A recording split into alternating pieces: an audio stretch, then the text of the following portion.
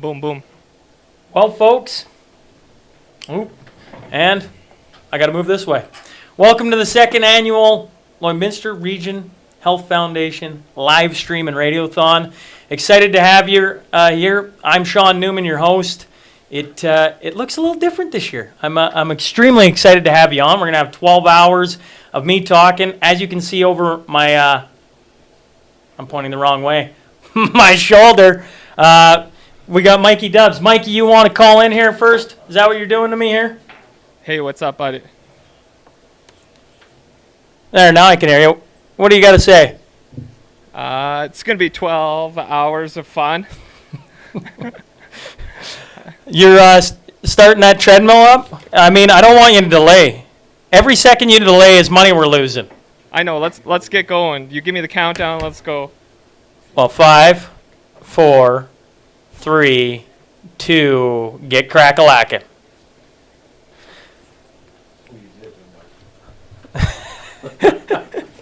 So Mikey's off and running. A couple things here while we get started.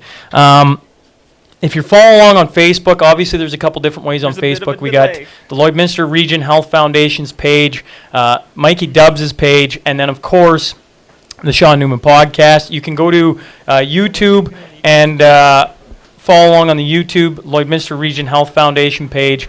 So there's a bunch of different live streams. The radio station will have updates as well throughout the day. We strongly encourage, so all the money that's being raised is going to the Lloydminster Hospital and continuing care. We strongly encourage nobody come down. If you want to donate, go to lrhf.ca/radiothon. You're probably going to see that on the screen throughout the day. Or call the ladies at 306-820-6161. Now, I think that has got it. So I'm going to introduce our first guest today. We got big news. Man, we're like, what? I don't even know. A minute into this thing, you can see Mikey run it. I should point out, Mikey will be running whenever I'm live over my shoulder all day long. So you guys can tune in and check out, see how he's doing, and see if he's still walking, crawling, running. But let's get to our first guest. We got exciting news to break. 2 minutes into this thing, I got the VP, Vice President of Thermal Production for Husky Energy, Paul Dreger, joining me today. And it starts out with the bang, man. $50,000 is what Husky is doing. I got to say, that is like, well, it gives me chills. It's freaking awesome. And I got to say, last year, I was saying the story, last year we started out. 2 minutes before we go, it doesn't work. We go to just a single iPad. And no pre-records. I think we had 16 minutes, 17 minutes, 12 hours of me just gabbing. Hardly any pre-recorded guests, hardly any guests coming in. We raised $50,000. In the first 2 minutes, you, sir, and Husky Energy have stepped up and hit that bill. How do you feel essentially raising what we raised in 12 hours last year in the first 2 minutes? Let's start there. Well, that's great. Thanks. Yeah, Husky's proud to support the Lloyd area. We've been here for over 75 years. Our employees live here, we play here, we work here. And so it's important for us to have good health care as well. 2020 was an odd year, to say the least. And usually the health gala, which we tend to go to every year, raises close to $250,000. And this year, this is the major donation and drive for the Regional Health Foundation. So we wanted to start it off right. And with this donation, we'll be able to set up the Lloyd Hospital with the tools they need. Well, some of the tools you're talking about is the Celavision DC-1. Now, I wrote that down because I went, I'm going to mess that up. Now, for people who are going, what on earth is that? It's for the lab. It's lab equipment. And from what I've been told, we visited the hospital earlier this week, and imagine having to send results via courier to Saskatoon and then get them a couple days later, right? This upgrade is going to allow it to be digitally, so now it is like that, like a couple hours instead of a couple days. Like that's the improvement you guys are making. So kudos to you. I mean, that's a pretty big upgrade for the hospital. I'm sure you guys are very proud of being able to hand that over. You bet. Yeah, no, it's like we said, we give back to the community, both the employees, who every year have been giving a lot to the community, and the company. And so I think it's an important piece, and we've got to give the hospital the tools to do their job. Now, a quick little story for our listeners, because I think it's important to share the history of Husky. It's been a very big thing in our community for a very long time. So bear with me here. Glennie Nielsen with a group of colleagues purchased the Empire Petroleum Refinery in Cody, Wyoming in the 1930s and borrows today's goal of this live stream, $200,000 to buy it. In 1938, he bought it out of his partners and created the Husky Oil Company. In 1946, after the war, which had actually been very profitable for him down in Wyoming, selling bunker fuel to the Navy, he moved the Riverton refinery out of Wyoming to Lloydminster. And in 1946, that's when they moved it up here. 1947, they started work. So that is 73 years of growing and supporting this community. And now you guys continue the strong tradition as Husky Energy today. How do you feel being a part of that? Just seeing 73 years, that's huge. Yeah, it's, it started out like you said, in the 40s with a refinery and a couple of wells, and it's now the major heart of what Husky is. That whole integrated value chain, right from the well through the refinery to the gas stations, and I'm proud to be part of that. I kind of like to say that Lloyd is Husky and Husky is Lloyd. Those two just kind of go like this, and we've been a big part of the community, and I think we will continue to be. Oh, well, I agree. I was last night, as I'm preparing for this, I interviewed Vic Juba. Oh, yeah. And Vic Juba, as everyone here in Lloyd knows, is got the Vic Juba Theater. Well, what they maybe don't know is he started working for Husky in 1953. So I go back and I listen to all this, and I'm just like, what people don't understand about Husky is it has been a part of a fabric of this community and is growing right along with, and that means bringing in all these amazing people, yourself, and how that impacts our community as well. Just not as much as just the money and the jobs, but everything else that comes with it.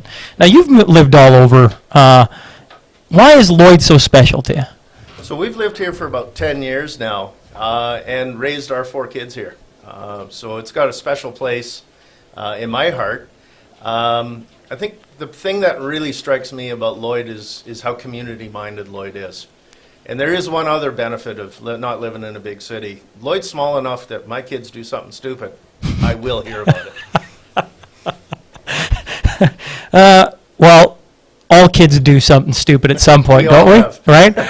I try not to, with young kids, I try not to go back to my young days as you try and parent, but we all have those oopses along the way, those growing experiences. Like they say, do as I say, not as I do. That's right. Now, the money today, I've talked a lot about, off the hop here, going to the hospital, continuing care. I've been asking guests if they want to share a personal story, maybe some way the healthcare has impacted your life, impacted your family. Could you share anything with us? Sure. I think probably the most recent thing is about 5 weeks ago I tested COVID positive. And so over the next couple of weeks after I tested COVID positive, trying to navigate testing in a border town is fun. The whole self-isolating and then managing the symptoms and the health impacts. And right from the beginning all the way through my recovery, the Lloyd health system was there and really supported me. I guess what I would say is maybe a bit of a public service message. COVID's out there. And for a not so skinny middle-aged guy, it took its toll on me. I think you look great. Yeah, sure. The jacket makes it happen. So take care of yourself, and I think take care of your families out there.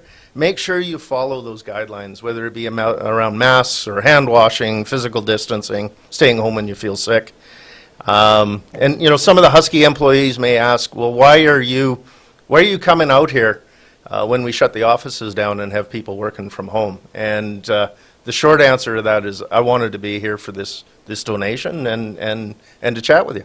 Well, I'm excited to have you in. This is, I tell you what, to start the morning off.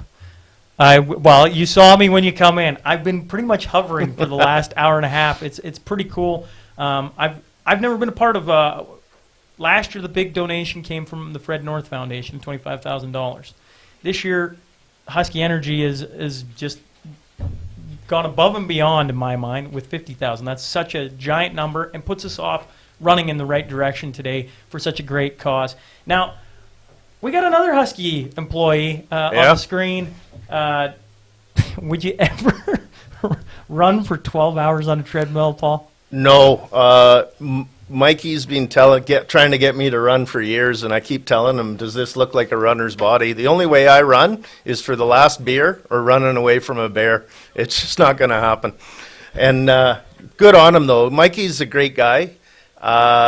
He's kind of like the Energizer Bunny. He just never runs out of energy, and there's never been a good cause or a charity that he wouldn't support. So I'm really not surprised he's doing this.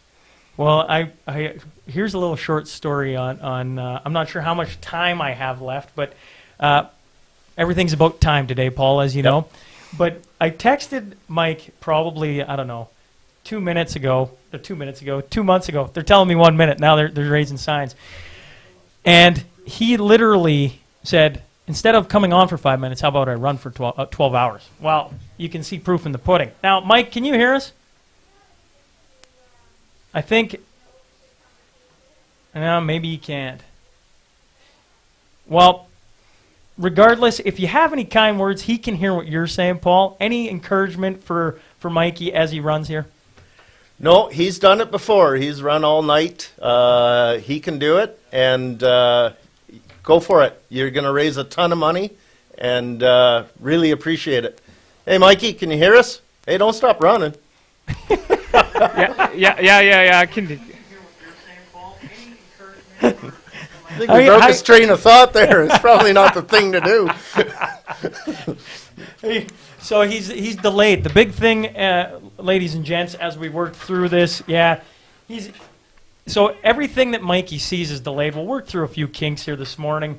Obviously, it being live like this, we're gonna have some hoops to jump. That's part of it being authentic, isn't that what we talked about off the start? Yeah, right? we did. You know, but regardless, thanks for coming in and chatting. And I mean, I don't even know if I have the words about the donation. That's amazing that Husky continues, after 73 years, to continue just to step up and do these wonderful things for our community.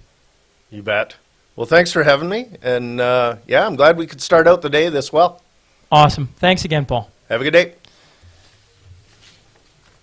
Now, we're waiting on a call in here. It's interesting, folks. I wish I could see. At some point here, when we have a little more time, I'm going to show you what I'm staring at, because this is different. Last year, as I was telling Paul, we started this off, the first Radiothon we ever did. I get a call 2 weeks before. Oh, and here it comes. I tell you what, we'll get to that in a sec. So I'm joined now on speakerphone by Premier Scott Moe. First off, Premier, thanks for calling in. Hey, thanks, Sean, for making some time, and thanks for what you're doing today, raising some money for a great cause. Well, let's start it off this way, Premier. I just had the VP of Husky Energy in, and Paul Zordreger. He just donated, Husky Energy that is, $50,000. Isn't that great news to start off the morning? I don't know how better to say it. I'm almost tongue-tied on $50,000. Yeah, that's a fabulous way. I misspoke. I said it was a great, raising a little money for a great cause. You're not doing anything like that. You're raising a lot of money for a great cause, and a great corporate citizen in Husky that employs many people in the area, and in donating to the Lloydminster Hospital, where all too often you'll have people that live in the area and work in the area for companies like Husky may have to use the hospital for whatever reason. So great donation by a great corporate citizen. Yeah, great day. Yeah, it's like I say, I don't really have the words, but I mean, like 50,000. That's no small piece of change. And obviously, you said it right. Today we're trying to raise $200,000 for the Lloydminster Hospital and continuing care. Any thoughts on just healthcare workers and what they're doing currently? And if you just want to share some thoughts on that. Well, I think, aside from COVID, we can be so very thankful for our frontline healthcare workers across Saskatchewan and across the nation of Canada. They do things each and every day that they go above and beyond. I think, in fairness, what anyone could ever expect, and anyone that has spent any time in any healthcare facility, including the one in Lloydminster, I think, speak to that very quickly. When you pile on top of that, how our healthcare workers have stepped up in this nation and in our border city and in the province of Saskatchewan, the provinces of Saskatchewan and Alberta, during this pandemic, they are just going, those extra steps every day in ensuring not only are they providing the healthcare services that I spoke to earlier, and that we all, yes, we expect, but are also, receive in a great way from them. They're ensuring each and every patient is safe as well from the COVID-19 virus in our healthcare centers. It was very early in this pandemic that we actually had an outbreak in the hospital in Lloydminster, and it was contained very quickly, and that was due to what the folks that are on the front lines were doing there. And for that, going back a few months ago, I say thank you to each of them. Well, I'll tell you this. I've had all three of my children born in the Lloydminster Hospital. The nurses and doctors there are top-notch. I can't speak highly enough about them. They've done nothing but great things for my family. Now, I don't know if you heard, but we have a guy, Mikey Dubs, running 12 hours on a treadmill. He's currently going at it right now. First off, would you ever run on a treadmill 12 hours? And just some comments for Mikey Dubs as he starts off the day.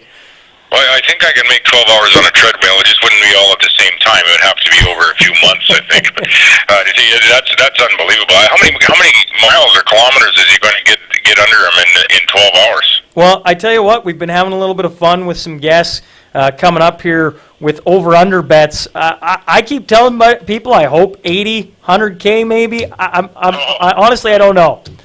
That's absolutely incredible. That would be, where would he make it to if he started running west? He'd make far past Vermilion, out into Gossmanville. Yeah. Would he make Vegreville? I don't think he'd make Vegreville. Maybe, what's past there? Leroy, maybe? Or Innisfree or somewhere. Or Innisfree. Innisfree would be a good one, yeah. Yeah.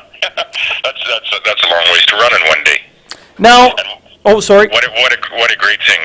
What a great thing to do to just encourage people to raise funds for a great cause, as well as to go out. Obviously, a little bit of conditioning, but to have a lot of fun while raising a couple $100,000 for such a great cause. Well, as they count me down here, Premier, I just got to say, I've never been called by a Premier before, so that's a new one for me. And just appreciate you hopping on, making some time for us. I know you got a busy schedule, and stay safe on your side, and Merry Christmas. Thanks so much for what you're doing. Previous to politics, I did exactly what you're doing there right now in raising money for my local hospital that we had built back in the day. It's important, really important work, and ultimately the foundations go on to improve the level of healthcare that we have and improve the facilities for not only the patients, but that the healthcare workers are then able to work with. So thanks for what you're doing, Sean. Thanks to Mikey for running all day on the treadmill. Thanks to Husky, and thanks to everyone that's partaking in raising these dollars that are just so needed in our healthcare facilities. Appreciate it, Scott. Have a great day. Take care, Sean. Okay. Well, that I've had quite a few minutes, but now we're going to head off to Lenore Howie and get her thoughts on what is going on here in the first 15 minutes. So we're joined now by Executive Director of Laboratory Medicine for the Saskatchewan Health Authority, Lenore Howie. So first off, thank you for hopping on. Thanks for having me. How do you feel about $50,000 being donated right off the top of the hour, right at the front of this thing from Husky Energy?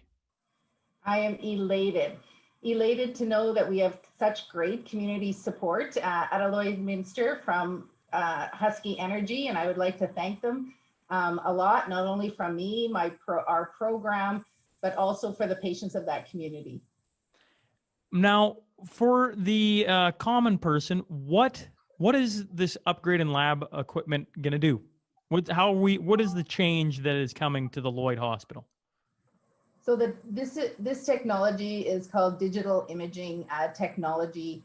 So right now within the lab, technologists are looking down a microscope to view cellular components in your blood, your white blood cells, your red cells, and your platelets. They look at them every day to see if they are normal or abnormal. If they see a cell that is gives indications that it's immature and not looking the right way, they're trained to identify what is normal and what is abnormal in their extensive training. If a cell is referred to as being an immature line, and they determine that, that slide has to then be sent physically into Saskatoon. So a clinical staff member, a hematopathologist, can look at it and give that definitive diagnostic, which is usually connected to a leukemia line. What digital imaging will do is, just like on our cell phones every day, we can have digital images on our phone and send to each other in real time. That's what this technology will do, is be able to view that slide and that cell digitally and send an image in real time on the same day to that specialist in Saskatoon, and thereby be able to have a conversation with the clinical staff member if there is a need for an immediate diagnostic. So if I understand that correctly, right now, you get to send off a file. It takes a couple of days because you got to drive it to Saskatoon, get it looked at, then send the results back. Right. We have to actually physically send the glass slide that has a smear on it and is stained, and has to physically go by road and cross many hands before it actually gets into the hands of the right clinical staff member in Saskatoon. Wow, this is a huge upgrade then. It is significant, and it'll make a diagnostic in real time on the same day. In some instances, they even have to have the patient come into Saskatoon. So this may even eliminate or reduce having a patient transfer.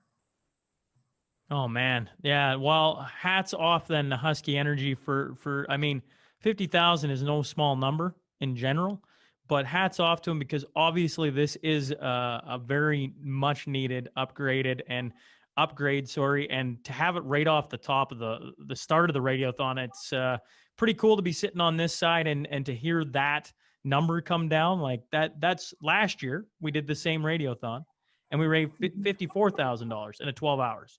In the first 5 minutes, we hit the same number. So that's pretty cool. That is pretty cool. And this technology will also help training of staff within the lab as well, to be able to actually look at slides and those images together as a team, and their learning ability within the lab, and improve their learning every day together. So it has multiple advantages to patients, and also for a staff training right on site. Awesome, Lenore. Well, I appreciate you joining me today. Really excited for you. I think it's super cool, and I can't wait to see the new upgrades be put in. I personally got to see the new Pixis machines this week that we raised money for last year, and to just see the new upgrades in there, and the staff being able to use them and talk so highly about them. It's a pretty cool feeling on my side, and I'm sure from you and your staff, everybody's excited for the new upgrades and the new opportunities that are coming forward. We are very excited with this technology, not only in Lloydminster, but as we reach out provincially as a provincial program to link in and provide this technology across the province as well. So thanks very much, Husky Energy, from our team and from the patients of your community. Thanks, Lenore. Welcome back, folks. So to finish my thought, this Cella Vision DC1 is what the $50,000 is going towards. And what I was saying to Paul from Husky is that currently right now, they send results via like courier. So they get your results, they send it off, it drives all the way to Saskatoon, then they got to do their testing, then they send it back. So I think it's like, we're talking like hours. We're talking days. We're talking like a long time. Now with this upgrade that is going to the hospital lab equipment, it's going to make it all digital so that they can essentially send it off to wherever it needs to go and within hours have your results back. So it's just efficiency. There's so many different parts of that that are amazing. Then to give you a little idea, last year we started off. We had this idea. I got approached maybe 2 weeks before.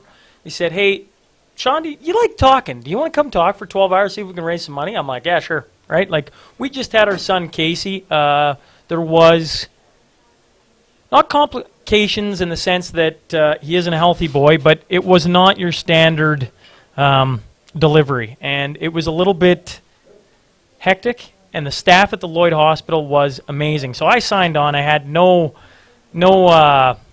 hesitation. But the day before, like minutes before, we couldn't get on the internet at the hospital. So we ended up using a laptop. And I talked to it. We had 2 pre-recorded videos. That was it. We replayed them all day to give me breaks to talk to the radio stations in town. So we did that for 12 hours. By the end of the day, I was eating strawberries. I still might be eating strawberries at the end of this day. I have no idea. 12 hours is a long time. But regardless, with your help, we raised $50,000. It was an amazing day, and I wish you could see what I'm looking at right now. The help of Mikey Dubs, all the cameras, the angles, the pre-recorded. Like, it's just a big production. It's a long way, and we were just saying 12 short months from where we've been. So excited that we got you guys on this morning and a part of this. And now I get to have a little fun. I'm joined by Brian Shepard, one of my favorites. Mr. Shep, how's it go this morning? Great this morning. Not a bad morning. Only minus 15 this morning instead of 25. Good to go. Well, you just heard the big news. Husky Energy donated $50,000 at 7:02, 7:03. You, sir, have been in this community. Well, you grew up just north of Kid Scotty. So South. South. Yeah, well, north, south. North, south, what is it? Yeah. Around. You've got to experience a lot of this community, and it probably doesn't surprise you that Husky Energy did that. Guess what I'm getting at? No, absolutely not. No. They've always been number one in the community. They donate and get things going. That's great on them. Now, I wrote on my paper, it's kind of the end of an era. And with the news about Synovus, but more importantly for you, Shep's closing its doors here at the end of December, I thought 31 years of being a part of this community, of being in your Shep store goods, but over 50 years of selling sporting goods. Yeah. Maybe you could share a fun story about your time making us hockey players, sports players, baseball players. I mean, we've all bought something from Shep's. How much time did you say we had? 12 We got minutes? lots of time, Sorry. Shepard. We got lots of time. What? Maybe share a fun story about some memories about Shep's store and maybe a fond memory of having it open. Well, to get going on it, in January 1 of 1989, when I opened Shep's, a very good friend, Paul Kelly, who grew up in this town, played hockey. Him and his family come with their facilities, and they moved me from where we were on the Royal Bank building. It was Foster Sports Center at that time.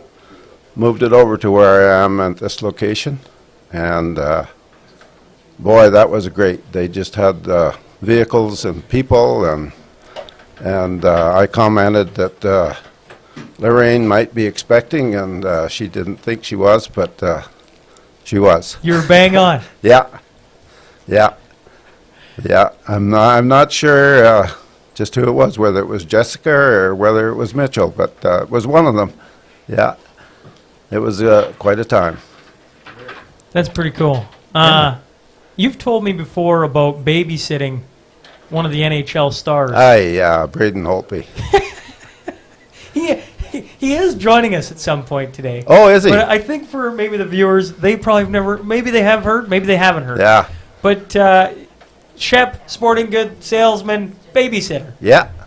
Yeah, Greg would come, he'd have things to do, and Brady wanted to be a goaltender even back then. So he would come in and he would put all of the equipment on, other than the skates. But he had everything else on. And then he would stand there and he would shadow. And he would really make every save. And pretty soon Greg would come back and he'd take it all off and away they'd go. But I think he remembers it yet.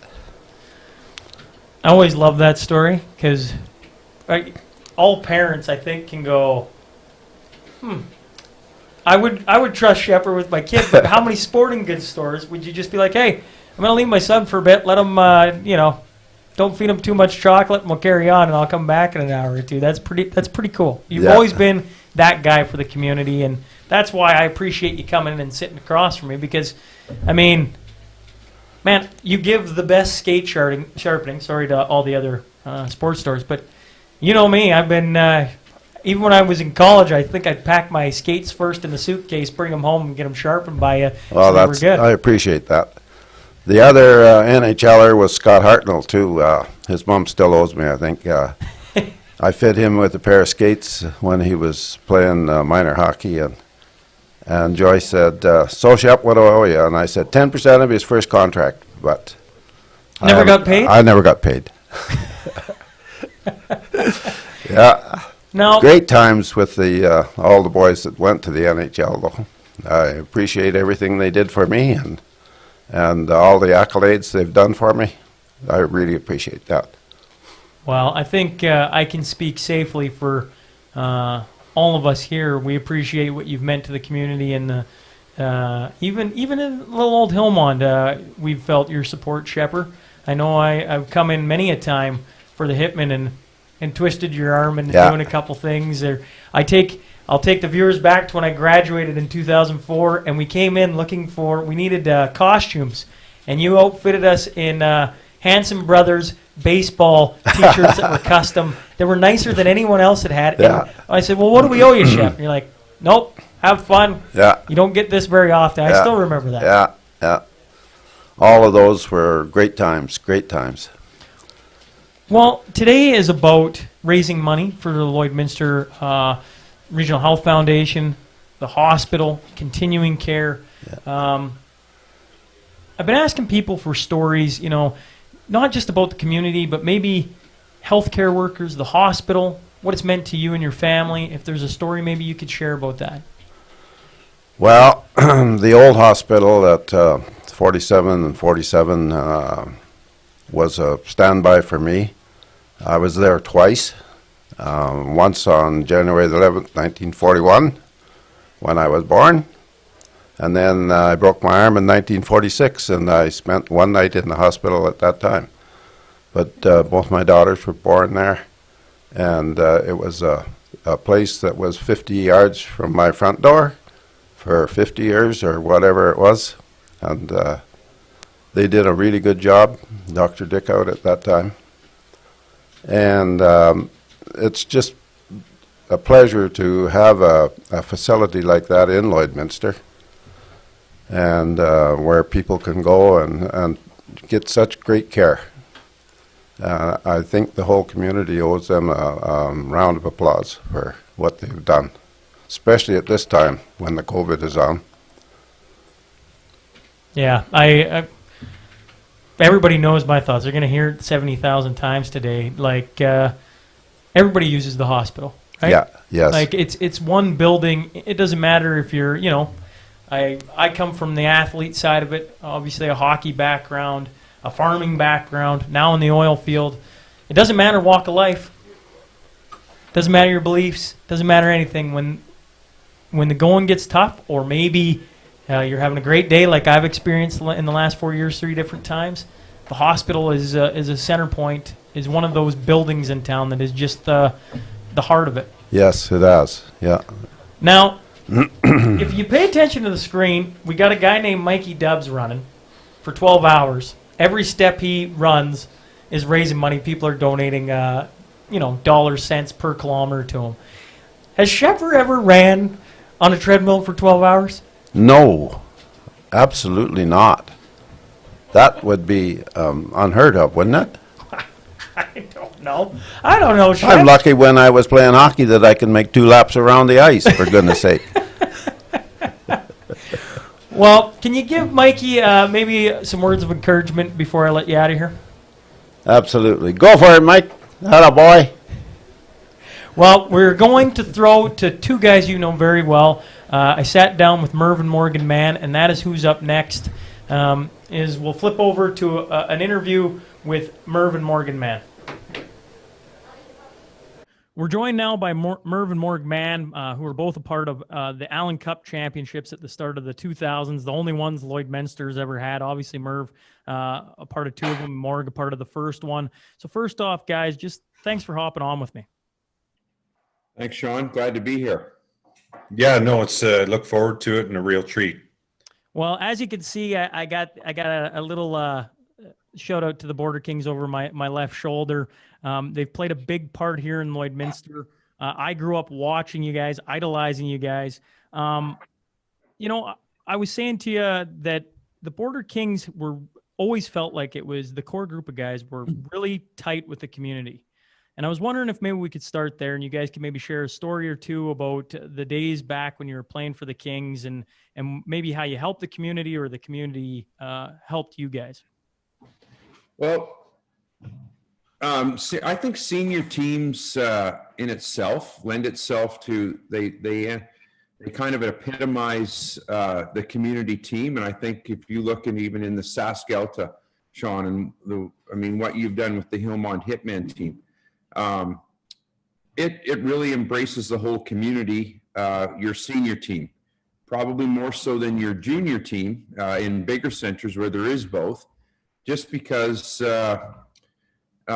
It's a working man's league, and those are people who are raising their family there. And we always have said that guys that moved into Lloyd to join our team, what a great scenario, because within weeks they had 20 friends, and now they had connections to other people in the community, and they end up starting jobs here and raise their family, and 30 years later. The rest is history, and I think there are some places that probably take that on more than other places, and I would say the Border Kings do have a real storied history going back to the Chevys back in the 50s, and then carrying on to the Border Kings, and a number of people along the way passing the torch for what it became, and we were the benefit of in the 2000s there, or I guess starting in about 1995, 96 was our first season that we'd come back to the team. But those guys we still get together with and play hockey with once a week on a Monday out in Hillmont. And I think the community support was really good. And we would host one of our fundraisers was the New Year's dance that was very successful, but that was something to kind of give back a little bit to the community as well. And then, if there was from chuck wagon races to concerts that were in Lloyd, those are things that we volunteered with to go out and help at. And I think it allows you, being part of your senior team, or for us, the Border Kings, to be able to be involved with the community and to give back a little bit. And then when you're asking for a little bit of support to help with things to run a team, generally people were good about paying it back to us too, and more than good. Yeah, I think, kind of put us on the spot to say the specific times we've given to the community, and I don't know that all the time it was done in the Border Kings name. It was the group of guys that were around it and just went and helped with things because it was the right thing to do. And it wasn't because we wanted accolades for the Border Kings, or number one, we enjoyed it and the fellowship of being together and doing stuff. And 2, it just seemed like the right thing to do. So we volunteered and kind of run the bull riding at Lloydminster for several years. And, funny, but we had guys behind the chutes loading bulls and working the strip and shoot that had no business being there, and the close calls they had, but they didn't want to miss out on it. And you'd interviewed Jason on one of your podcasts, Davidson, and he's the one that got us involved in it and played with us. And the great time and memories you have of all those things that we did together. How about, today is all about raising money for the hospital and continuing care. I know healthcare runs pretty deep in your guys' family. Could you maybe talk a little bit about that?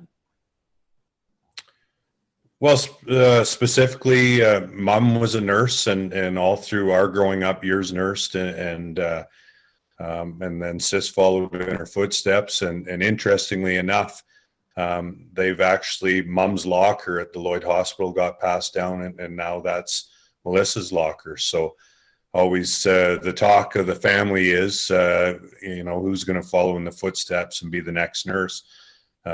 Morgan's son has an inclination for it, but the joke is he can't have that locker because it's in the women's room. So another one of these girls has to get involved. But yeah, I have a real soft spot for the Lloyd Hospital. We were, over the years, the bumps and bruises, you made your trips in, and we always felt like because of Mom and Sis, we were recognized and well taken care of. And specifically a couple other nurses that were there over the years that meant so much to our family would be Pat Redden and Lorraine Kelly. So yeah, it's been a big part of our life for sure.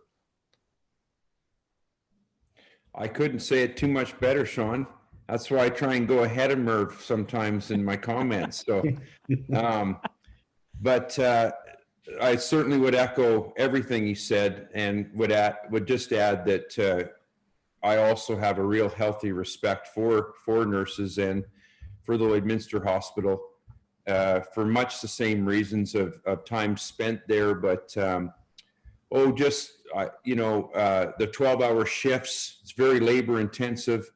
And if you just a quick story, we were there once with Lee and I with our son George, who's possibly thinking about the profession, and he jumped into the pool over at Merv's and knocked heads with Merv's oldest daughter, Madeline. And in the process, he had his tongue out and he split his tongue right in half. And so it was kind of just hanging on by the side, and we took him in there, and it's very painful. And the drug they give him, 1 in every 2,000 people, it has the opposite effect. And so instead of calming him down, it made him a bit more hysterical. But at the same time, in come a lady who is on drugs and police escorted, and her profanity and abuse towards the nurses and the doctors there was just about more than you could stomach. And it was, the whole hospital could hear. But when they started to stitch up George's tongue, he let out such a terrible scream that even she stopped swearing and complaining. So it just tied into, boy, it's not an easy job. I think people are often, you're so heightened with emotion when you are there at the hospital because you're there with a loved one, that you're sensitive as it is. And sometimes I think they probably don't always get appreciated as much as they should for the level of care that you get when you go to the hospital, and specifically our Lloydminster Hospital.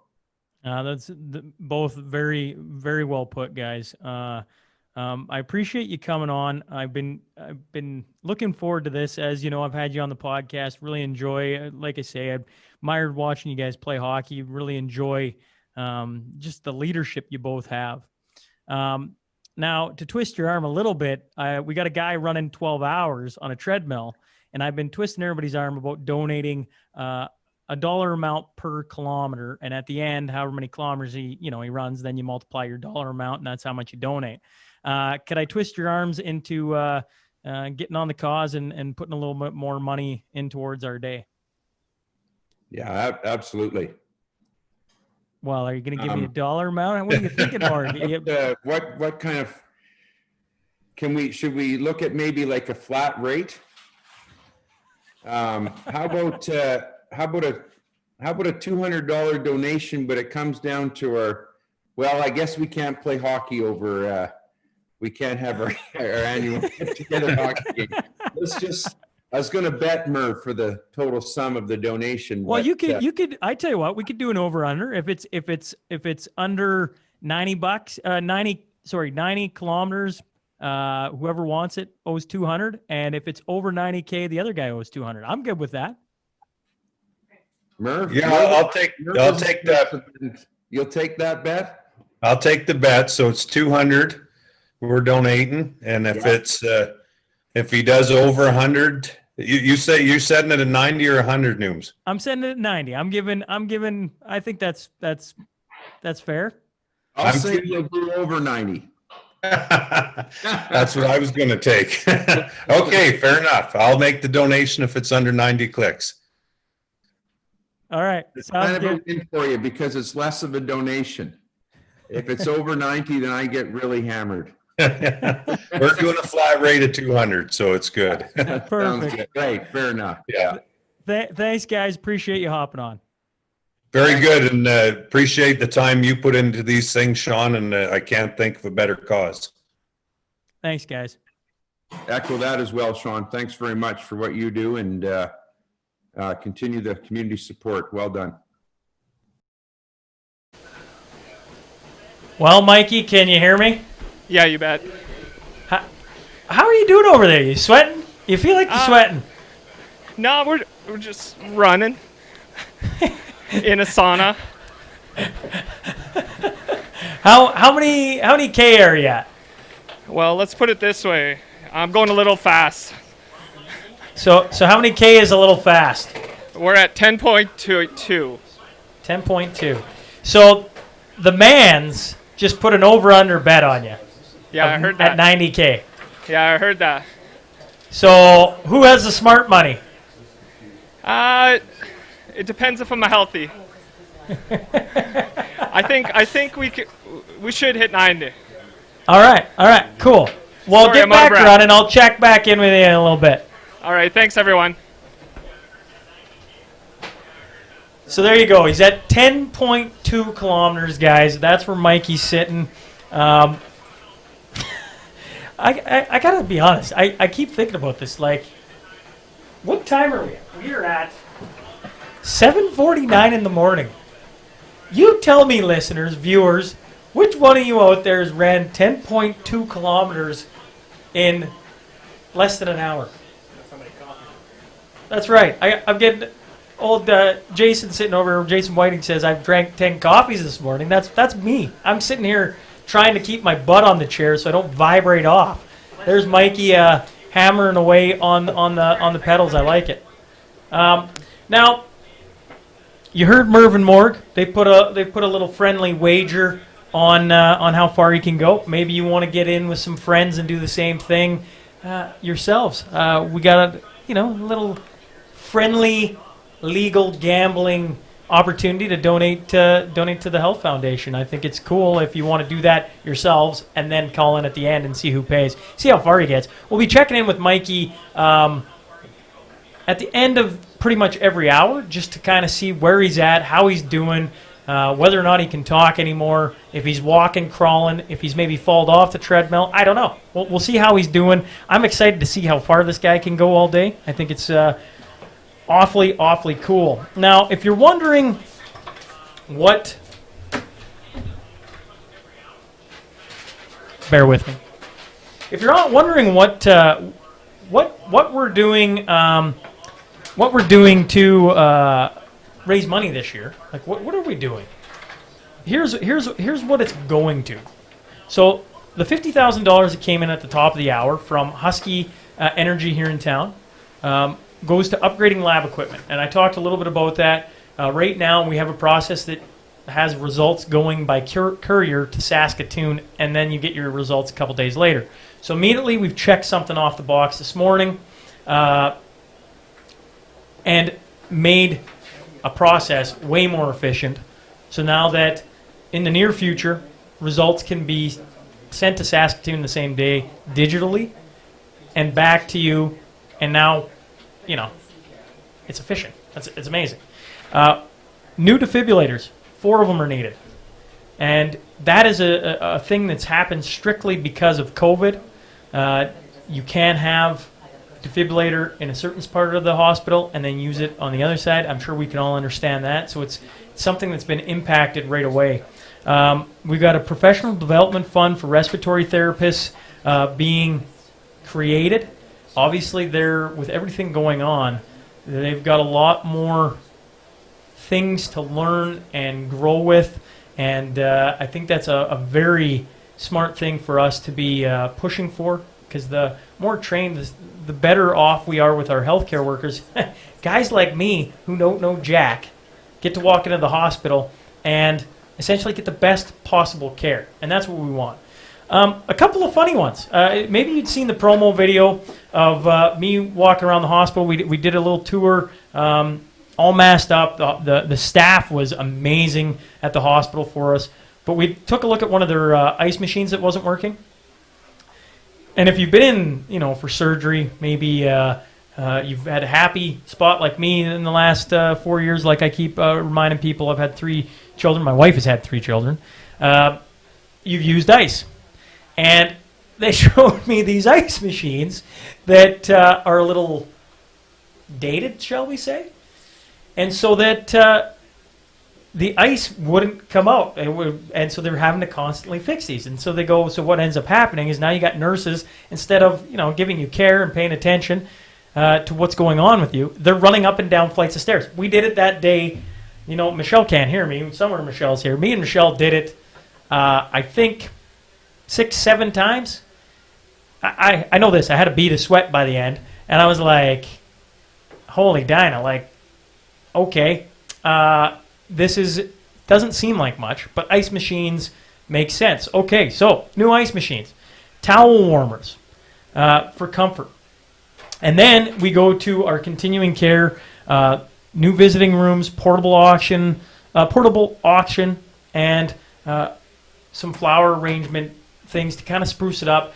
As we all know, our continuing care facilities over the last little bit here have been getting, maybe not even the last little bit, it's been a while, with all the new regulations that have come down from our governments, whether you're on the Sask side, Alberta side, just isolating, keeping people out of these homes. It's not only tough on the family members outside, but let's be very clear, the people that are inside these facilities, well, you all know me. I love to talk. I talk to people all the time. I get to talk to people through the screen like this, and it comes with its own form of connection. To be locked away in a facility with no human contact or very little human contact would be extremely difficult.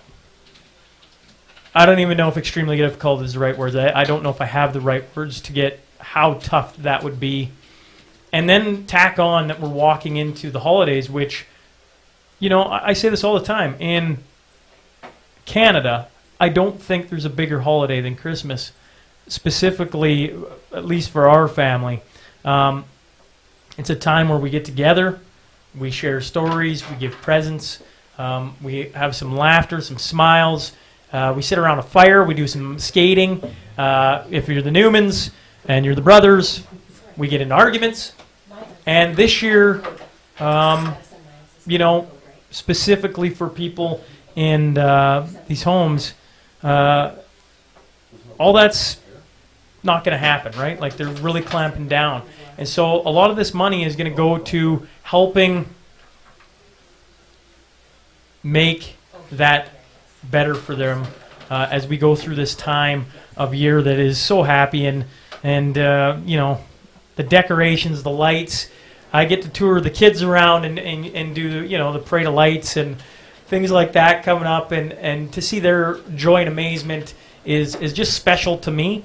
But for people that are being isolated away, we're trying to raise some money and do some good there so that we can make your Christmas special too. Now, from time to time, when I'm on, like I've been saying, I got to point the right way. There we go. Mikey's going to be right there all day long, and Mikey at some point is going to hear this. He's on a little bit of a lag, and he's going to give you a wave. He wants you to know that he's not stopping. He's in that room for 12 straight hours today. He is a trooper. And the story goes like this. I called a bunch of people and made a bunch of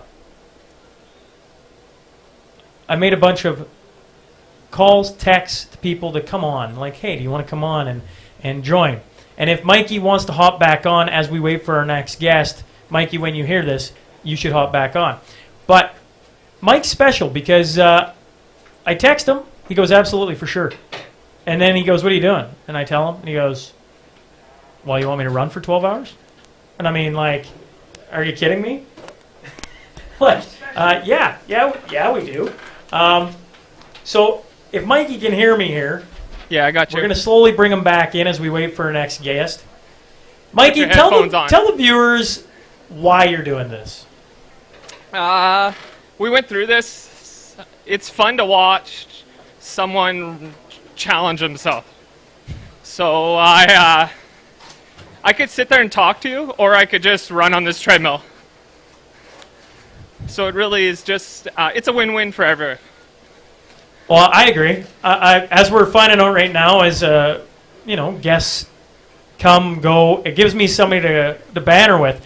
I look forward to maybe hour 8 when you're starting to be a little tired and sweating a little more.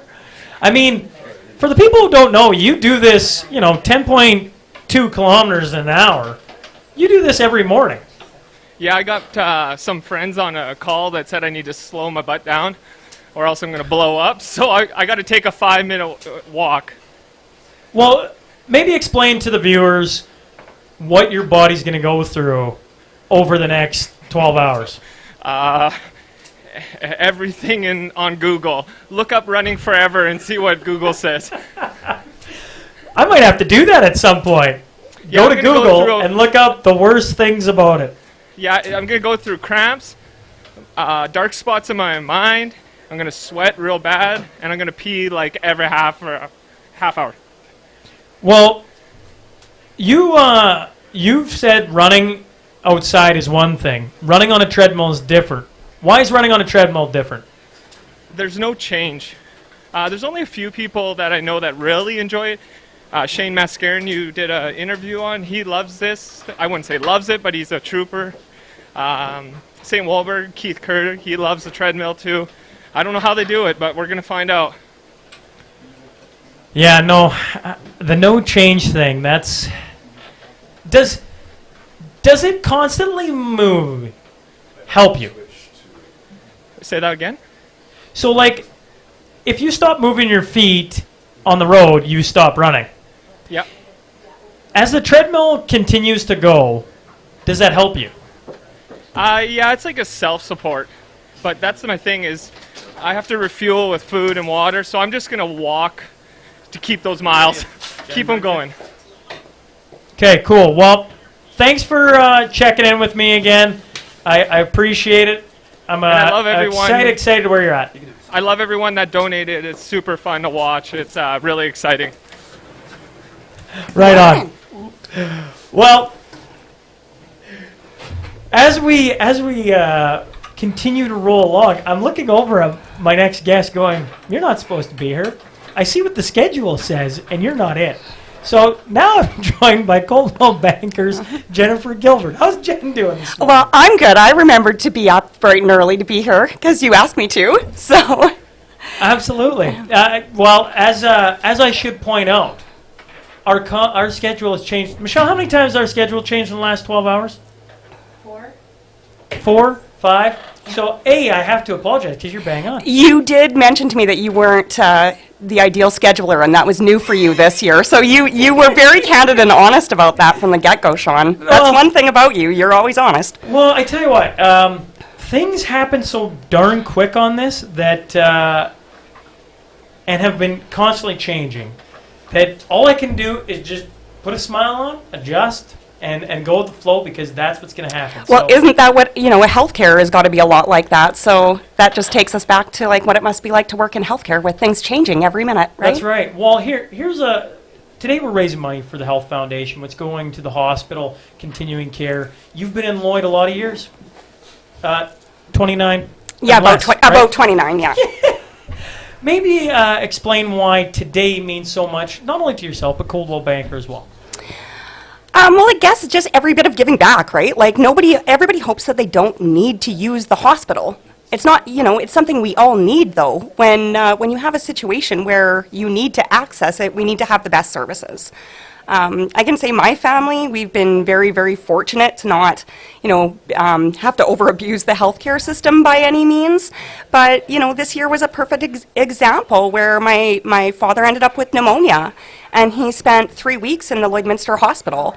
And he will just, he's needed the hospital 2 times in his entire life. But when you need it, you really need to have that extra care and attention from the ER doctors and the lab doctors to the nurses to the people who would bring him his lunch.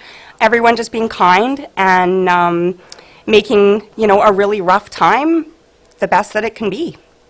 Yeah, I mirror those thoughts because I just think, I'm going through a very happy stage in life. Young kids, the hospital staff there, I will say this over and over and over again. Like, they've been just so amazing to our family, right? And I get to experience the happy maternity ward because that place is just like little baby's new life. It's like there's no better spot in the world, I swear. And the sounds that come out of there, minus, the pain, as all you ladies know, the joy after is so exciting. So the hospital and, continuing care, just do so many wonderful things, and it touches not just my life, not just your life, but everybody's lives, right? Because at some point and at some stage of life, chances are you're going to use the facilities that we are raising money for today. How about yourself in particular? Have you had a broken bone? Or are you... Sean, knock on wood. Knock on wood? Knock on wood here? I'm pretty healthy. So yeah, I had a child in the Lloydminster Hospital, but again, that was many years ago. Again, amazing. You must have been awfully young when you had I was that. very young. Yeah. But yeah, again, we're on the most part a healthy family. I haven't really needed the hospital for much. I burnt my fingers on a lawnmower one time. That thing that has the hand on it, that has the big, don't touch. Do not touch. Jennifer touched that. So if it makes you feel better, at some point, pretty much every kid has touched that spot. So. I was a grown adult. Well, I mean, some of us are slow learners. Yep. Well, I've been twisting everybody's arm. I haven't had to twist many arms this morning, to be honest. Shep, for the people who didn't see it, after he left here, he walked across and made a donation. I've been talking to people about Mikey Dubs and what he's doing, and that they can donate per kilometer. Doesn't matter the dollar amount, because at the end of the day, if he runs 90K, let's go with, that number's come up this morning, then you multiply your donation by 90, right? So a dollar becomes $90, that kind of thing. Is that something I could twist Coldwell Banker's arm into starting our morning off right? Sean, you know that you don't need to twist our arm. I recall when you were first getting this all organized, you came in and sat down in my office, and I was very happy to be able to throw forward that $1 a kilometer. And I hope that it goes over 90K, and that Morgan Mann has to make his $200 donation. So I'll go with the $1 per kilometer. Coldwell Banker is happy to support that, Awesome. and our team at Coldwell Banker, whatever we can do to provide local. Well, I speak for everybody here. It's so cool to have people support what we're doing and come in. And by the way, you're looking sharp this morning. I had to dress myself this morning too, folks. But you look spot on this morning. Thank you. I appreciate you coming in and sitting down for me. I appreciate you supporting and everything that Coldwell Banker does here for the residents of Lloydminster. And just thanks again for hopping on for a few minutes. Thanks, Sean. We appreciate you and what you do with your podcast, and especially with these extra supports that you do for the health region every year. So, Thanks, Jen. Thanks for having me. Thank you. That is Jen Gilbert from Coldwell Banker Cityside Realty. So we continue to move along here, and pull. Thanks, Jen. I open doors for a living. what I love is nobody can see what just happened, but we got a sliding door, and it is the second person. Jen, if you can hear me, don't feel bad, because Shep did the same thing. You gotta pull it open like a sliding door, and Jen just was having a mild panic attack because here I am talking. She's worried about sounding loud, which that's okay to have sound in the back of this thing. I think. Then you, the viewer, realize, hey, this is actually going down. And somebody can't get out of the studio of trying to just leave and do. So it's been a crazy morning here. I'm looking at Michelle because I want to know, do we have... Miles is calling yourself right now. Oh, I have another call coming in here very quick like. But it's been a crazy morning. Just to catch everybody up to speed. Like 7:02... Paul Zordrager, VP from Husky, shows up, donates $50,000. $50,000. $50,000. Let's talk about that for a second. Yeah, wow, that's a way to start it. He's followed up by Premier Scott Moe.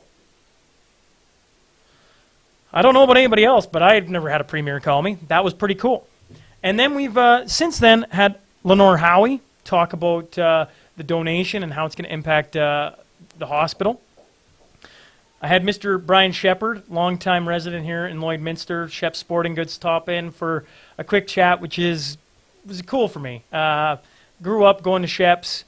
He's been a guest on the podcast. Just really appreciate Shep's values and what he means to our community. We followed that up with Mervyn Morgman. They've made a little parlay, a little bet here on over-under.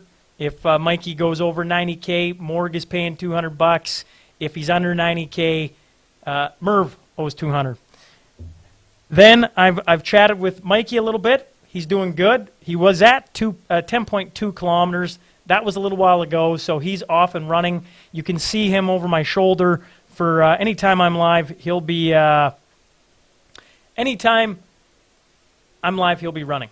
So you guys can tune in and see how he's doing and see how he's making out. So far, so good. We do have a couple guests about to be calling in, and the day just continues to roll on. We got, I think, when I did the numbers to start this morning, I want to say 65 different people calling, stopping in. As you can tell right here, if you can see what I'm banging my hands against, I'll move it here just so you can. So what we've done is we've got to make sure that I can sit here like this and talk to you without a mask on and be socially distanced, is we've set up a divider so that all of our guests that come, we got staff wiping down everything on their side. Then we got the divider in place so that you don't have to worry about anything being transmitted that way. So it's very realistic feel of how a conversation is going to do, and you, the viewer, can hop on throughout the 12 hours and catch up to speed with where we're at, who we're dealing with. And I guess, if I would stop talking, I'm being told I should put my headphones on because we have somebody. Now, I believe I'm joined by Miles Schiller. How's Mr. Schiller doing this morning? Awesome. And yourself? Well, it's been a crazy morning. $50,000 donated, Premier Scott Moe, and hold on for your dear life, here we go. And I hear, with you calling in, Miles, Schiller, Spence, and Associates is going to donate some money. Yeah, we support the Lloydminster Region Health Foundation, and we have for several years. This is just an additional one this year. We've already did other donations this year already. So we'd like to donate another $2,500 today to the LRHF and to this cause. So we're happy to support the LRHF, and we have for probably the last just about 20 years now, I guess. If I heard that correctly, you said $2,500, correct? Correct. That's awesome. So first off, the morning just continues to get better. Why is what we're doing today mean so much to you guys on your side? I think just the health of our community, period. The the physical health, the mental health. I'm a previous board member. I know what it means. I know what support we do get from the government and what support we don't get from the government. I feel that if we're able to, we want to give back and help support our community and make sure that they get the support they need mentally and physically, and the health care that we deserve as a community. No, that's. Once again, I don't know if I'm going to have the words all day. As you know, all these donations come in, whether it's $1, which just happened, 2,500.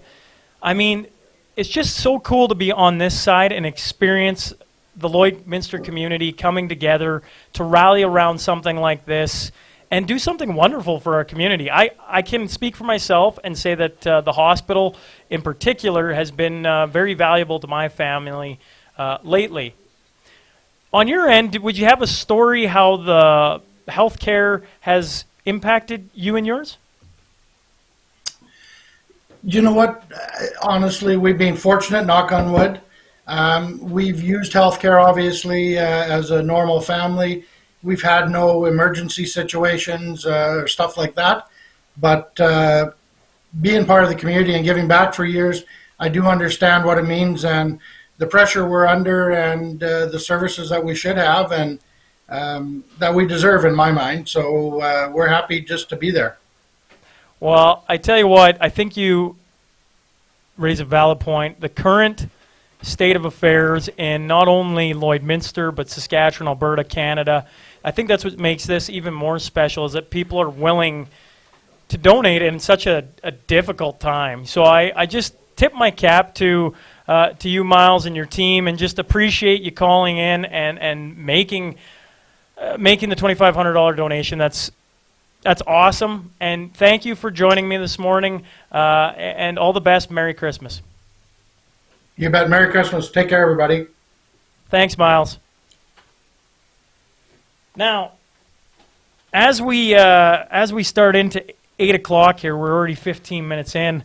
It's been hold on to for dear life. It is the Richardson's Jewelry Power Hour, meaning that if you donate donate anything up to $2,500 is matched. So if you donate $1, it turns into $2. If you donate $3, it turns into $6, etc. You get the point. So we're going to go to a Newman Brothers roundtable right now with me and my 3 brothers. Well, I welcome the brothers to the Radiothon. 12 straight hours of talking here. Boys, thanks for hopping on. Let's talk a little bit about this guy running 12 hours. Mikey Dubs, he's running 12 hours on a treadmill. Any thoughts on that? I don't think Jay's done anything for 12 hours except maybe lay on the couch in his life, straight, for sure. I can maybe skate for 12 hours. I honestly maybe could. Not anymore. Well, no, because if you're on blades, then you can glide, right? So, I mean, you're not really going... Nobody said how much I got to do. Right, because they have them big 3-day things where you play hockey games. But yeah, running for me, I don't know. I'd probably get. The funny thing is, Jay used to be a long distance runner. Funny enough. Well, but wait. Didn't we all do long distance running because nobody else would do it, and you could make it further? You're right. More days off school because no one else wanted to do long distance. That's right. Running. Yeah. I didn't want to do long distance running either. Yeah, nobody knows what the time was. All I know is there was only 2 of us, and both of us got to go, so got to miss a day of school. Sean long distance running is funny because he's more of a tugboat than Well, I did long distance running. Yeah. Look at my frame. I shouldn't have been out there, but I did do the long distance running. Yeah, I don't know. Right now on a treadmill, I'm probably 6 kilometers in 12 hours. You realize that's half a kilometer an hour. Like, if you walked, could you walk for 12 hours? Crawling for the 12 hours. Hey, could you walk farther than 6 kilometers in 12 hours? Yes. Oh, well, I'd be more than that. I think with I'd be at least 8. I think with Paula Berge, we did 48 kilometers in 12 hours, something like that. You walked 48 kilometers? Yeah. Holy smokers. Yeah, right? Jay's not walking for 12 hours. Yeah, but Sean used to be a long distance runner. Are they towing along a coach behind him so that he can take a little bit of a nap every, take as a they're break? going? His feet's gonna get sore. How many think he gets? We're into the first hour, right? Like we're what, like 8:10 right now. So like he's a little over an hour in. 111. 48 in 12 hours. I'm gonna say double that, so 96. I'm gonna go 111. That's what he can do? Yeah. I'm gonna say he does 102. All depends on how hard he wants How to about push this? himself. How about this? We go closest to person who's furthest away brings a bottle of say no, scotch I'm not to doing this again. to I'm not Christmas doing Day. this again. Oh, Christmas Day. Christmas Day. Christmas I like Day. it. I like Christmas it. Eve. Yeah. Yeah. Because we already know that Harley's going to bring the next Hey, one to the wait. podcast. Not that we're getting together on Christmas Eve, but We're not getting so- together on no, Christmas no, Eve. We're no, going to I- socially distance, and we're going to be fine. Right. That's right. Right. A bottle. A Okay, bottle. Done. Okay. Well, now let's start I'm this going back up. 111. 111. I'm 102. Harley's 96. No, I'm going to go 103. I'm going to go 103. Look at this. 103. What is that? So 102.5. How about that? It's what do we got? 102. 102. 102.5. 111. Sean, what are you going with? Well, I'm picking the over, so I'm Mikey. I trust you. I'm gonna do. I'm gonna make it fair. I'll do 115 for you, Mike. Perfect. I think So anything under 102 is me. Thanks, Harles. You know what? I'm not bad because I'm in the middle. Like, as long as he, Yeah. I hope, you know what? I hope he does 100 and, like, what would it be the worst for Harles? Eh? Actually, I think with you in the middle, it can't be the worst No, for you. I think I'm good. Hedge is good. Hedge I'm is good. bad. Good. Hedge is bad. Yeah. All right. Well, we got a minute and a half to go. We started off the Radiothon with Husky donating $50,000, like holy man. Which is unbelievable. That's Unbelievable. great. You bet. The Mann brothers did an over/under bet on 90K, whether he was going to be under 90, over 90, What a at bunch of 200. wusses. I think 90K? Mork's paying. And with a minute slowly closing in on us, it's Richardson's Jewelry Power Hour. Man, I have a tough time saying that one. But everything gets doubled. So the podcast is going to donate $2 a click. I'll do 250. Well, unless you want to do Just three. to outdo Yeah, me, so eh? us as T-Bar, we could do $3 a click. As two people. As two people. Yeah, as two people, you're getting that's $1.50 each. What a bunch of cheapskates. Okay, well, then what do you want to do, Harles? $3 and I'll tell you what. cents? You know what? Because me and Harley aren't cheap, we'll do $4.10 a click. So if you divide it, we're actually a little higher than you guys. Yeah, No, hey, but I'm purple 250. I'm 250. So you have to you go wanna- just over you wanna 5, go Jay. just Okay, over so five? we'll go $5.10 a click. $5.10 a click. 5.10 a click. There you go. Well, thanks, boys, for coming on as we click Oh, down. and just and someone should be giving a call to the legend to see if he would if he can run, and we just appreciate him donating. The legend Mike Crawford, that is, who is yet to win a Don's Cup family draft in, what has it now been, 16 years? Yeah. Yeah. Shout out to you, Mike Crawford. Hey, Mikey, keep running, big fella. And thanks for hopping on, fellas. Thanks. Joined now by Evan Dagenhart, the general manager of 106.1 The Go. So first off, man, thanks for joining me today. How's it going? Sean, appreciate this. Everything you guys are doing today for the LRHF. I mean, we all need the hospital. So thank you for having me and including the GOAT in this. We really appreciate it. Yeah, absolutely. Well, we appreciate your support. Now, you're stuck at home. You're in isolation. You got 2 young kids, a 1-year-old in the trenches, so to speak, diapers, get all of that. Now, how's it been going? And lay it on me. Yeah, so I mean, for the record, our family's good, no symptoms, we're healthy, and I'm thankful for that. But we did get a call saying you were in close contact, blah, blah, blah, blah, blah. I'm sure multiple people in the community have been through this before. So we're playing the safe route and staying at home as a family, which is good. What's not good is we both still have full-time jobs, and the 3-year-old and the 1-year-old don't understand that. They think that mom and dad are just hanging out at home now with them, which doesn't make sense to them. It doesn't compute. So every once in a while, if you're on video calls like this for work, you'll get a head into the door and you have to like pause the video. I'm sorry, I gotta go deal with this. There's been no blood yet, Sean. I will say this has been a good week because it's forced me to hang our TV up on the wall for fear that these 2 boys running around are gonna knock that and have it fall over, and Dad's gonna have to get a new TV on top of this. Also, I just want to say, I have never been more thankful for the ability to just walk freely out of my house than I was today when we scheduled to get our COVID test. And so me and my wife are just chomping at the bit, like, are we ready to go yet? Let's go. Let's go get the Q-tip up the nose. Like, can we leave the house? It's time to go. Like, we're allowed to leave the house. Let's go get the test. We were just like, I don't know. Like, this is where we're at in 2020 when I'm excited. I'm excited to go get a COVID test because I can actually physically go do something outside of my house. if you've ever been locked in a room with two young kids. I think every parent gets it. I'm like tearing up over here. I'm laughing so much. Like, I mean, there's no laughing matter about getting the Q-tip up the nose, but that's a pretty good story, man.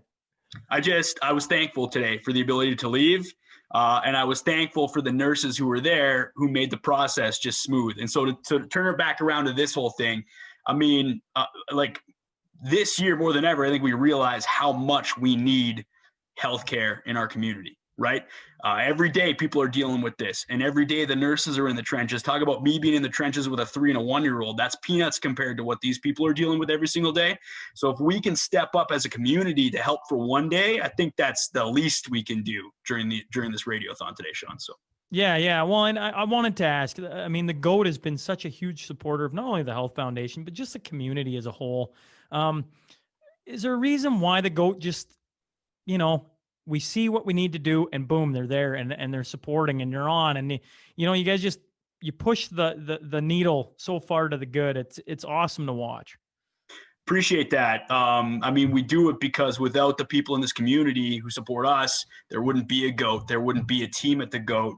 And so we do what we can to make sure that the community around us is supported and built up, because those people, those local business owners, those nonprofits, those community partners are going to be there for us, and we need that. And in the same breath, I say all of us, everybody who I just mentioned, you, me, community partners, local businesses, we need the hospital. We need the system that's in place in our area, and not just Lloydminster, but Blackfoot, Irma, Maidstone, all of these small little outlying communities that the GOAT supports. These people are also coming in to use the services at the disposal of Lloydminster area. So for the GOAT, it's a no-brainer. You call and say, we need your help to support the Hospital Foundation. We are in 100% in any year, and especially in the year that we're in right now. We need to do this. So that's our methodology, and that's what we do. Yeah, 2020, when the going gets tough get going. I enjoy that. I've been asking people to share stories on how healthcare, hospital, continuing care, doesn't have to be in Lloyd, has impacted, your life. Could you share a story maybe just to, whether it's your children being born, that kind of thing? Yeah, I mean, as a dad, you get it. You've been there in that moment. And of course, Jack, our oldest, was not born in Lloyd, but Bo, the 1-year-old, I guess he's a year and a half now, he was. And he was a scheduled C-section. So it was a pretty routine procedure, albeit a pretty major procedure for my wife. There was no scare factors. But when we were there, like most C-section babies, they come out, the lungs still have a lot of gunk and stuff in them. And I'm not going to go into those details because I'm not medically qualified to talk about any of that. But I do know that he wasn't breathing properly. And so in that moment, they recognized that, okay, this little guy's not going good on his own. And instantly a respiratory therapist is in there. You've got 2 nurses by his side. They've hooked him up. They've got the breathing tube in there. This little guy who's like not even, like he's 30 seconds old maybe. There's 3 professional people right there to help him. They don't know me. They don't know my wife. They don't know who this baby is. It doesn't matter whose baby it is. They're here to maintain life. And when I watched that, although it was, I mean, you're tired, you're a dad, you get it, Sean, you're tired, you're delirious, you don't know what's going on, your heart's with your wife who's going through this, you're thinking about your own kid who's at home with the grandparents, and there's a bunch of thoughts going through your head, and you're not even thinking about these people who every single day they routinely come in and do these things. They just come in like clockwork, and the professionals. And then to see all of these different parts of the hospital, all these different departments come together for one little boy who's seconds old. It's impactful to me that there's these silent heroes just walking amongst every single community across Canada, and Lloyd's no different. And every day they go into work, and every day they save lives and make healthcare better and help people who they will maybe never see again. That respiratory therapist, will he ever see Bo again? Maybe not. Maybe he will. But it's emotional because they're there for you. And without those services, what would have happened to Bo? I don't know. So you're thankful for these things that are in place, and you're thankful for the community that you live in because of the access that you have to this healthcare. And the Radiothon promotes that, especially in a pandemic year. The Radiothon, what you guys are trying to do today, is to bolster that up. So hugely thankful as someone who's experienced the system. you just got to appreciate raising money for a good cause that keeps us all healthy. I think every father can understand that maternity ward, what you're talking about. They do an exceptional job at one of the happiest, it's got to be the happiest place 99% of the time. It's a pretty cool experience to witness and be a part of. The nurses and the doctors and the respiratory therapists and everybody on that floor. Completely understand that. Now, to talk quickly about the goat here before I let you go, you guys got the Christmas wish going on. That is a huge thing here in Lloydminster. It's, a tip of the cap to you guys because of what you do there and the impact you make on not only Lloydminster, but the surrounding community. Maybe just talk about that a little bit, Evan. Yeah, I appreciate, Sean, you giving me a chance to say a little bit on that. I mean, this program, it's almost 2 decades old, and every single year the community helps us throughout the year to step up and raise money so that we can give families some magic at Christmas.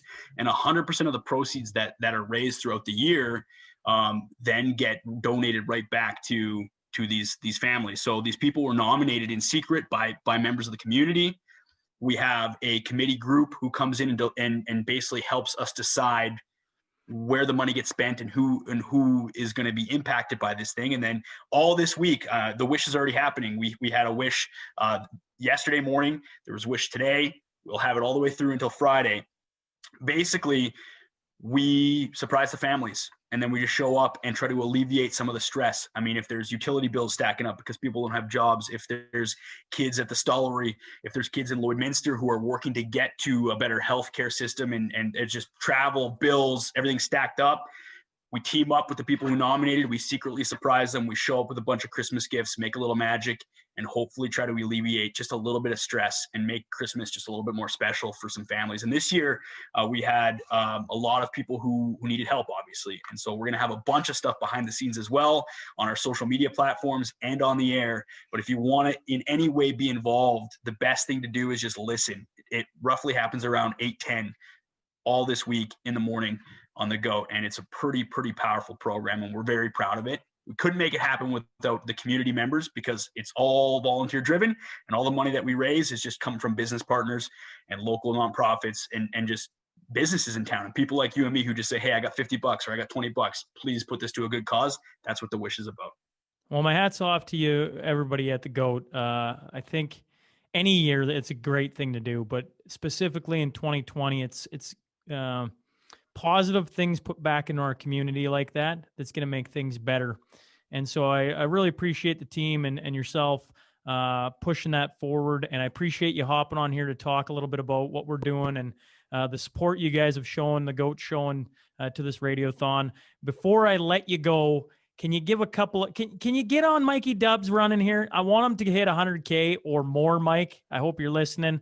Can you give him a little bit of encouragement? Mikey Dubs, why are you standing around, man? Like, I know Sean and I could go all day here, but let's go. Pick up the pace. We got money to raise. Mikey Dubs, let's go. Thanks, Evan. Well, have a great day. Cheers, man. Thanks for everything you do, Sean. We're joined today by former NHL Scott Hartnell, who spent 17 seasons in NHL playing for Nashville, Philly, and the Columbus Blue Jackets. So first off, thanks for joining me, Scott. Yeah, thanks for having me, Sean. I appreciate it. Yeah, well, I mean, there's a group of you guys that have gone on to the highest level of hockey, and I know sitting in our community, you've all given so much back. I think of the Celebrity Golf Tournament. The Celebrity Golf Tournament was a huge thing for the early part of the 2000s, and you were a big part of that. I don't know if you have any memories of those times, but maybe you could share a little bit about it.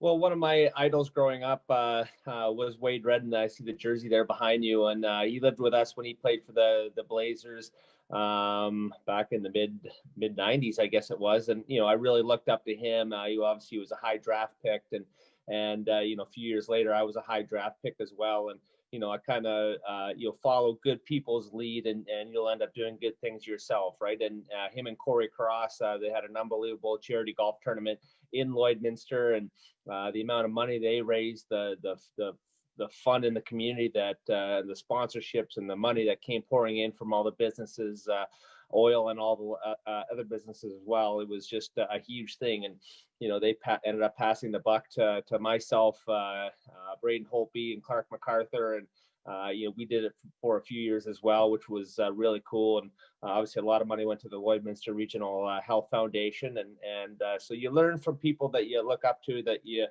idolize, and Wade and Corey. And, I think, Clark, myself, and Braden, we've, hopefully we've inspired some kids to do some great things along the way too. Well, I was so earlier this week I got to take a tour of the hospital and kind of get a walk around of some of the things here in Lloyd that the Health Foundation has helped put in the hospital. And one of the ones, I talked about this on the podcast a lot. I've talked about it a lot today. Is I got 3 kids that are 4 and under. So one of the things I've done in the hospital a lot is spend a lot of time in the maternity ward. And up until this week, I'd read, there's a beautiful mural of yourself, Holtby and MacArthur. And I read the write-up back then, but I guess I didn't fully understand what that money did. And for your part, on the wall, it says the proceeds of the 2011 to 2013 Hartnell, can't even spit it out today, Hartnell, Holtby, and MacArthur Celebrity Golf Classic put $398,000 into the maternity ward. And they walked me around, and on our last, my third kid, Casey, had complications. And all the upgrades that came from that money, we used every last piece of it. And I went, geez, today, I don't know what the money means to somebody a year from now with the upgrades it's going to do in the hospital. But it's going to touch somebody, because that from, back in 2011 to 2013, that money went into things that now I get to talk about, help save my child's life. And I assume you guys, you're a part of different things. Hartnell Down for one. You probably have stories like that all the time where you raise money and you don't realize where it's going to impact somebody's life. Yeah, it's about raising money, and it's about, when we were, I played 17 years, and every year, I think every National Hockey League team, they send all the guys, and they divvy them up in groups, and they go to children's hospitals in their hometown. And, I remember going to CHOP, the Children's Hospital, Pennsylvania, here every year, and you just see the kids that are doing chemo, cancer treatments, all this kind of stuff, that, all these donations that they help buy these machines, and the workers. And, with everything going on right now, you just see how our first responders and frontline workers are putting in that extra mile for us to take care of us. And, it's really special. And then just realize how blessed we are, how blessed our families are. And, God forbid, like the story you just said, it really touches our heart when you need that medical treatment, the machines, things like that. If they weren't in Lloydminster because of, maybe our golf tournament, we didn't do it, it would, like you said, it could be touch and go for a while. So, I think every family you can outreach friends that have some situations that are tough. And, I'm glad that we could help out. And, it's easier for us, right? We show up and, we bring a few of our teammates, our buddies in, and drink beers on the course, and, laugh at the comedian at night. And, but it's everyone that behind the scenes that puts the whole tournament together, and obviously the whole community that buys tables and sponsorships and things like that. So kudos and thanks to, Billy Spence and their whole group that helped our tournament. But, everyone involved in Lloydminster, it's such a giving community. There has to be, I will say this back to you. It's a big thank you to all you guys coming in, because one of the things that with an event like this, I shot off text to yourself and Wade and Corey and MacArthur, and the list goes on of guys I text. And within I want to say a minute, everybody said, "Oh yeah, absolutely." Absolutely. Right. And that's pretty cool. I think that's a feather in your guys' cap, because it's pretty meaningful to have you guys a part of things like this. It really attracts people to come in when the big names from our community support things local. And, there's some good money coming in today that's going to go on to spur on some upgrades at the hospital and continuing care, and is going to make life better here. And that's pretty cool of you guys to do. And I appreciate you coming on to help spur on the Radiothon. Yeah, well, everyone has a lot of hometown pride, no matter if you're, from a small European town or, small town, middle of the prairies, right? You love where you grew up. We wouldn't have been as successful as we are today if it wasn't for the people that we grew up with there in Lloyd. And so you always have a soft spot for your hometown, and we love doing things like this. Well, one final one before I let you go. A couple final ones. One is, do you have an old hockey injury or funny story or a good story about maybe the healthcare workers putting you back together? A time when Scotty was maybe a little bit down. The first one that comes to mind was every year we had our father's trip, right?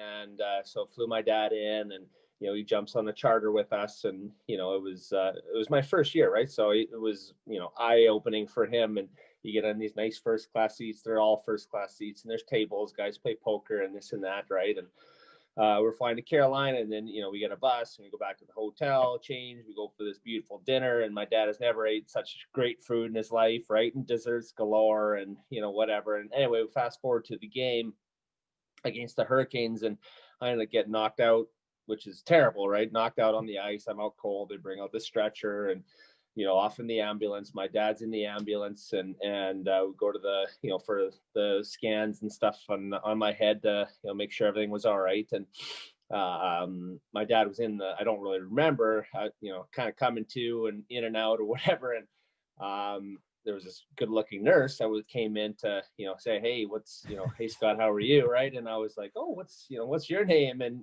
she said, hey, my name's Emily. And I kind of go out again, and she comes back in a couple minutes later. I'm like, oh, hey, beautiful, like, what's your name? And she goes, my name's Emily. And I'm like, oh, okay. And the doctor would come in like, what's the nurse's name? And I'm like, what nurse? I haven't seen anyone. And and she came in again, and she's like, I'm like, hey, gorgeous, how are you?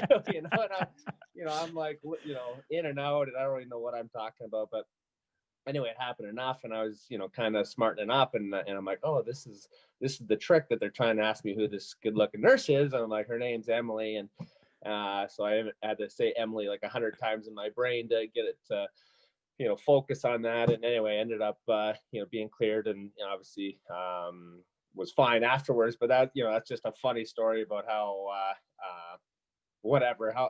how good they are, whatever, and just kind of how they were trying to trick me and get me back to feeling good again. So, no, I appreciate you sharing. Before I let you go, we got Mikey Dubs running 12 hours on a treadmill behind me. Which is I'm still having a hard time comprehending a guy running 12 hours on a treadmill, Scott. In hockey you do some crazy things, but that is pretty crazy is the only word. Staying up for 12 hours straight running. Well, we're doing where you can donate per kilometer. So then if at the end he runs 100 kilometers and you donate $1, it turns into $100. Or if you run 60, it turns into 60, that kind of thing. Could I twist your arm and maybe supporting along and pushing this thing forward? Yeah, I got a $1 a kilometer for sure. Absolutely. A lot of respect for 12 hours. Hopefully you get some food and lots of water in them. But nice work. Keep up the good work back there. Really appreciate the hard work. Well, thanks for hopping on, Scott. I appreciate it. All right, thanks, Sean. Take care, guys. Have a great day. Well, you just got to see from Evan at the Goat, the Newman Brothers Roundtable, and Scott Hartnell, all donating money. Just hats off to everything everybody's doing out there. It's been a whirlwind morning thus far, and it doesn't slow down right now. I'm going to be joined here momentarily by Matt and Amber Fisher, and they're going to come on in here.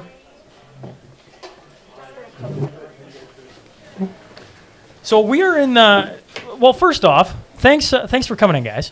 Yeah, no problem. Yes. And don't be afraid of the mics. Probably, I'm going to assume they're going to want you a little tighter. Okay.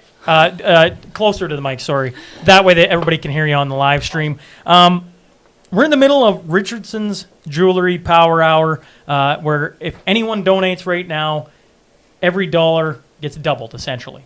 So first off, thanks for doing that. Like, that's a huge support of what we're doing today. Why does it mean so much to your side of your group? Well, Richardson's Jewelry, my dad has been born and raised in Lloyd as well. I've been born and raised, and now we are raising our kids here. My sister's raising their kids here. And the Health Foundation is just such an important part of our community, and we're so proud and honored to support it. And as soon as we got the invite from Stephanie on this radiothon, we had to jump on board. Yeah, it's. I think you'd probably share my thoughts on it. I've been saying it over and over again, but when it comes to important facilities in Lloydminster, hospital might be number one. I'm a hockey guy. I love sports. We just saw from Scott Hartnell, and I love the arena, and that's a special place in my heart too, but everybody uses the hospital. We don't want to use it, Right. but when we have to, it's there. When it's needed, it's there, and that's what we like to know. So it's something that's very important to everybody. Freak accidents happen all the time. So. Yeah, absolutely. Well, and we talk about kids. How old are your kids? 10 and 5. 10 and 5. Yeah. How was your hospital experience in having kids? Great. So, like, in my opinion, Lloyd has one of the best maternity staff. The nurses are fantastic, felt super safe the whole time. We were actually just talking this morning. So our 10-year-old had her tonsils taken out in October, and the staff at the hospital, they're incredible. The nurses, they're amazing. She was very nervous about this procedure, and they just calmed her the whole time, like anything that they could do to make her feel more comfortable. And it just, as a mom, it was like, okay, we can do this, and yeah, means a lot.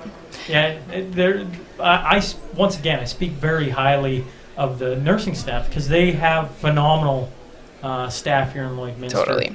You work, Amber, at the Hemstock. Yeah, so I work at the Dr. Hemstock. Yeah. How is things, and I'll ask both of you this. Obviously, the Hemstock being on that side of things and the store in the mall, how has things changed pre-COVID, post-COVID?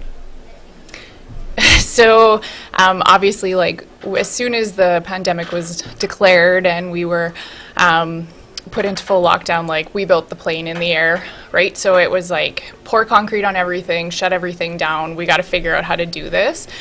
So it was definitely very challenging in the beginning, keeping everyone, in the beginning, so much was unknown, right? So it was how do we keep everyone safe? What do we got to do? Whatever we have to do. Our seniors are amazing. I don't have to tell anybody that they're the backbone of our community. They've built this community. They're the most resilient people. And it was really interesting to hear stories about, perspective. We have a veteran in our home that he went through the war, and he was like, I can get through this because I've been through harder things in my life, which was, okay, yeah, put that into perspective of nobody's shooting at each other. We're not worried about walking across the street and there's a war going on. And so we just did everything we could. We became their family because, of course, families weren't allowed in the beginning. Whatever we needed to do for them. We had kind of a nice break in the summer, which was fantastic, a few more visitors and stuff, and just, the Health Foundation knows how important mental health is too, right? And our seniors are no exception to that. And so just, we have the most amazing community. We truly do. I reached out to all the schools, and they all sent Christmas cards to all of our residents. We've received probably 500 Christmas cards from students in the public and Catholic school division. And it just shows you how amazing our community really is to step up and support these people who are really just so vital to us. Well, I appreciate you sharing that. I've said this a lot on the podcast. I'm a emotional guy. I like talking to people. I like shaking hands, giving hugs, and I can see the emotion when you talk about seeing it firsthand and the isolation, being alone, and I always say the seniors in our community is the shoulders we're standing upon, right? They're the ones who help put us where we are. Yeah. And so you kind of forget about them at times, and they're the ones who are, I get to go home to my family, and they're stuck being told they can't go around anyone. Yeah. So I appreciate you sharing that. Thank you. For you, Matt, how has the mall and having a business run through this, how has things been going? It's been hard for everyone, but I am, again, so proud of this community that even in these last 2 months, I have seen all over the place people say, you know what, we don't need to shop online. We don't need to go to Edmonton for our Christmas shopping. I've heard it over and over and over again, and I'm just so proud of this community, how they're picking up every little small business in town. That's what we need. We need to help each other out, because without each other, I know all these small businesses, they get asked day in and day out for sponsors for sports teams or music festivals or dance or cheer. And without those contributions, our kids, their groups can't run. And so the more you sponsor or you buy from a local person, that money stays in the community. Well, and we're just getting a vision of it. They're holding up the board that says in the first 45 minutes of this, the power hour, we're up to $1,450. So that turns into $2,900. So that's pretty cool. And that comes from Richardson's Jewelry sponsoring the power hour, making sure that there's awareness brought to what we're doing, and kicking as much money in and trying to benefit as much as we can. So I really appreciate you guys coming and sitting across from me. And as I'm probably going to say over and over again today, I wish we had more time, but as we know, things continue to roll along. We do have a guy running, though, as you can see on the screen there. Mikey Dubs is running. He's running 12 hours on a treadmill. That is incredible. Where every step he takes raises a little bit more money. That's right? Awesome. People have been putting a little bit of fun betting around it. Yeah. People have been donating per kilometer. But every step he takes raises a little bit more money. And it's a super cool little initiative he's doing.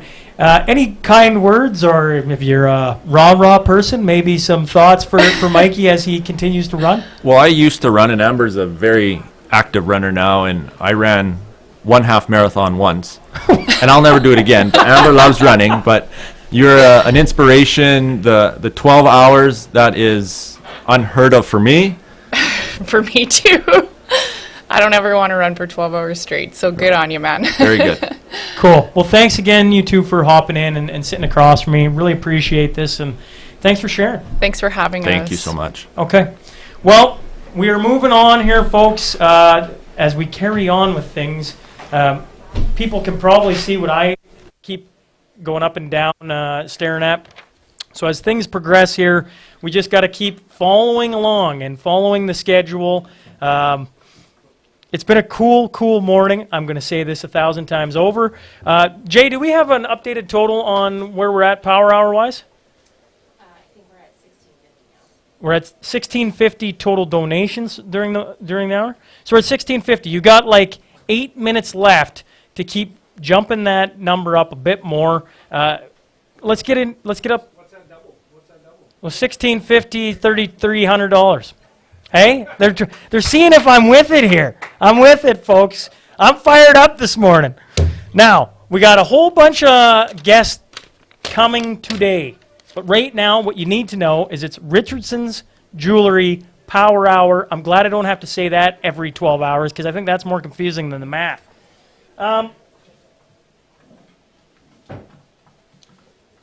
If Paul wants to just show what's going on this side. We got our lovely assistant, Steph, doing... Oh, she doesn't want to be on screen. You can bring it back to me.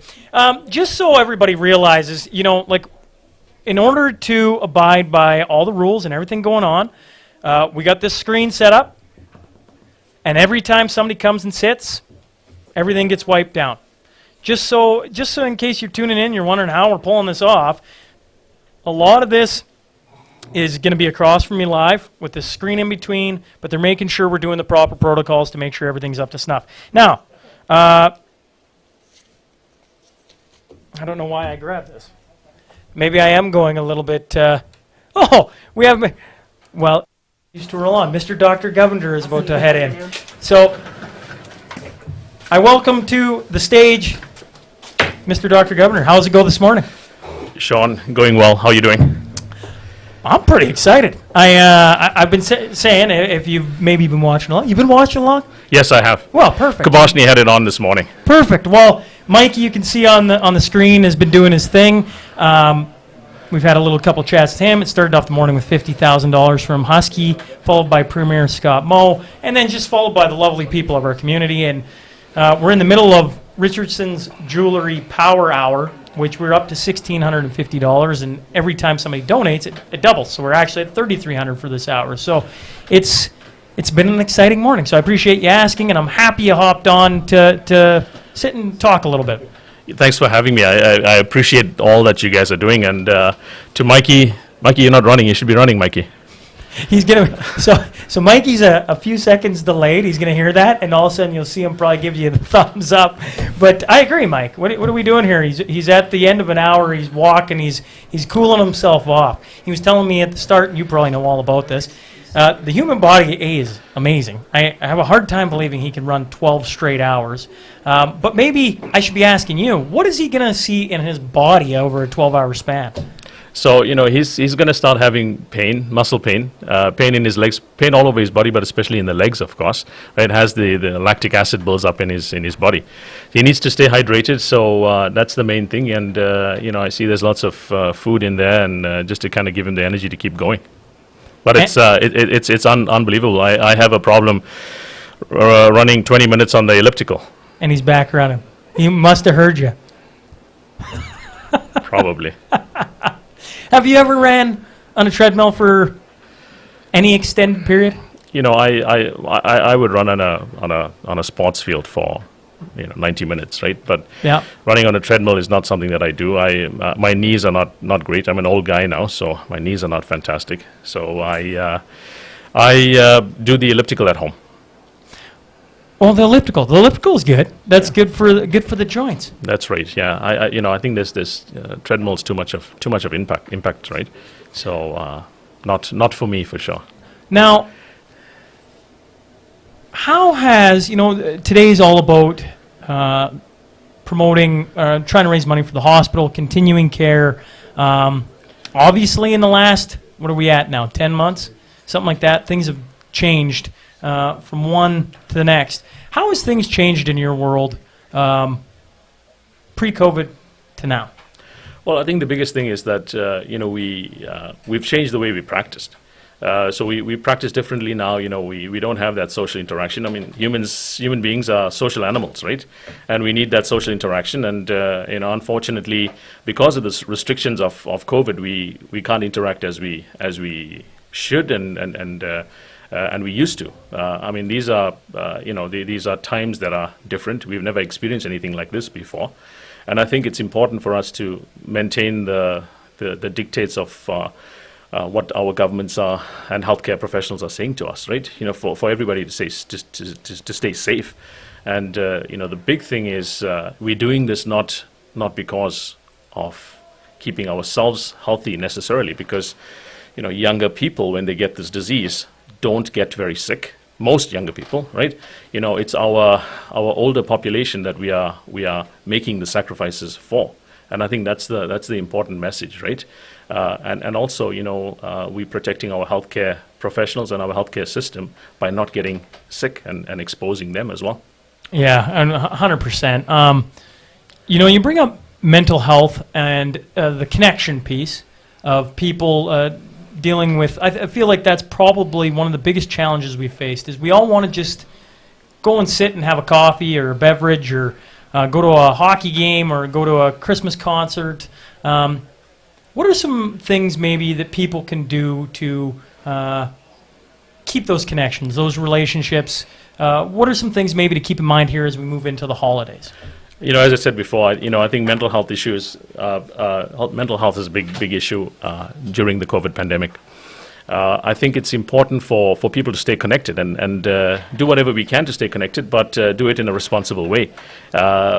Mental health, I think we all need to be very wary about the mental health aspect of it, and everybody is affected by it, and I think we shouldn't neglect what our kids are going through. So that's very, very important to make sure that you're talking to your kids about this. Well, as you can tell, you're in my world now. So they're waving signs at us.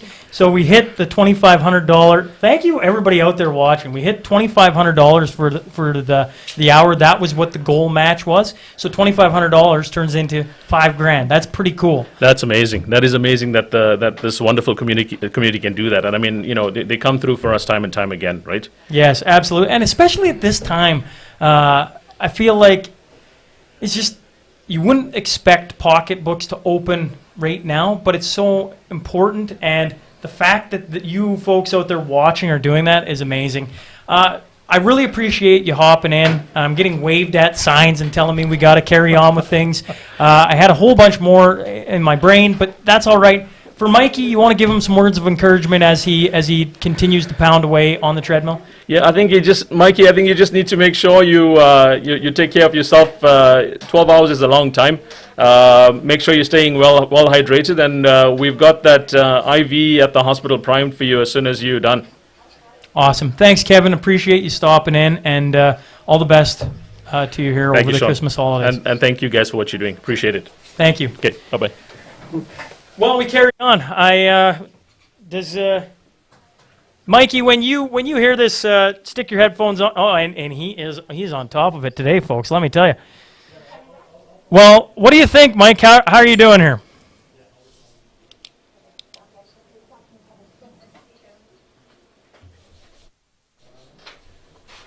We're having some audio. Try that again, Mike. Yeah, I couldn't hear you. Can you hear me on my mic? Yeah, you betcha. There we go. So how are you? Where are you at kilometer-wise? Awesome. I'm going to do it a little different. I am at 58 laps around a 400-meter track. So people can do the math. You're going to make me do math here. It sounds way worse. That's all right. How you feeling?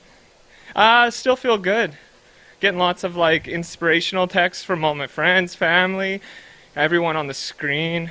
I don't know. I almost started crying a few times. Holy, 12 hours is going to be a struggle. Well, I know I can safely say here I appreciate what you're doing. What we're doing, it seems to be working. So 2 notes for you. We hit the $2,500 match for the power hour, which is unbelievable. Love it. And then I just got a note saying Integra engineering staff donated Christmas party fund to the LRHF, which is $1,000. Wow, that's what's up. That's what's up, man. Well, keep going. I now am joined by Wendy Plandowski, so keep rolling, Have fun, buddy. Mikey. We'll Keep check doing in with your you in a little bit. All right, bye, bud. Well, this is something unbelievable, isn't it? Nice to be here. Thanks for joining me. Yeah, absolutely. Thanks for hopping in. I'm just trying to hold on at this point. Are you? That's all I'm trying to do. Yeah? Yeah, I'm having fun. Let me. Be We're in good clear. hands. Thank you for doing this. Well, to start, you were a previous CEO of the Health Foundation. That's correct.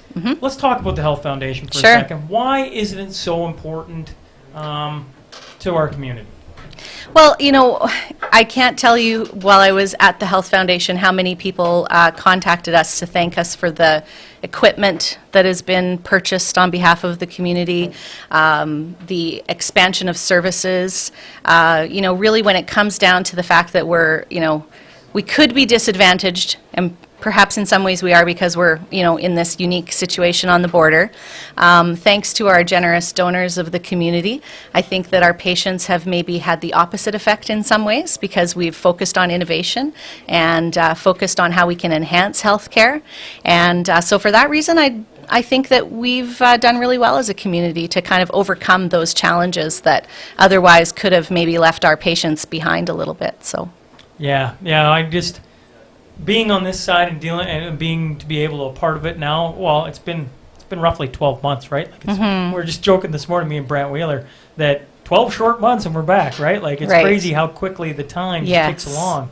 But to be on this side of it and to be helping the foundation and to see the positivity is I talk about it all the time. I like being positive. I like spreading positive. Absolutely. And I know positivity spreads, and this organization does a lot of that. I got a little bit emotional this morning thinking about coming here today just because it has had a huge impact on my life, and I know how many people in our community have been impacted, and this is life and death. This isn't the fluffy stuff that the Health Foundation does necessarily. This is buying a CT scan. This is organizing mammography. This is providing local chemo care. It's all of these things that happen, and a lot of it happens at the hospital.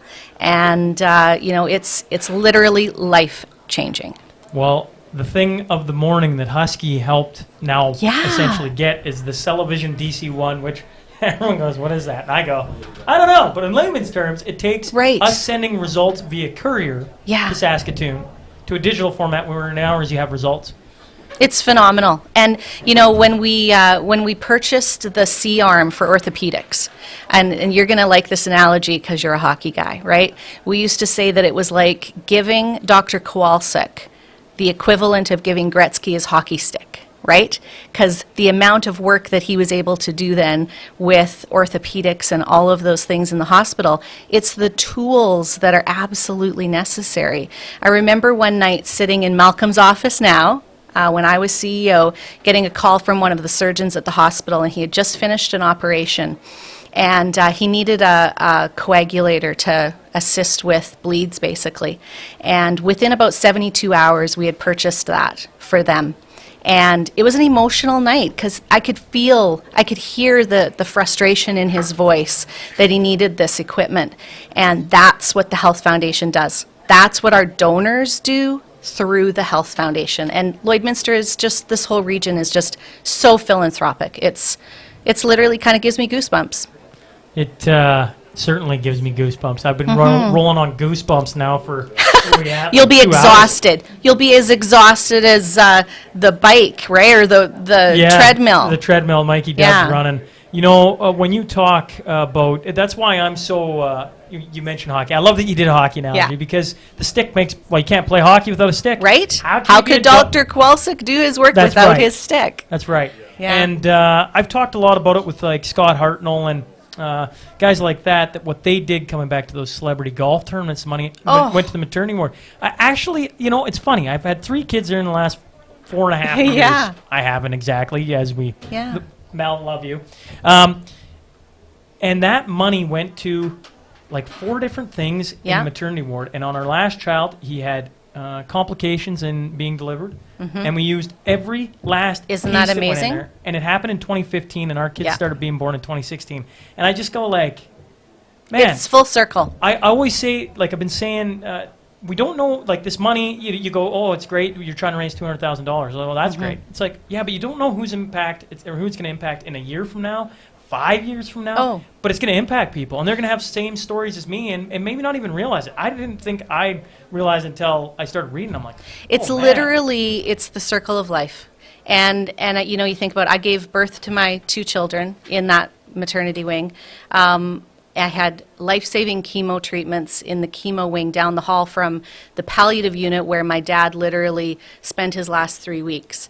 And, you cannot underestimate the importance in our lives, in this community, of the Health Foundation and the work that they do in supporting the amazing physicians, nurses, healthcare workers, everybody that's working so hard. I mean, you just had Dr. Govender in here. He's an absolute hero for our community for healthcare.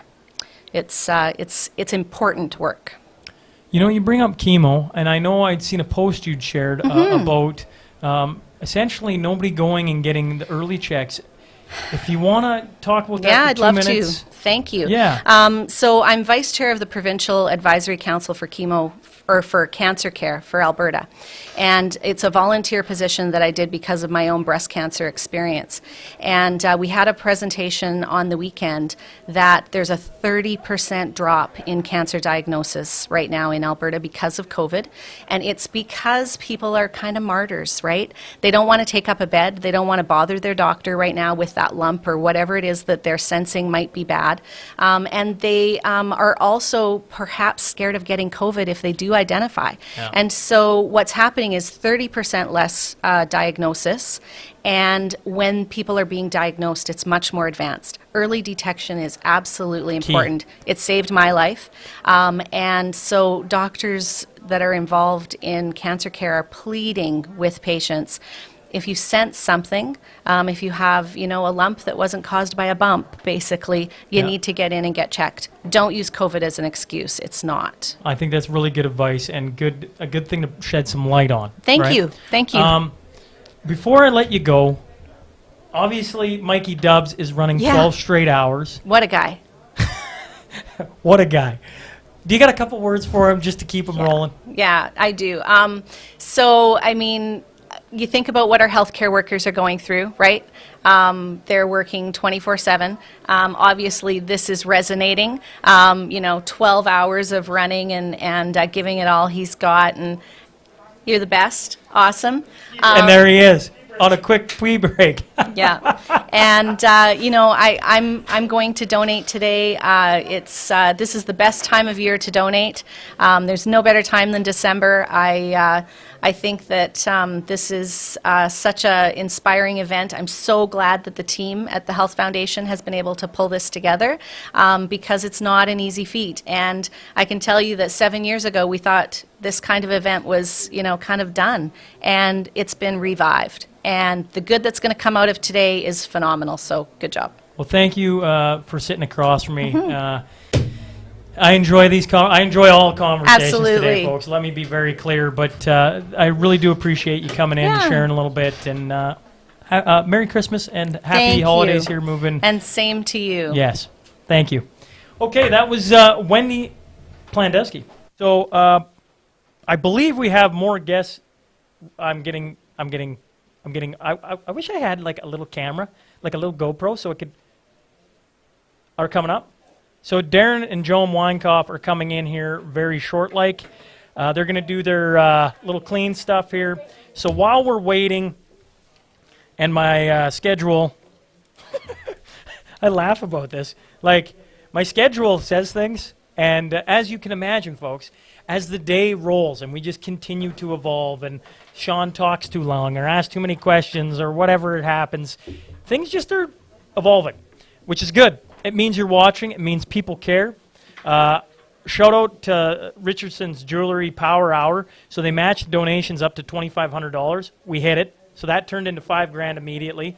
I'm waiting to see actually one thing I'm going to bug Michelle when she gets back in here, an actual total of where we're at. I don't know, but with the $50,000 that Husky off the top of the 7 o'clock hour, the start of this thing, and now with the money rolling in, we're already past where we were in 12 hours last year. Like, it's not even close. So, I'm now joined by Darren and Joan Weinkoff. It's a good thing I got good memory here, folks. How are the folks doing today? And we're getting... About that, eh? No, it's you're the first person to come in and do that. I've been waiting for it all day. I just assumed. And did not ask for. Yeah, I should ask first. Should have asked first if I can take a picture or not. Oh, we're on. Hey, Jace. I did. How are you two doing today? Let's start there. Good. Excellent. Thank you. Woke up to a new day today. Still alive. Everything's good. Well, isn't that the truth? That's you go. How you doing today? I'm living. I'm living, right? Like, I mean, with the circumstances going on and everything going on, to have good health at this point is utmost importance. 100%. Why what we're doing today? Why does it speak to you two? And feel free, both of you, to jump in and just why is this Radiothon, this live stream? Why did it hit your guys' heartstrings? Go ahead, Jim, if you want to go first. Ladies first. Well, I would like to encourage and inspire people to give back to such a great nonprofit organization. I believe the mission of the Lloyd Regional Health Foundation, and that is to had too short, eh? Yeah. Sean, I need an elevator here. We cannot do like okay, yes. So again, I just like to tell people and inspire people to come and maybe do some donating or whatever they can help for the Regional Health Foundation. And because this is a great nonprofit organization that I believe the mission, which provide funding to to the community, and of course the scholarship, and with our, can I say, our business? Sure. I Yes. forgot to mention we have like 5 minutes. So. Okay, we have 5 minutes. Okay, sorry. They just gave me 2 minutes. 2 You're in minutes, my okay. world, and this is it, Well, right? there you We just go. keep waving things at Okay. you. You know, the lovely thing is we got time. So carry on. Okay, so like again, just like our business, our DNA is to give back, and 90% of our revenue is giving back to the community. Okay. Sorry about that. No. Don't apologize. And for me, it's definitely a need that sooner or later, if not daily, weekly, monthly, we need. It's just, but there's no way around it. We all get sick. We have issues, some worse than others, and we want to know we have something to fall back on all the time. Absolutely. Well, before, as I'm getting waved at, we got a guy running 12 hours on a treadmill. Oh, I've been wow. trying to get everybody in here to give him a few words, because as time goes on here in the early hours, it's probably not that big of a deal. He's going to do it 12 hours? 12 straight hours. Wow. Mm. And every step he takes raises a bit more money, because people have been donating $1, $5, whatever it is, per kilometer as he runs. Some as low as 15 cents, but it all adds up. Oh, yeah, 100%. If you got some words for Mikey Dubs, I would gladly take it, and I know it'll spur him on a little longer. Well, I can tell you one thing. I was a bodybuilder for 15 years. You'll never know it now, but I was. But when I went to warm up and everything and do that, I mean, half an hour, 45 minutes on the treadmill, I damn near died. 12 hours, man, God watch over you, bless you, drink lots of water, do what you got to do, but proud of you, man.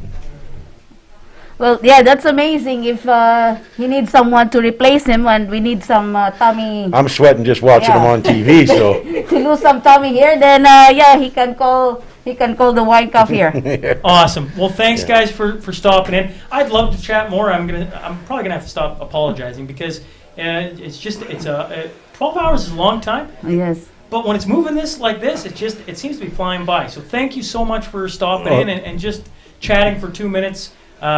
And all the best. Merry Christmas, Happy New Yep. Year, all through the holidays. The same to you, and thank you for this, and I wish you guys all the best and luck in this today. Yeah, you still look very good with the 12 hours. It's only the start. Compliments here There in the you go. morning. I like Yes. it. Okay, good. Well, Great. thank you very much. Thank you Sean, guys. right? Yeah, thank you. Take care, guys. Well, as you can see, we continue to pull. That door is going to frustrate everyone all day. It's I tell you what, I'm getting things. We're going to do Quick Dick McDick next, who's coming on here very shortly. If you don't know who Quick Dick McDick is, he's a a YouTuber from small town Saskatchewan. We're going to talk about a few different things, and then we'll get on to the rest of the program. So here we go with Quick Dick McDick. Well, welcome to the Lloydminster Gift to the Health. Mr. Quick Dick McDick in person in the Hunter Orange. What are you out? Did you get anything? Oh, man. Hey, first of all, thanks for having me, Sean. Really appreciate you guys thinking of me for doing this. And no, I got skunked today and hoping that I get another day tomorrow. Actually, the funniest part about hunting, of course, is that there's the hardcores that go through the trees and do the walking, do some baiting, do some blinding, and kind of some stuff like that. I'm not that extravagant, but I have always been taught by BMA himself to trudge through the bush and make it fair for the deer as well as yourself, right? Kind of thing. So I'm not the kind of guy that does a lot of baiting, blinding, different things like that, tree stands. I walk, they walk. Whoever wins, wins, and they won today. And actually the neighbors from across the road who I pushed a few out to actually won off of my hard miles that I made on foot.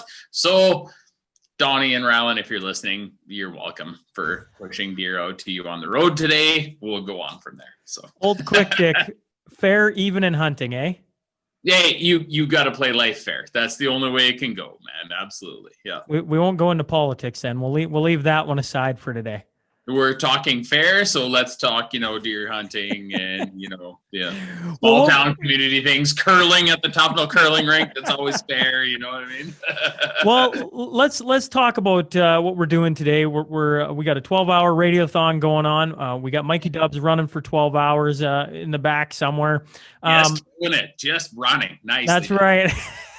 Why is supporting local so important to you?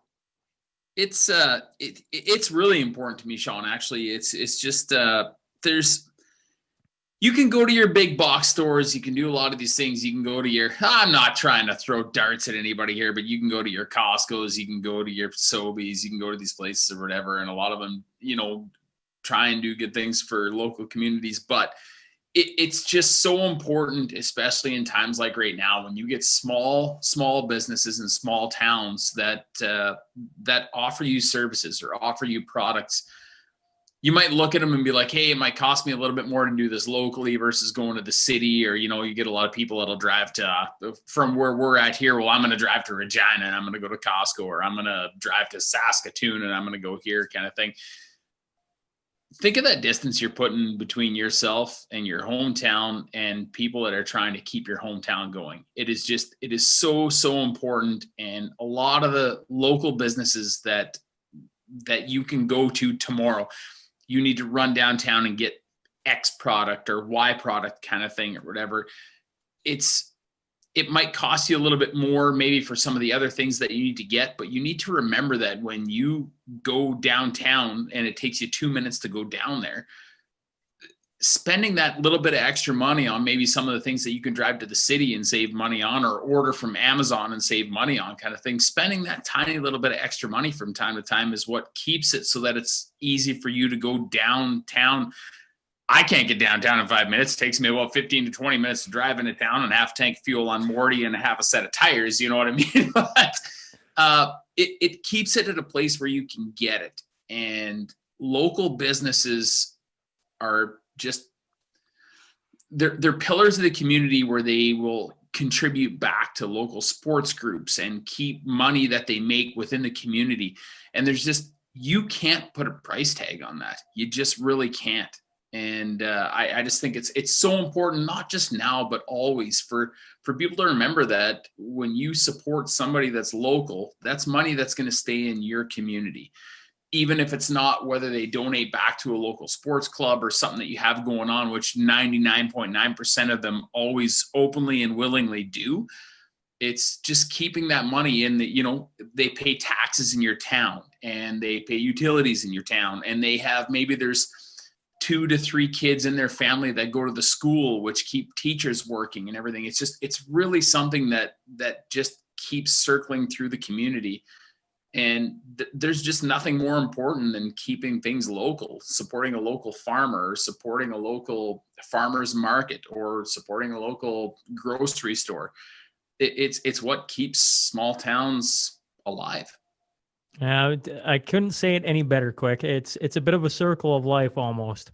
By Really putting money into them, I having small children and being around sports all my life, they're the ones that have always come back and supported us, and all the sports things. But I mean, it doesn't have to be sports. It could be school and just community services. Like, it seems like it always comes back to those businesses are strong supporters of a vibrant community. And that's what we're trying to do here today. We're trying to bring some of that money, that hard-earned money, at tough times like now, and help support some of our vital infrastructure. And my next one, I was saying to you before we started here, the other one that I wanted to ask you about is hospitals, right? A lot of this money is going to go to the hospital.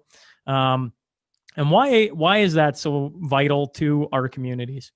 Yeah, It's a great question, Sean. I'm going to go back to what we just talked about, and just a reminder to everybody is next time you're going to get something for your kids' hockey team for a sponsor of the jersey or something like that or whatever, go to Costco in Saskatoon and let me know what they think about donating to to the Foam Lake the minor hockey team or whatever kind of thing. You're going to do better if you go to the co-op in Foam Lake, you know what I mean? But anyways, so hospitals, man, they have put a lot of pieces of me back together from days gone by. Horse wrecks, snowmobile wrecks, and everything. Like, if we hadn't had a hospital in Foam Lake at the time, it would have been a long wait in Yorkton to get the chin stitched up after getting bucked off the Johnson Golden Ghost and getting banged up a little bit. You know what I mean? Not to mention countless horse wrecks and everything that's gone on. But health centers in small communities are so important, just for the simple fact that even when you look at the elderly part of your community that aren't going to be able to drive, an hour and a half down the road to be able to go to a health center to get some kind of attention that they need, be it, a hearing aid adjustment or a prescription refilled, even when we boil down to something like that.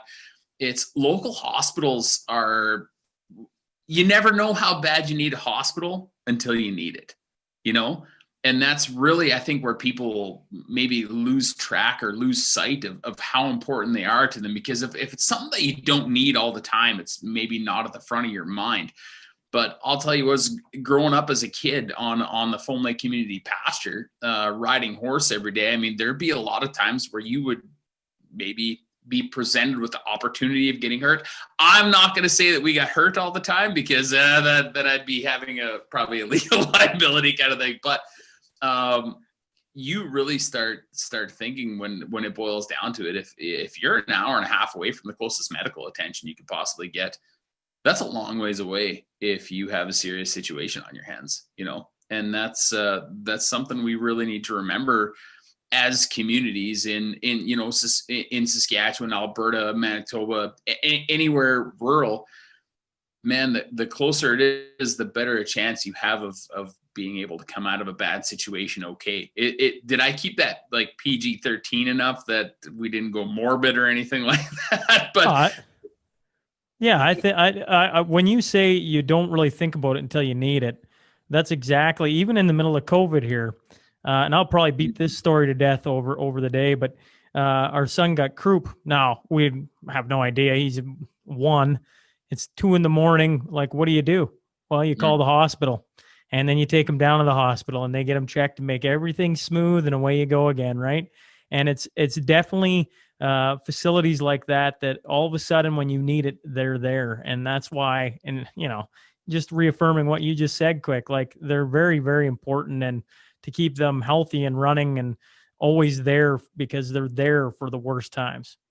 Yeah, absolutely. And that's, I think that's maybe a big part, and like just a huge shout out to anybody that works in our healthcare system. It's just, it's people that you just, at the specific point in time, you're just like, well, I haven't been to the hospital in 2 years. It's no big deal. Well, I mean, that's fantastic. But then you just got bucked off a green broke colt that you've been trying to break for the last little while, and got put into the roof of the barn and knocked out a light fixture with your head, and you need some stitches, and then you're going to need some x-rays and everything. And that's all of a sudden you're like, hey, do we still got that hospital in Foam Lake, or how's that going? Because I'd really like to go there immediately, kind of thing. Right.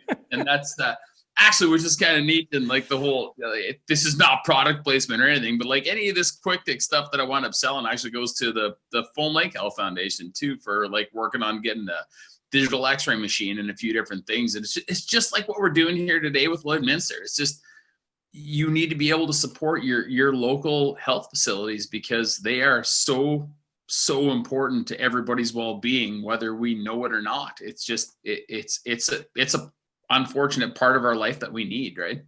Absolutely. Well, before I let you go, I got to corner you.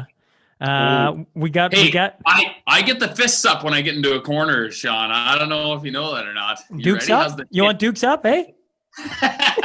Virtual duking up or what? Yeah. Well, in the back, I'm saying in the back. We're pre-recording this, so it's figuratively in the back, right? I feel like the listeners, watchers are going to be like, where is he pointing to? Anyways. Yeah, he's back in a meat cooler. He's back there, yeah. He's running next to the ground beef. Yeah, it's no big deal. Well, on the day, we got Mikey Dubs, an ultra marathon runner from town. He's running. I'm gonna stop you right there.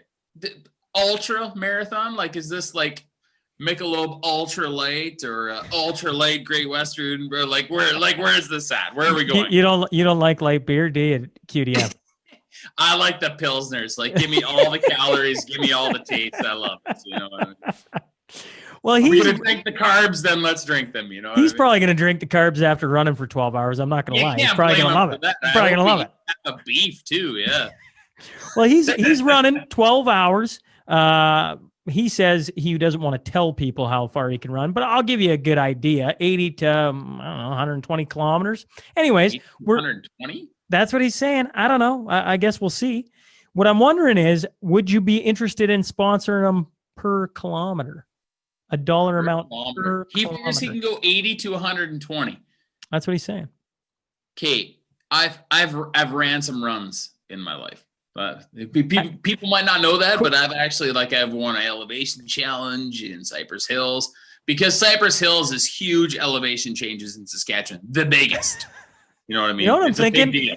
Maybe next year, Quick Dick should come run the 12 hours, eh? I'm gonna need to train, but if we're doing it, hey, you know what? Let's keep in touch on that. I don't want to commit to it because then I'm gonna have a set of handcuffs on me. So 80 to 120 is what he's thinking. Okay, and we're doing this for who again, Sean? Who are we fundraising for today? For the Lloydminster Region Health Foundation, the money's all going to continuing care in the Lloydminster Hospital. Continuing care in Lloyd, awesome. Serving a huge area there too. You guys probably swing all the way up into the Onion Lake area and everything. I'm pretty sure Quick, it's about 70,000 people, the area that it serves. Unreal, it's huge. Okay, so let's go quick math. So yeah, let's go $10 a K. I'm in for that. $10 a K? Let's do it. Quick Dick Productions, $10 a K to that man running. I get it. Love it. Appreciate you hopping on, Quick Dick. All the best. Stay safe on your side. Hey, it's always fantastic being with you, Sean, and thanks everybody for supporting the Lloydminster area there, and just keep up the great work. You guys are fantastic folks out there. Thanks again. Right on. $10 a K. Did you hear that, Mike? I hope everybody heard that. Quick Dick McDick is doing $10 a K to Mikey Dubs. That's pretty cool. I've been having a ton of people ask about what we're at currently. I finally hassled enough people. We're up to $73,273, which is pretty cool. First General Services donated $5,000. They did a White Christmas sponsorship, so that was a big chunk of it. But sitting across from me, I've been excited about this. I called you last night. I was so giddy. Is Brewman. So for people who don't know who Brewman is, me and him, family friends. I grew up with your brothers, obviously yourself, all of our lives. And then we played hockey together for like 9 seasons. He was my defense partner. I can't shoot a puck very hard, but Brewy can let a Howie go. So I've been excited about this. Thanks for coming in and seeing what I do. Yeah, you're welcome. It's good to be here. Thanks for having me in. I think Colby might be just a smidge bit jealous that he hasn't got to do this yet. I'm just not sure if Copes has quite what it takes to be on this type of stage, Nooms. That's probably true. Now, we could go a lot of different ways. I want to know how the farming's been going. You've been into the cattle. How's life as a cattleman? It's good. This last year, the cattle was definitely the best part of it. With COVID going on, prices were actually not too bad, and grass was good. We had all kinds of rain, so a little washy at times in some of the weights, but it was a good year. Yeah. Well, yeah. I know me and you sat many a night around the Hillmont Hipman dressing room, not drinking, and we talked about you wanting to get into cattle, and that's where you wanted to get to. So it's cool to, when I've seen you out doing it, you light up. You're excited about it. You love being around cattle, so that's cool. Yeah.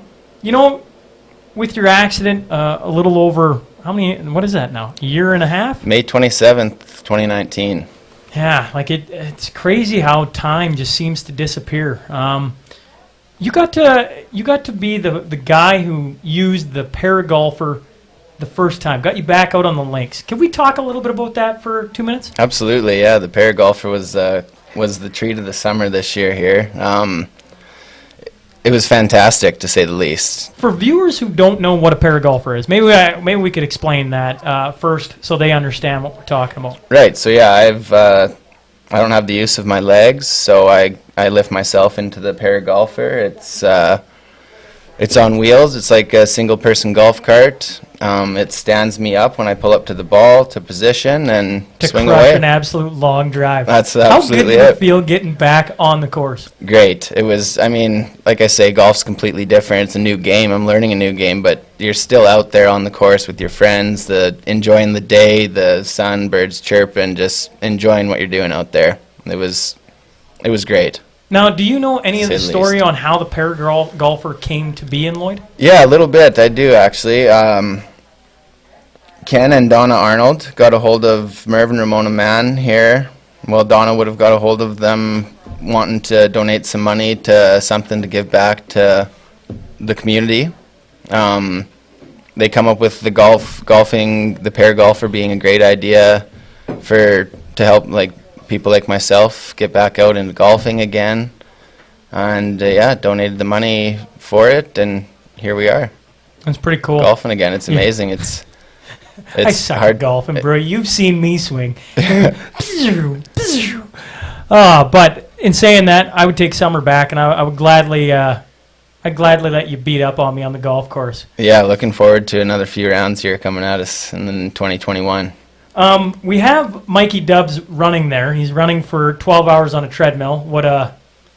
I don't know. I don't even know if I have the word. Do you have a word for running 12 hours on a treadmill? What that's going to do to a man? By the looks of that, man, it'd be almost a chip shot for him when we're talking golf. Oh, isn't that true? You hearing that, Mikey? Mikey will give you a heads up when he hears that.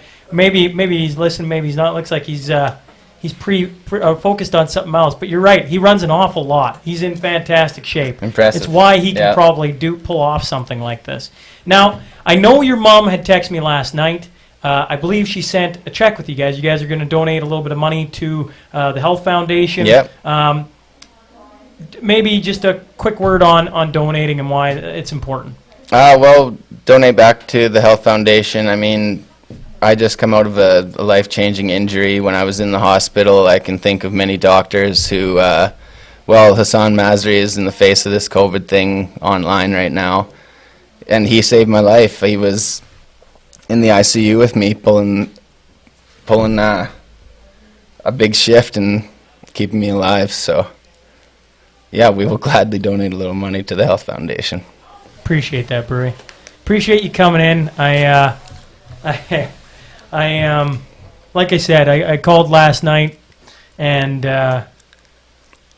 was really looking forward to having you in and sitting across. I really, it tears me up that we don't have 2 hours to sit and do this. Because you know me, I love talking, and we come from a strong line of talkers. And so just Merry Christmas. Appreciate you coming in, and look forward to the next time I'm out. And you can definitely school me in a game of golf when summer comes around. Looking forward to it. Thanks for having me in here, Sean. Awesome. Thanks, Brewy. You betcha. Okay, folks. Well, actually, Brewy, can you look into the camera? Go to Ken and Jen Rutherford. That's who's coming up. We got Ken and Jen Rutherford coming in out of Hillmont, Saskatchewan. Amazing couple, and they are two people that you're gladly going to listen to here for the next 10 minutes. Thanks, Brewy. We're now joined by Ken and Jen Rutherford. So first off, and I should mention, and your newest, Ben. And I appreciate you guys hopping on to discuss, having a baby in the middle of COVID-19, a pandemic, and being at the hospital and just the experience. So maybe, first off, thanks for coming in. Well, thank you for having us, Sean. What do you think? How was the experience of having your sixth compared to the first five? Well, it was, I guess maybe I could start because Jenny was in a state of panic maybe and all that. But it was nothing short of wonderful. The people there, like Paul Nodays delivered 4 of our 6 kids. And we call him a family friend now. And the nurses were amazing. You knew they were under a lot of stress. With the COVID, they were masked up and worried and mad and upset and happy and they took absolutely amazing care with us. Those ladies were our heroes, still are. They were amazing. Any thoughts, Jen? I mean, Ben's got some thoughts. He's talking away. Yeah, he is. He's a happy boy. No, we had fantastic nurses. Actually, some of the nurses have seen us before. So when they stopped by our room to say hi or peek at Ben, they were congratulating us because it's been a few years since our last one. I think it's really interesting. There's a reason I wanted you to come in and share a little bit about it, is because not everybody has 6 kids, and certainly not everybody has their 6th kid in the middle of this year, which has been a strange year. The second part of why I wanted you to come in was, you both have, over the last, what has it been, Ken, that we started out with the Hitman, you've taught me a lot about how to treat your community and how to deal with it and how to make it better. And I really wanted to have you on just for a few minutes to talk about why supporting our communities and, you know, maybe the hospital is so important. And maybe we could talk a little bit about that. Well, it's interesting, Sean. I've learned a lot from you, actually. You do a lot for the community, so let's make sure that you're getting a pat on the back as well. But I would say that to me, the hospital is, it's kind of like the center of the community. It's like your church, your hockey rink, your school, your college, and your hospital, right? So it's really like the beating heart of the community, and so it's very important, I think, to support it. Also for us, I mean, we've had all 6 of our kids there. So we've brought all of our new life into our family, and then I've also been there to watch grandparents pass away, right? So we've seen the whole gamut, right, from the beginning to the end, and you know that's a very important place to make sure it's well staffed and it's got the right equipment and it's taken care of, because it's it's key, I think. So I mean, whether you're giving for yourself, you know, because every single person, if you're in this community, you're going to use that hospital at some point in time, or maybe you don't need it this year, but somebody else does, and so it's good to give for those reasons as well. What are you thankful for, Jenny? What are you thankful for at the hospital? What am I thankful for? Oh, the staff was amazing each and every time. We've had 6 healthy kids. One of our kids was incubated. A few of them were jaundiced, so they've had the extra light machine. Just the excellent care, all the people. Yeah, we've never had a moment of doubt when we pull up there, have we? You know, you pull up, we just know we're in good care, and the equipment's going to work, and it's going to be somebody at the front door to check us in, and yeah, it's been very good to us. Well, and you bring up Paul Naday. He delivered all 3 of our children. He was excellent, and I know a lot of people say that when Naday walks in the rubber boots. Yeah, we trust his hands with our kids, his hands in his mind. That's for sure.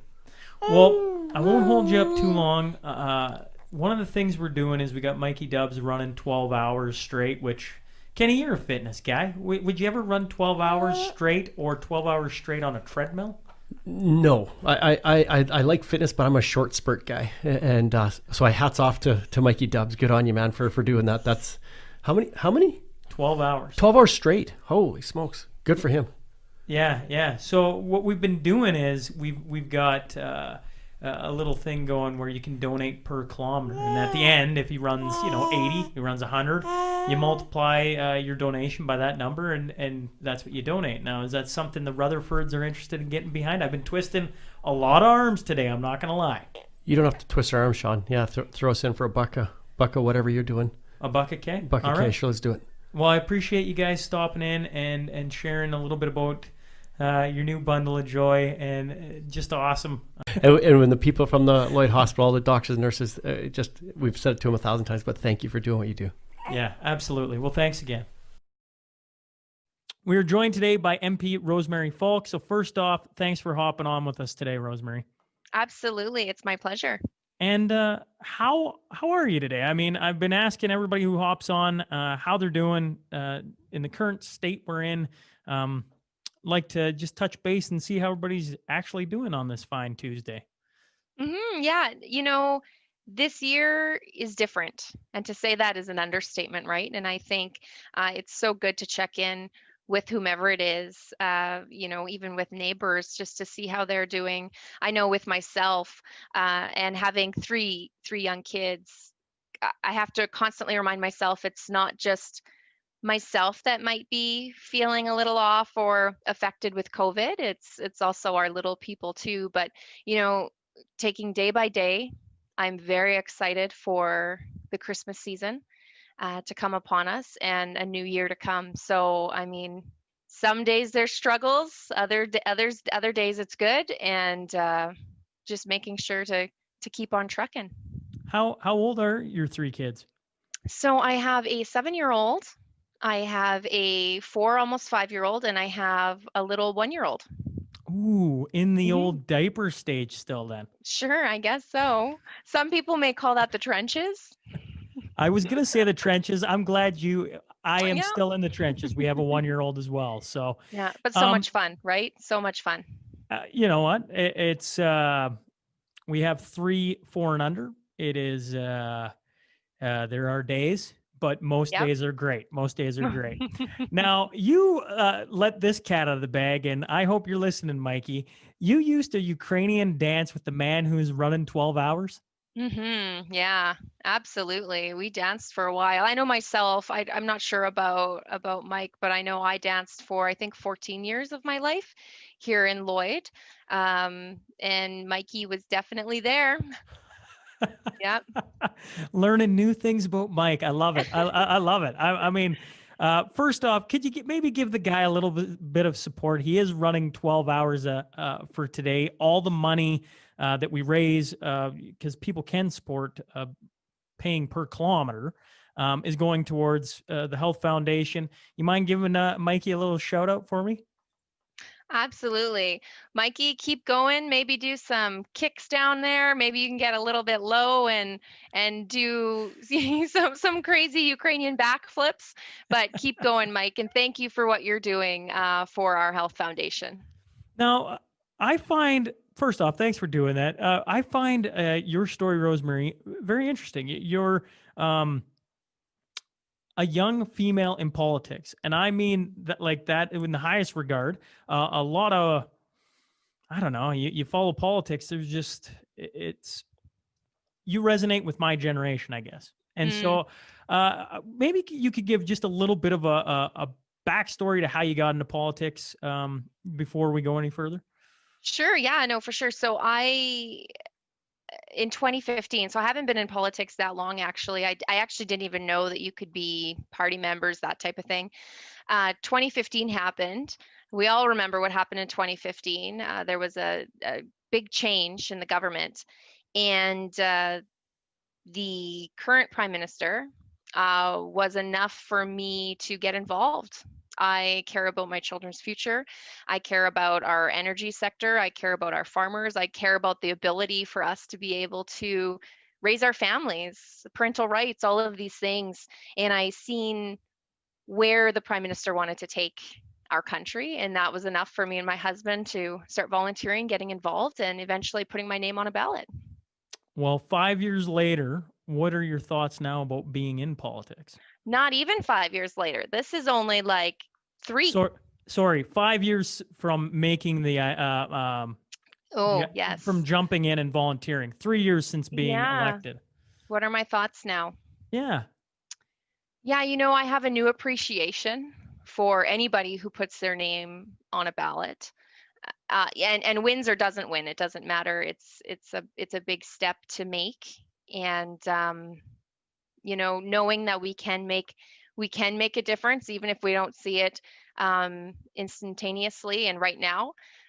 There is that possibility of helping constituents even every day. I had no idea how much, and COVID has really shone a light on this, of how we can help people on a local level so quickly, whether it's with a CRA or immigration or Service Canada services, that type of thing.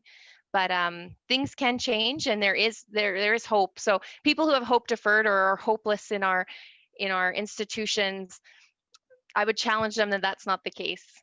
Well, my hat's off to you, because I say a lot that people who complain about politics need to get involved in it then, right? It's one thing to say something about it. So my hat's off to you for making a decision back in 2015 and then following through with it, and now be where you are. I think that's a really cool story, and I think it's something that more people should, if they're that concerned, should follow through and get involved, right? That's the only way to make change, is by getting involved. Mm-hmm. Now, and leading by example. I just want to add that note in there. I mean, we're all leaders, if we like it or not. It doesn't matter if we're parents or teachers or even just within our own school classroom. We're all leaders, because we all have spheres of influence. So how we react and how we act to situations, people are watching, and it's important to always remember that. Well, I'm glad you bring that up, because that brings us to what we're doing today. And today we're trying to, I call it the bubble of Lloydminster, right? And surrounding area. We're trying to do some good today. We're raising money for hospital and continuing care, and shedding some light on some of the personal stories from people that have grown up in Lloydminster and surrounding area, of how these facilities have impacted their lives. I know your background is in social work. Would you have a story, maybe not on that, but in maybe how the hospital has impacted your life in particular? For sure. It's so funny. With my politicalness, it's interesting. I talk a lot about Lloydminster and how we're so unique, being Canada's only border city, and the fact that it's difficult behind the scenes when it comes to Alberta and Saskatchewan and Canada and the feds and all of that. But what's so interesting about Lloydminster is it doesn't matter what side of the border you live on. You're born in the Lloydminster Hospital, which is on the Saskatchewan side of Lloyd. And I think when we break that down, every single person has utilized the hospital at some point, whether it's birth, broken arms, everything in between, all the way up to the end of life. And I had all three of my children here in Lloydminster. My mother too, actually, she had passed away early in the year, but she had care at the hospital, but also at one of the long-term care facilities. And just to have the compassion and the empathy that many of our nurses, but not just our nurses. I mean, this goes into an interdisciplinary team, right? If it's the social worker, the nurses, the care aides, the doctors, all the way to the support staff. I mean, this is all an integral part. And to be a great anybody in that interdisciplinary team, you need empathy and compassion. And it is something absolutely that we'd experienced within Lloydminster. Well, I appreciate you sharing, and sorry to hear for your loss. That's a loss of a loved one for sure, and anyone that's that impactful on life, as we all have mothers. Thank you for sharing. Once again, it's the tough thing about the world we live in, Rosemary, where you can't reach out and hug somebody because you're sitting on a television screen away from each other. But absolutely. I appreciate you sharing that. I appreciate you hopping on with this. Before I let you go, I got to know, the little Sask boy in me wants to know, speaking at the House of Commons, all these videos that come out on social media, is it that bizarre, or is it a surreal experience? You've been able to go there and speak several times. What is that experience like? Well, it would be an understatement if I said that I'm in awe. When I walk on the floor of the House of Commons, it's an absolute honor. Nobody else in my riding of Battleford's Lloydminster has the opportunity to step on the floor of the House of Commons while the mace is in there and we are actively in session. So I do not take my responsibility lightly at all. I understand that I have the privilege and the honor to step on that floor and debate, whether it's with the Prime Minister or the Cabinet or other opposition members. But to think of, the greats that have also walked on that floor. I think of John Diefenbaker. I mean, these people, they walked the halls of Parliament, and I have a great respect for the institution of democracy. I know there's a lot of countries that don't have that, but it is an amazing place to go. After COVID, I definitely want to, because we're so far away from legislatures or the House of Commons, for example, Parliament, it seems so out of touch for us out here, because we farm and we take oil out of the ground and we do life. But I really want to encourage, once restrictions are lifted and that type of thing, definitely come down to Ottawa, come see a session in the House of Commons, come to a question period, get a tour of the place, and come visit me. And I would love to see you. Awesome. Well, I appreciate you hopping on and sparing us a little bit of your busy schedule, and just all the best, and stay safe on your end. Absolutely. You as well. Thank you. Mikey, on one of his pee breaks, just ran by and says hello to you all. I'm sure he'll be back on screen shortly. A couple of things. Once again, we've been trying to update on totals. $84,000 is what has come in now. So that number continues to skyrocket up. Going back to Richardson's Jewelry Power Hour.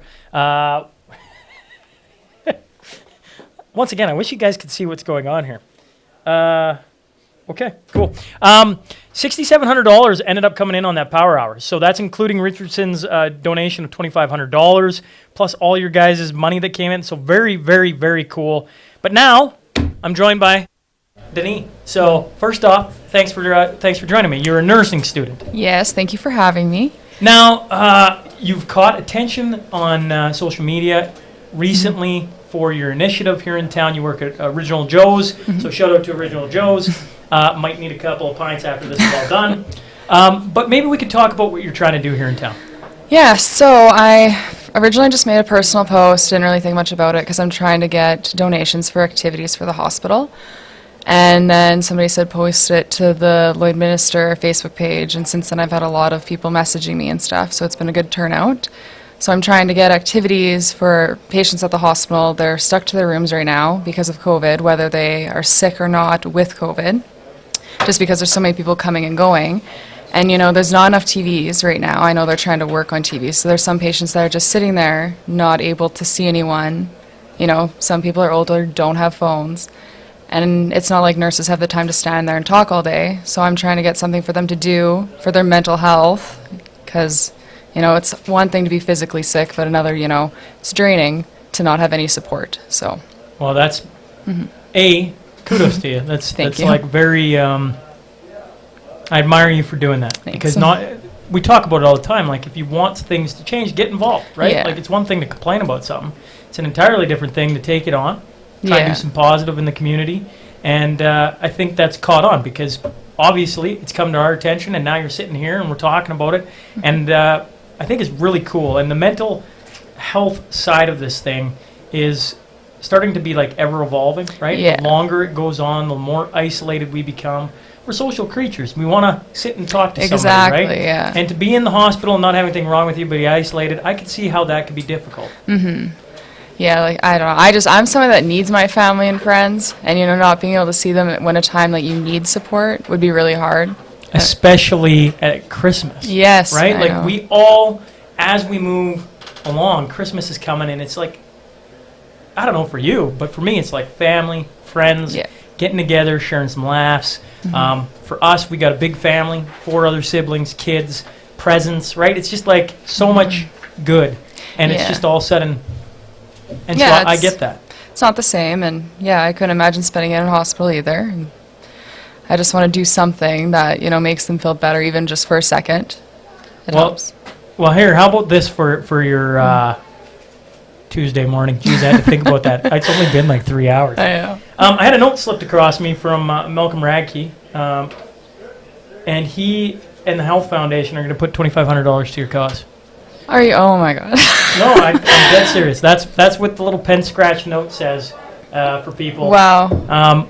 That's why I was chuckling. I'm like, well, that's what we're doing today, right? We're doing some good, and that's why I'm so excited to be a part of it and have you come in and sit here and just share a little bit about maybe what can people do to help you with what you're trying to accomplish. To help me, so actually at Original Joe's we have like a physical donation drop-off site. If anyone wanted to donate activities, like even just a deck of cards, like the littlest things, it doesn't, there's really no restriction to it.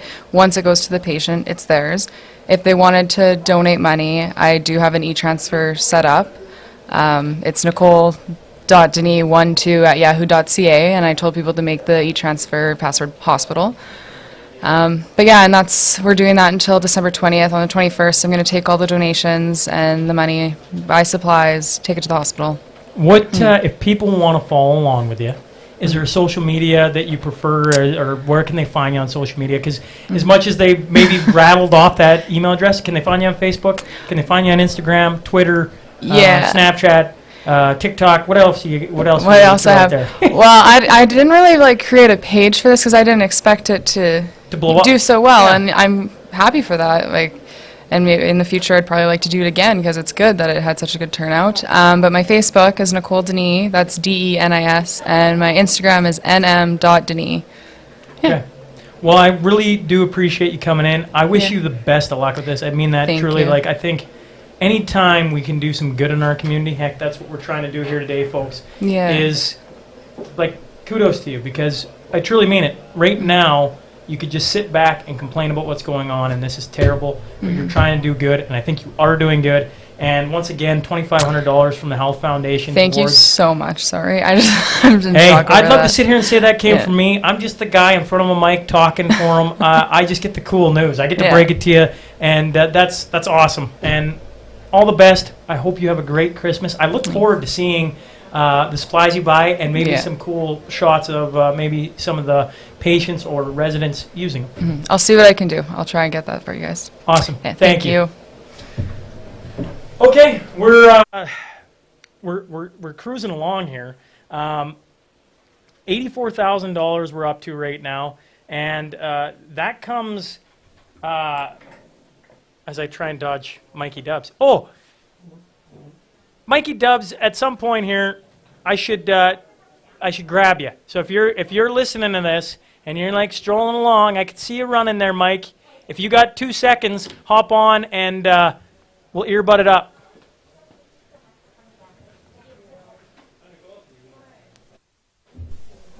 You got 2 seconds, hop on and we'll earbud it up. How's Mikey doing? Right. Did you hear that story? Yeah, a little delayed. So Nicole Denis is raising money and getting donations for residents that are stuck in the hospital and have nothing to do. And so the Health Foundation just donated $2,500, and I just think that's really cool. A resident here in Lloyd doing exactly what we're doing in a different way, Mike, trying to Love do it. some good for the people in the community. That's really sweet. How are you doing? Where are we at for $1 per kilometer? Oh, you know what? I tell you what. How about I find that out? I actually don't know. Quick Dick McDick donated $10 a K, What a and the dude. Brothers Roundtable donated another $9.60. So that's $19.60 before I know anything else. I'm sure that number is way higher than that. I know this. We're at $84,000 on the day. That's awesome. Yeah, man. Well, where are you at distance-wise? 30, I can't tell you. No, I'm 5 minutes behind what you guys are recording, so I'm at 33. Okay, cool. Well, I got the next guy in, so I'll touch base with you in an hour. Yeah, I got a meeting I got to go to. Beautiful. Still working.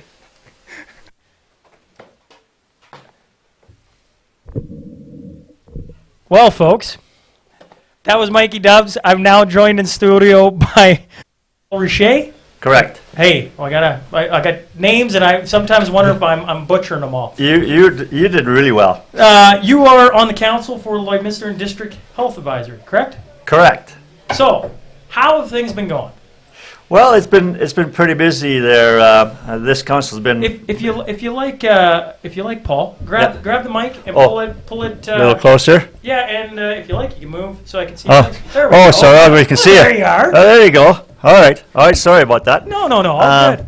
Yeah, I've been on this council for a year now, December, and I was appointed by the city of Lloydminster by the mayor, and I think this council's been around for a few years now. I don't quite know that it was replaced from a different prairie, before that Yeah, the health well, health association changed. What have you guys been dealing with currently? Like, the world has changed. You say in the last year. Well, the world has changed an awful lot in the last year. What issues or what developments maybe have you been dealing with currently? Well, we established some priorities, and I've been working, and our Arts Council has been working on probably about 6 of those 12 priorities that we came up with, and some of them revolve around the renovations around the hospital and the inefficiencies around the hospital, trying to move the renal dialysis out of the hospital so we can have space for beds and isolation beds. We've been talking about the Memorandum of Understanding. That's where the two provinces have a mechanism to talk together and agree to talk together, and that's since been expired. And file sharing. There's a lot of issues with tests and diagnoses from Lloydminster that don't get accepted in another jurisdiction and get thrown in the garbage, gets redone. So patients from this area travel and they have to redo things and stay in hotels and miss appointments because of all that. That's a strange thing, isn't it? It's one of the things the border city, you know, not just healthcare just across the board, being a border city, we have, shall we say, interesting problems that the rest of Canada doesn't face. Well, and a lot of it is digital. You can talk to somebody around the world digitally or whatnot. It's not like the information's not there. It's the recognition between the governments and having the privacy people come on board and saying, you know what, this is private information, but it's going from one professional that has the same ethics to another professional in another jurisdiction. It's really no difference. It's people desiring a professional to know their information, please, and not have to redo it, and not have to pay for other costs and travel around. There's no reason for these things to be thrown away, because we're talking professionals to professionals. It's not going onto the street. I know of stories, and I know of people who carry their personal files in their car. Now, how private and how dangerous is that if there's any concern with privacy? Well, I would think there's some concern, right? And this is real in Lloydminster. Yeah. With what we're doing today, specifically raising money for the hospital, continuing care, why is it so important to Lloydminster, to yourself, to be a part of it, to come sit in here and talk today? What has touched you about coming in and sitting across from me for a few minutes to talk about things going on in Lloydminster and to help draw people into Mikey Dubs running 12 hours and us sitting here talking 12 hours and trying to raise money for our great community? Looking from the outside some time ago, I've only been on this health side at all in the last year, out of my 35-year history. And I've always felt that there was being looked after by other people, by our MLAs, by other people in councils and stuff like that. And I found out that that is not the case, that we are in danger in Lloydminster. We should be alarmed in Lloydminster and area, and they are. A group of concerned citizens who get together and really had their priorities as to housing and EMS services were just fighting on that for the last 10 years and made no grounds. So be rest assured, Lloydminster and area, we're not being looked after. So after a year, I found out that to be true, and I have all the proof. I have all the writing, and anybody who wants to know anything about that, please visit the Facebook page at Lloydminster and District Health Advisory Council. It's a kind website, but we're going to hope that we can expand an interaction with our group to really hear the stories of people who are falling through the cracks, who die because they don't get an ambulance service. We have to get ambulance services out of Maidstone often, so often that they would blow your mind. Our EMS service is less than Rainwright and North Battleford, Onion Lake, less than. So you tell me why. When you say less than, do you mean we have access to only a certain amount of emergency services? I liken it to getting the crumbs, the leftover heel of the loaf of bread. A 2013 report, the executive summary, first page, says the Lloydminster area is underserved when compared to provincial average health services, capacity, and the services provided in communities with similar catchment populations. In other words, in 2013, experts confirmed that for our area, we were getting underserved or had less than. We're just simply asking the same. So, with 2 minutes to go then, as concerned citizens of Lloydminster, if you were talking to them, how can they get involved? What can they do? It's got to go to the top. Going with bureaucrats locally is a waste of time. You have to go to the ministers and hound them. You have to get mad, and it's enough. Okay. Well, I thank you for stopping in. Before I let you go, we have that guy there above my shoulder, above my head now, running for 12 straight hours. Every step he takes raises a bit more money. What I want from you is a little bit of encouragement for Mikey as he passed kilometer 30 not that long ago. Well, that's totally awesome there, my friend. Keep her going, bud. I don't think I can do 30, but I can certainly try and do 3. I believe me, I know. I keep telling people, how long could you run on a treadmill? Most people are like, I don't know, an hour maybe, and that would be pushing it. Like that's a long time. This guy's going 12, and I try and remember that I'm feeling, the rigmaroles of sitting here talking for 12. That guy's over my head, over my shoulder, running, and that's a heck of a lot tougher thing to do than sit here and talk and have great people sit across from me. Yeah, well, thanks for having this event, and certainly that's awesome. I think we do all have to do a little bit better and get off the couch and get exercising. Awesome. You bet. Well, thank you, sir. Thank you, sir, for stopping in. Paul Richer. My pleasure. Okay, we roll on this morning. If the old door, just slide. Oh, it's a slider. Yep. Wow. So Mike was wondering how much we're up to per kilometer. $94.25. That doesn't include what he's got on his end. $94.25. So just, I don't know, he's at 30K. Somebody do the simple math for me. The simple math. Come on, Jay, you're back there. It's a good chunk. It's rolling along. $94 per kilometer. That's I'm going to rank that down, so I got that for future reference. Right now, we passed $84,000, and we are a little over 3 hours into this thing. So, to everyone who's watching, listening, I just got to give a huge thank you to from everybody on this side. Like, this has been unbelievable. They're doing their cleaning, and once we get to the next the guest. But here I got a couple donations. I just want to make sure we give a mention to First General Services. They did $5,000. First Truck Center $1,000.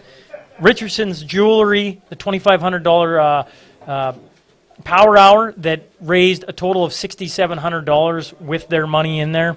Weinkauf Financial, Joe and Darren, they sat across from me for $1,000. It's been an unbelievable morning, and now I have Mr. Cam K. So thanks for sitting across from me. You're welcome. Now, I'm told you got some pretty big news for us now, too. What brings you in this morning? Well, we just want to contribute to the foundation again, and for us, it's an annual thing, so regardless of whether it's a health foundation gal or not, the money still needs to come in to support people in need, and this is about the most important thing that we can see that affects everybody, so. Well, you still haven't said the number. Agland is donating $15,000. That's correct. $15,000, folks. That's really cool. I wish I had like these fancy words to use, but really cool I think is about as good as it gets. That's a big number. In the day's scheme of things, I just mentioned we were at $84,000. Like, do the math. 99 now, right? Like, right. Why is what we're doing important to you guys, Agland? And maybe let's just talk a little bit about that. Yeah, well, for us, we get lots of requests every year for donations and contributions, and when you really start looking at it deeply, what's the most important thing out there for everybody? Like, we can do sports and we can do different things, and that's all great stuff, but at the end of the day, you get down to the basics, and it's health, and that's what everybody needs. And if we can keep a real strong healthcare system going here and have everything that people need, then that's really what the big win is at the end of the day, is that people have their health. So that's why it's important to us. So for us, it's always our first thing. Yeah, well, I like the viewers have been hearing me talk about all day. 3 kids, 4 and under, 4.5 and under. I've been in the maternity ward an awful lot. Obviously, as a man, we don't get it's all about the women in there and the children, and we're kind of helpless. But the staff does such an amazing job. And I've been repeating the story, that there was money raised that went into the hospital and maternity ward specifically in 2015. And then our last child, our third child, Casey, used every piece that went in on that upgrade. Wow. And so I look at these numbers coming in and the 15,000 that Agland's putting into this, and I just go, it's a nice number, but down the road, you just don't know how big of an impact it's going to have on somebody from our community, because guaranteed it will. Yeah. And it's just hats off to you guys for coming in and doing that and stepping up and being community leaders first and foremost. I think it's unbelievable. Well, we get great support from our customers. Otherwise, we wouldn't be able to be here today. So we're fortunate. We're in a great area with great people, and we're getting support. So we're lucky we can do it. Well, I've been asking people all throughout the day, obviously, whether it's the hospital, continuing care, if they have a story they can share on how, whether it's a doctor, a nurse, one of the continuing care facilities for our elderly, maybe there's a personal story you can just share on how it's impacted your life. Well, to be honest with you, I've been pretty fortunate myself, but my dad's gone through some tough things with cancer and whatnot. When I saw the positive impact the healthcare system had on him and got him through it all, it really opens your eyes to what they're doing out there and the fact that it's so important to support it. So, I tell you, the impact it has on, if it ain't you directly, because I've heard a lot of people say that, I've actually been pretty fortunate. I'm pretty, and that's cool, because just because you've been fortunate doesn't mean you can't donate to the cause. But you've had a roundabout way of being impacted by it, and we all have that. Yeah. Now, I got to ask, with 2 minutes to go here, you see the guy running on the screen up in the top corner there. Yeah. He's past 30 kilometers now, and he's going for another 8 hours. And I put bets on this with the brothers that he's going to go 1:15. That's my guess, which hurts my brain a little bit. Have you ever done anything that extreme, Cam? Well, if I was gonna have to raise mine or run, there wouldn't be a lot of money coming in. So no. Well, do you have a word or two of encouragement for Mikey Dubs as he continues on? I'm amazed to see somebody running like that for that long. That's just really cool. So hopefully everybody can throw some bucks at him and keep the money rolling in to keep him motivated. So cool. Well, Cam, I really appreciate you stopping in. I appreciate Agland putting up some money, like a big dollar amount, $15,000 again. Like, that's huge. And just thanks again. I hope the holidays treat you well. And just thanks for stopping in. Thank you. Appreciate it. Thanks for being here. Thank you. Yeah.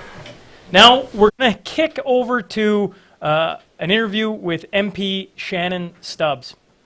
I'm joined by Member of Parliament for Lakeland, Shannon Stubbs. So first off, MP, thanks for joining us. Hey, thanks for having me. I really appreciate it. Now, I've been starting out a lot of these interviews with, how's everybody doing? How's everybody doing on your side of the world? Well, in my family and among my friends, pretty lucky. Most people I know are healthy, and most people that I know still have their jobs and are doing okay that way. And certainly that can't be said for everybody, and especially for the small businesses that are being impacted so harshly. So I'm really grateful for that. I do, of course, have some family members, like my very gregarious and social 70-some-year-old father-in-law, who does his, as he says, he's paid by the government, he's retired. And so what he does every single day, normally in his life, is, a loop through town to visit every single business and every county employee and every town employee. And so he hasn't been able to do that so much in these last few months. We've been kind of cracking down on him and saying, you're high risk and you got to stay in the house. And he's not all that happy about that. That's fair. We all have that uncle or friend who wants to be a social butterfly. I'm a social butterfly, and this is how we do it now. We do it through the computer screen. Isn't that true? How did you get into politics? I started volunteering in politics like a long time ago. I guess even when I was in junior high and high school. My mom was on the school board where I grew up. We always talked about politics at the dinner table. just like we talked about current events and issues in the news and volunteerism. And so I was interested right away. I was better at social studies and English than I was at math and sciences. And so all these things sort of came together, and I started volunteering because my parents were involved in politics with the local MP. And I just stayed like that. I, went through school and had my job track, but always stayed involved as a volunteer and a political activist in various conservative political parties in Alberta and federally. And so when the opportunity came up, the riding that I represent now, it's a new riding as of 2015. And when it was combined under the boundary changes, the MP in the north half of the riding had served for 9 years. He decided he wasn't going to run again. And the MP in the south half of the riding had served for 25 years, and he decided he wasn't going to run again. And so I pursued that nomination, and that's kind of where it started in this role for me. I always find it interesting on how people get their starts, and especially in politics, because politics is a lot of people talk about it, a lot of people complain about it, but very few get involved and try and be part of the solution, so to speak. So hats off to you, because I think getting in and trying to be a part of the solution moving forward and fighting for our area, that's a commendable thing. So first off, thank you for doing that. Now, bringing it into what we're doing today, why did you think it was important to hop on with us and support, this live stream for 12 hours where we're trying to do some good with the hospital and continuing care? Well, I think what you guys are trying to do is so important, sort of for exactly the reason you've just said. Politics is completely dependent on people getting involved, and so are our communities, and so is the sustainability of public services and public programs and not-for-profit programs. And so I just am happy to help in any little way I can to contribute to your efforts. And I just really want to commend and thank you guys for what you're doing. It's an important thing, maybe this year more than ever, but every year, for you to be raising this kind of awareness and taking this initiative to really engage people personally and show them that their individual contributions can make a difference. Yeah, I agree.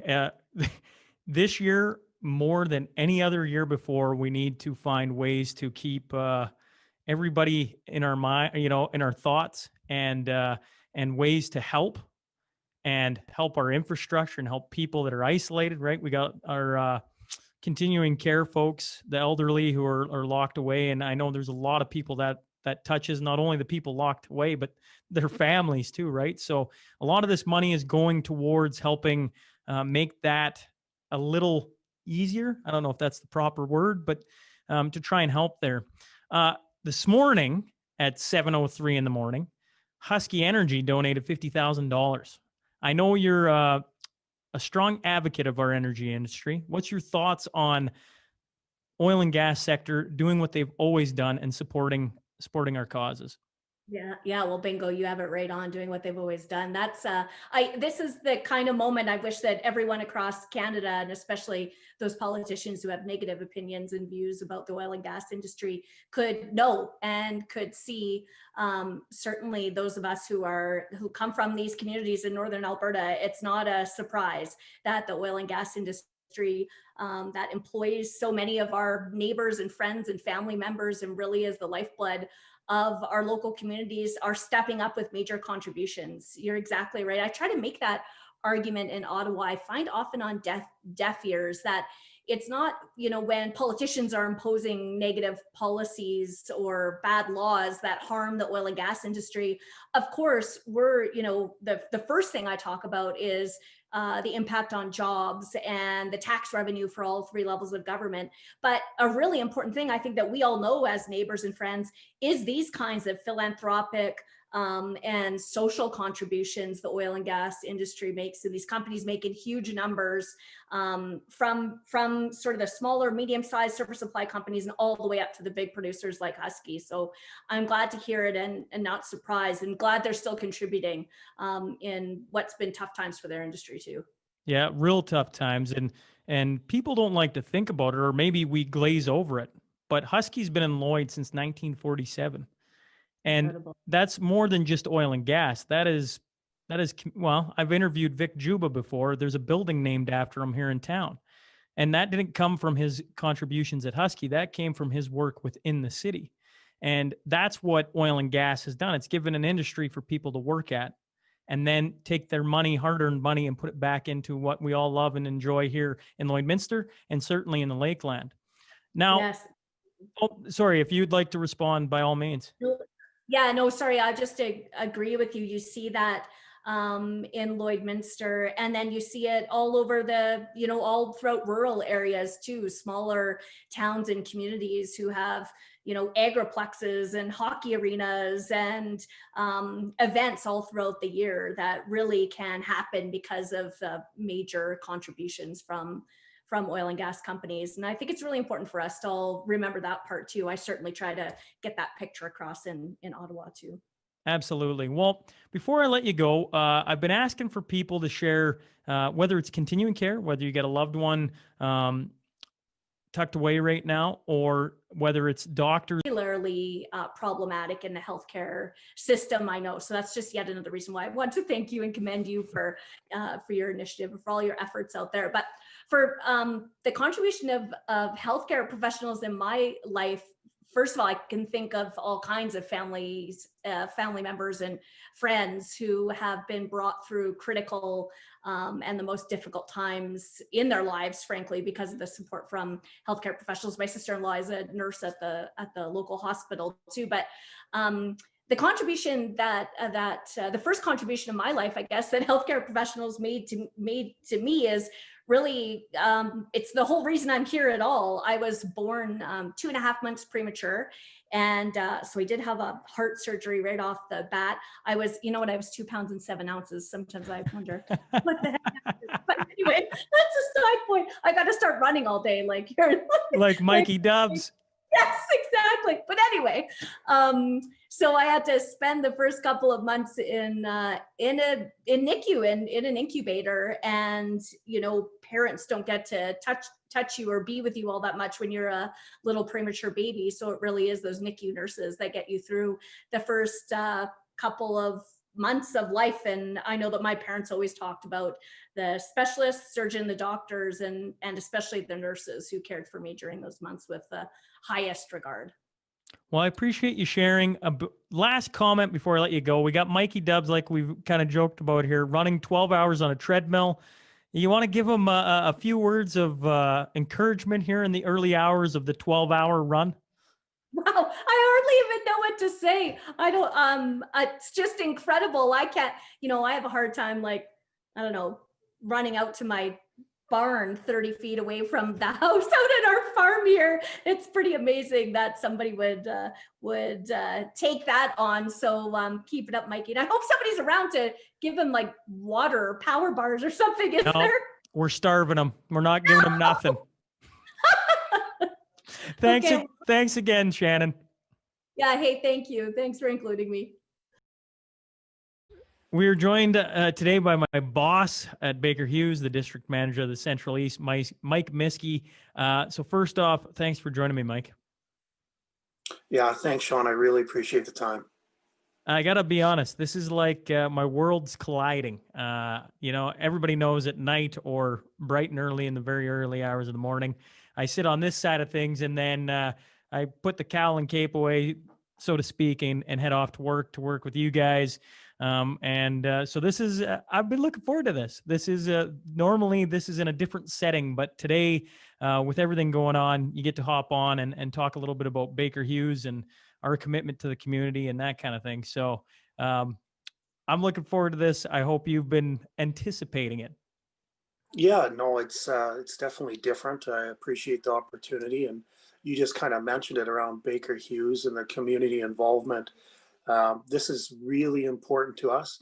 There was a point in time, I guess, when Baker Hughes, we were involved in the community where people would come and ask for donations and little things like that. And when the oil industry was in a better shape, we could do a lot more of that. And in the last few years, things have been really challenging. And what I really trying to get the guys to do, and yourself is probably a great example, is get out into the community and support the community in different ways where it's maybe not a financial amount, but perhaps you're helping the community with coaching hockey or doing something like you're doing today with the Health Foundation. So this is real important to me. I'm glad you have the opportunity and time and flexibility to go do stuff like this, and I applaud you for doing it. It's a great thing.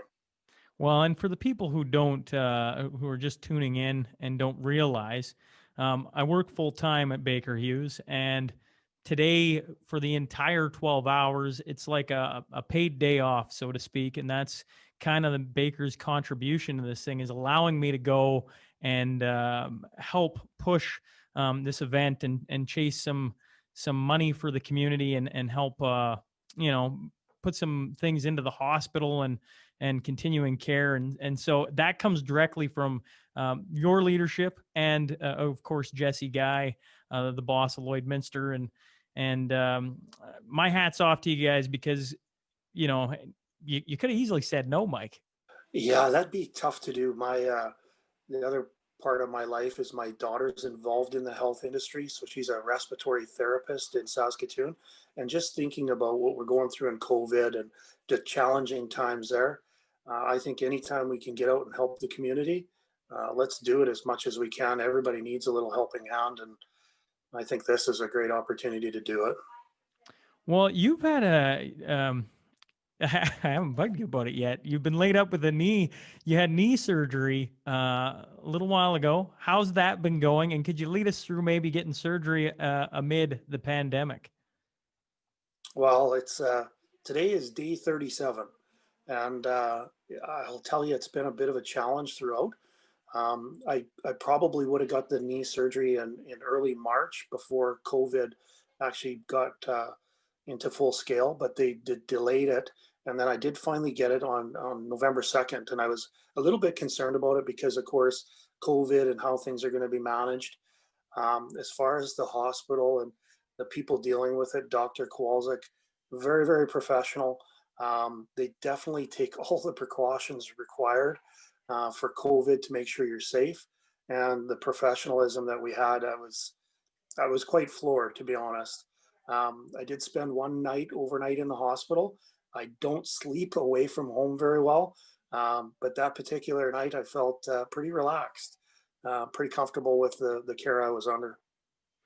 Well, before I let you go, we have Mikey Dubs running 12 hours today, and so he's putting in a shift, so to speak.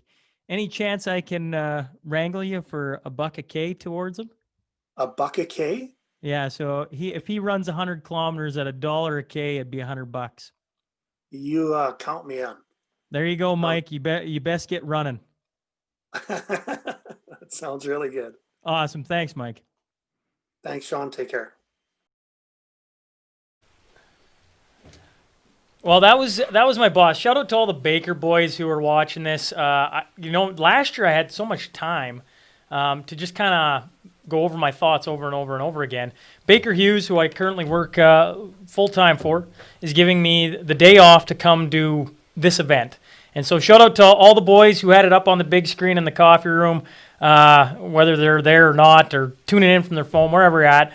Miss you boys, and I'm glad you guys are supporting. That was my boss, Mike Miskey. He did have to give me the day off. I don't know how he could have let this down. I'm now joined by Anna Wandler. So first off, thanks for coming in and sitting across from me. Well, thanks for having me. Now, we're trying to convince people. Mikey Dubs is running. Mm-hmm. He's up to $94 per kilometer. We're trying to get to 100. So if anyone's watching this, maybe we can have a buck or two come in. I'm just saying. I'm talking to you folks. All right? Now, let him go. Deanna's all worried, folks. She's all like, oh, I don't know. There's cameras and stuff. But I'm excited to have you in. This is super cool to get you in here. Why did hopping on and coming in to talk from across from me, why'd you say yes? Well, who says no to you? But it does mean a lot to me to be a part of this. Any chance, both the businesses that I represent here today, Read and Write and The Source, any chance we have to team up with the Health Foundation and their fundraising initiative, we're honored to do so.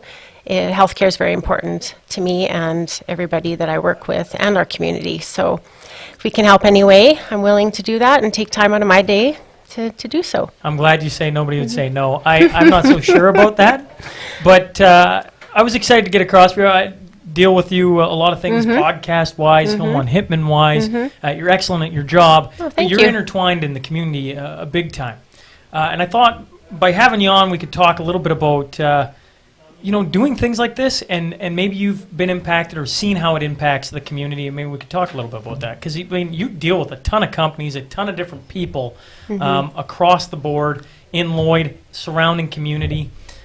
These initiatives go right back to our infrastructure, and it's like super cool to watch. Oh, and yeah. It's kind of like you can't see it physical today, but in a couple of years or in 6 months, all of a sudden it'll be there and you'll get to see it. And I just think you being ingrained in our community, you've probably seen some things over your time. Oh, yeah. I was born and raised here. Both my folks were born here, raised here, and grew up here. And I guess from my point of view, I did serve on the committee, the Gala Committee Board for the Health Foundation for a number of years, and did participate in sponsorship, but I guess I didn't really understand. I didn't have to be, it didn't impact me, fortunately.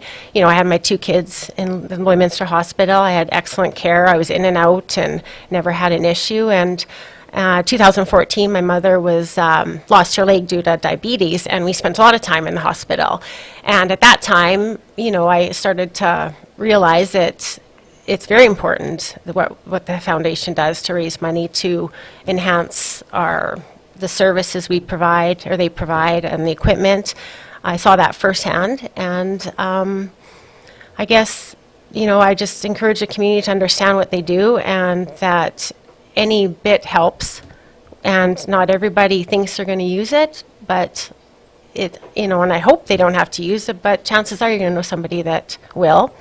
And the long-term care. Both my grandmothers worked in the long-term care facilities in Lloyd, as my mom did as well. And so just what they're doing here today and trying to raise money to bring our backbone of our community, the elderly, a little bit of something to look forward to.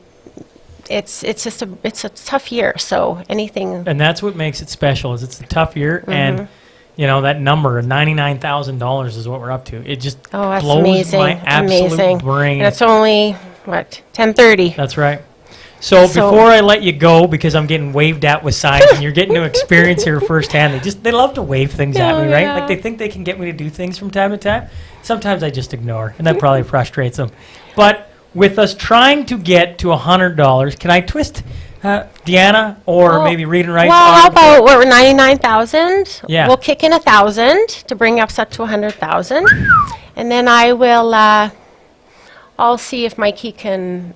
I'll do $1 a kilometer and a see. bucket cake. Yeah. That's cool. That's cool. Bucket cake. Well, I appreciate you coming in. Thank you. And sitting across from me. This is super cool. I get to say that to a lot of people today, because it's the is super podcast cool. is Yeah. this podcast, you get a guest every so often, and it'd be fun to sit down with a lot of people. Oh, yeah. Got Well, you're the perfect guy for the job. 12 hours of talking. There's no problem there. Well, we got a cool one coming up. Oh, they're all laughing at me now. We got Ron McLean coming up. So Awesome. that's where we're going to kick it to. Thanks again, Deanna, Thank for you. hopping on. And thank you so much for You your betcha. donation. Thank you. I want to bring on Ron McLean. Huge honor to have you on. I appreciate you hopping on with us today to support this cause while we raise money for Lloydminster's gift to the health Radiothon. So first off, thanks for joining us, Ron. Well, the feeling's mutual, Sean. I just so greatly admire what you're doing. As I was telling you, in my little broadcasting career, the secret of success, sort of, was to think of the other. Get out of yourself and think of the other and why you're doing it in the first place. It's to entertain. It's to make people's day. And I think, honestly, I've often equated what we do, even my refereeing, I equate with being a doctor or a nurse. Bedside manner is kind of the formula I use. How are you at the bedside of somebody who's going through possibly trauma, certainly could be ill health. So good for you, and happy to be here. Hey, not to bring good old referees. They get crapped on an awful lot at the hockey game.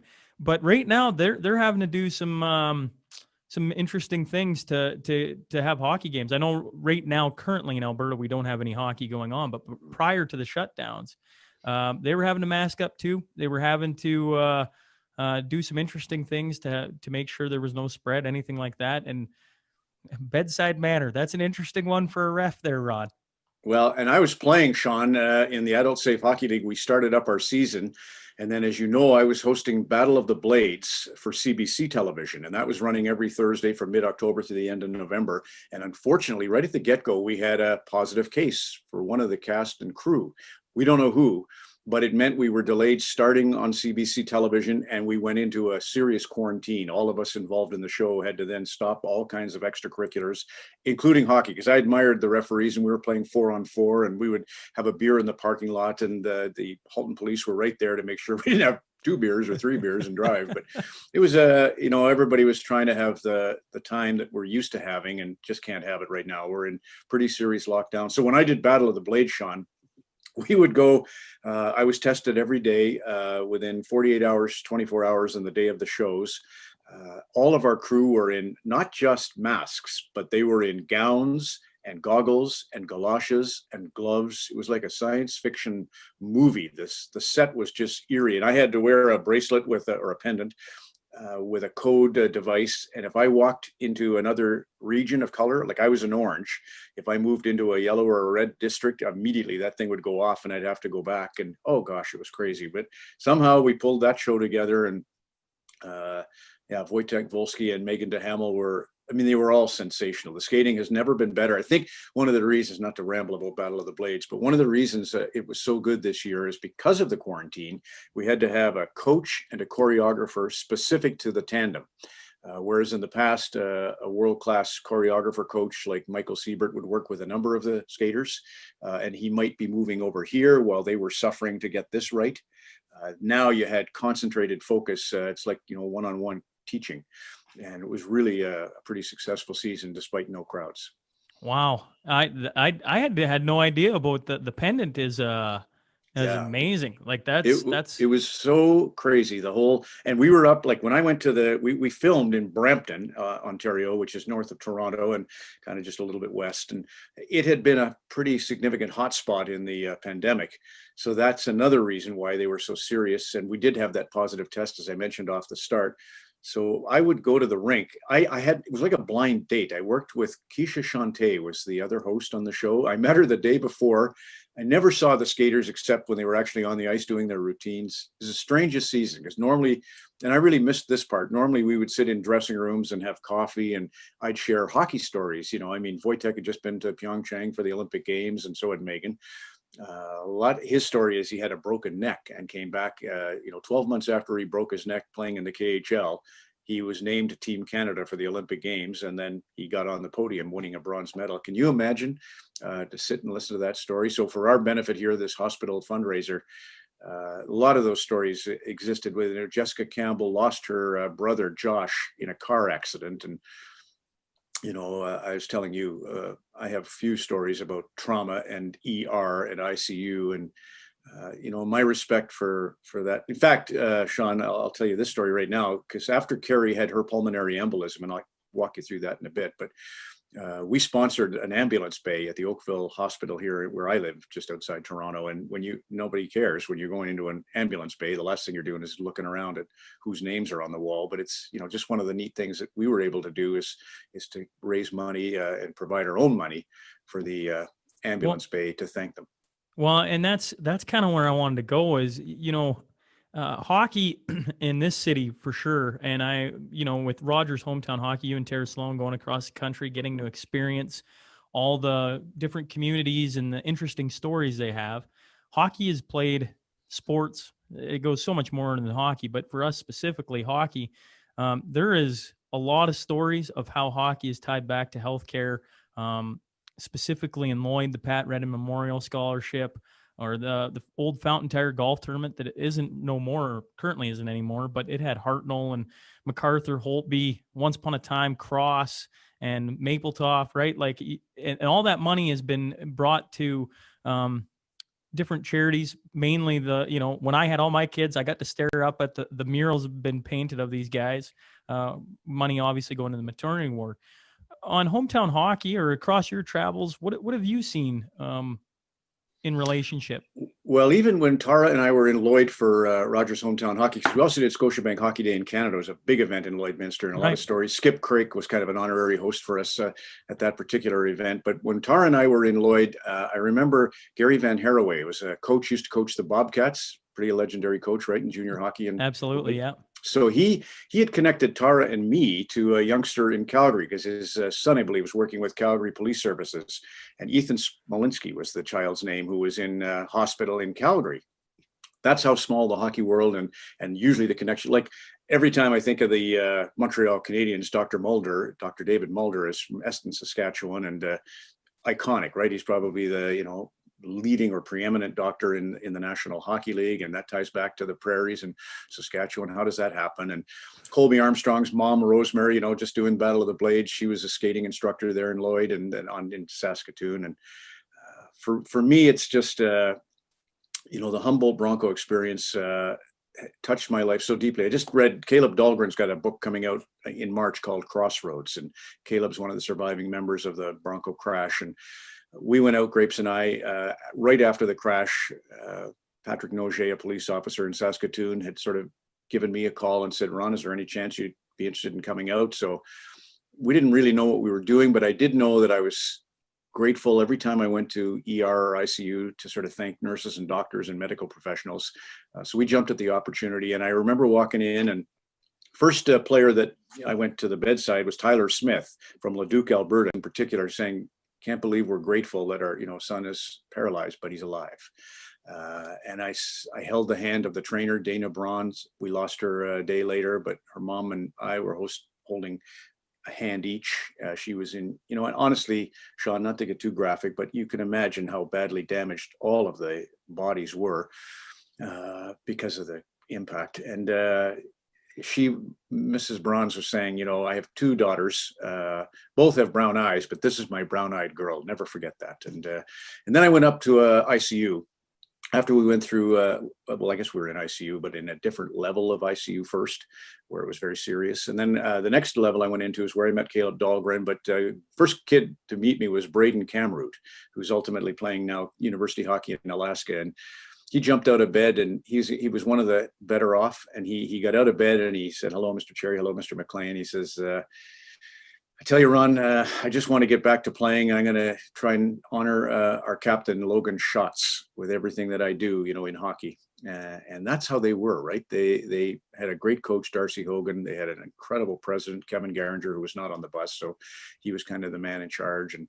But I'll never forget ICU at Royal University Hospital, that one. And I won't forget ICU and ER when my wife had what's called a pulmonary embolism, which is a blood clot to the heart or lungs. When that happened to her in 2012. And then there again, hockey. So Carrie, I go off to play beer league hockey at 6:30 on an evening at a rink about 15 minutes away, not even 5 minutes away. And Carrie starts to feel gravely ill, and she has, God knows why, but the wisdom to call 911. And she's at the top of the stairs when the firefighters, 4 of them, blow through the doors, and 2 paramedics, and they say, what have you taken? They thought she was on some kind of drugs or something and having an overdose. And she was purple. And so they immediately grabbed her by the feet and held her upside down. And she says, I don't remember the ride over to the hospital, which was close by. So then I'm on the ice, if you can believe it, in the middle of a shift in a beer league hockey game. And I look at the bench, and there's a bunch of firefighters going to our bench. And I think, oh God, Rob Sieber, Bill Beasley, 2 of my buddies, both have previously had heart attacks, probably having a cardiac event on the bench, but they were looking for me. And they said, Ron, we just delivered Carrie to the hospital. You should get there. Take your time. It's not so serious, but it was serious. They were just lying so I wouldn't get in a car accident. And I got there to ER, and Dr. Enamder and Dr. Warren were dealing with Carrie, 9 nurses. Like the whole bay of ER was focused on my wife, Carrie, who was 50 at the time. And they were doing portable ultrasound, portable defibrillator standing by, portable x-rays, catheter insertion, all kinds of. I stood at the foot of the bed and held a hose that blows warm air into like an astronaut blanket, a aluminum foil blanket that was on top of her. She was frozen. Her O2 was down to 30, and her I don't know what her O2 was, but her blood pressure was down to 30/15. And her O2 they couldn't get. She had fake fingernails, and they couldn't get a good reading. And they couldn't take her to a CT scan. She was so serious. And I remember Enamder, just walking me through the diagnostic tree, and he was so calm. And I'll never forget, he had his arms folded, and he's trying to determine whether she was having a blood clot or the opposite, an aneurysm. She was presenting more, believe it or not, like she was bleeding internally because she didn't have a swollen left leg or either leg. And they figured it out that it was a blood clot. The portable ultrasound machine, which had just been purchased by the hospital through fundraising, so there's how important it is. They could see that one part of her heart was enlarged, and that meant clot. So he calls for a thrombolytic, which I thought was going to be a tracheotomy. I was waiting for them to cut her throat. And anyway, it was just a drip administration of drugs, and 3 nurses had to, probably warfarin or heparin or one of these drugs that busts blood clots. And he walked the nurses through it very coolly. He asked me how much does Carrie weigh, because that was part of it, for the dosage, and I didn't know. And that was, kind of a concern. But I was cool because I thought, I didn't know what a PE was, pulmonary embolism, and they all seemed so professional that I was assured. Anyway, he says to the nurses, he says, Dwayne, we're doing a thrombolytic treatment. Only nurses and doctors will find this interesting, I know. But Dwayne, what is your drug? What is your dosage? And what is your order of administration? All right, Sarah, what's your drug? What is your dosage? And what is your order of administration? And Helen, what is yours? Which was, I think, just a saline solution. And he went back and did it again. He says, Dwayne, now let's just be clear. What's the drug and what's the dosage?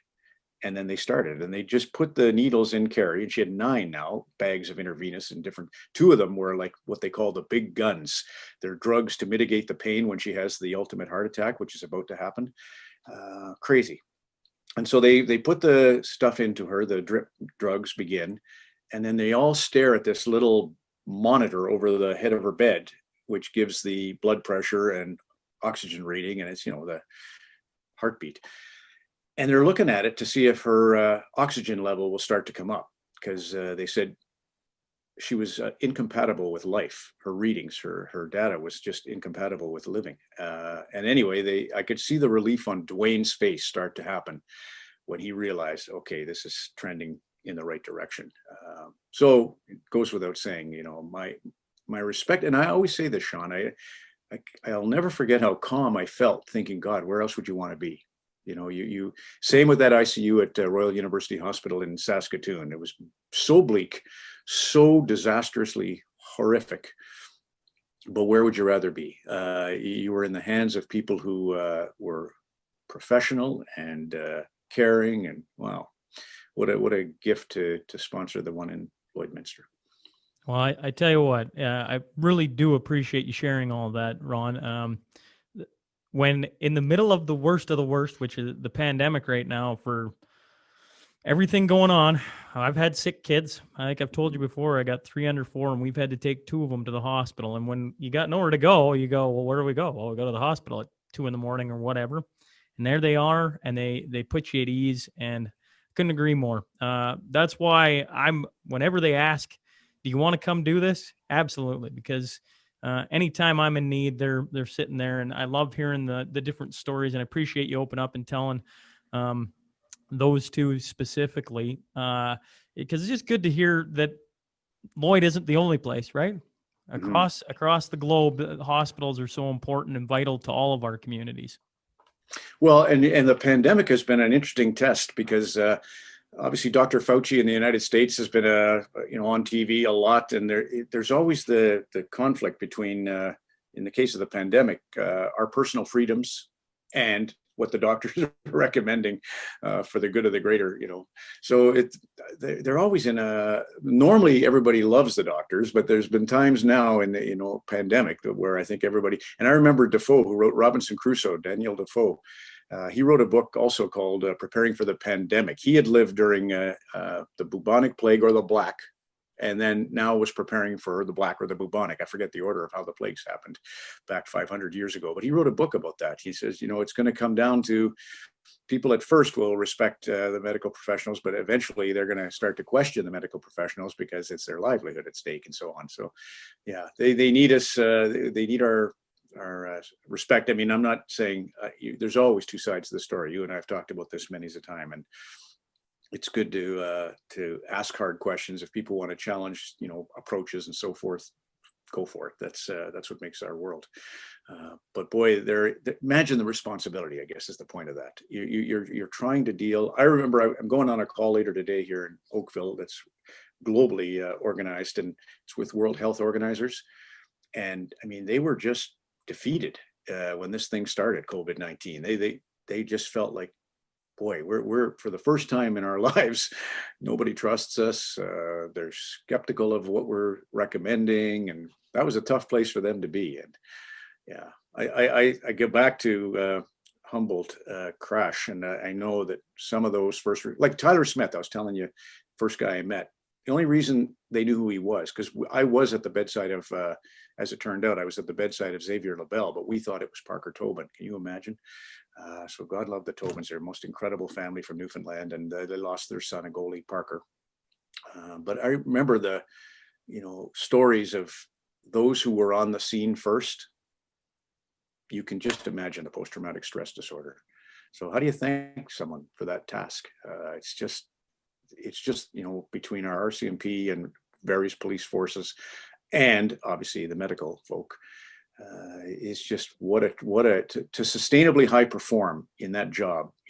They must park it. There are skill and coping mechanisms, but it's just worth every penny what we're doing here today. Well, that'll lead us right to my final thing. I got the guy running 12 hours. I've been twisting everybody's arm if they're interested in donating a little bit of money.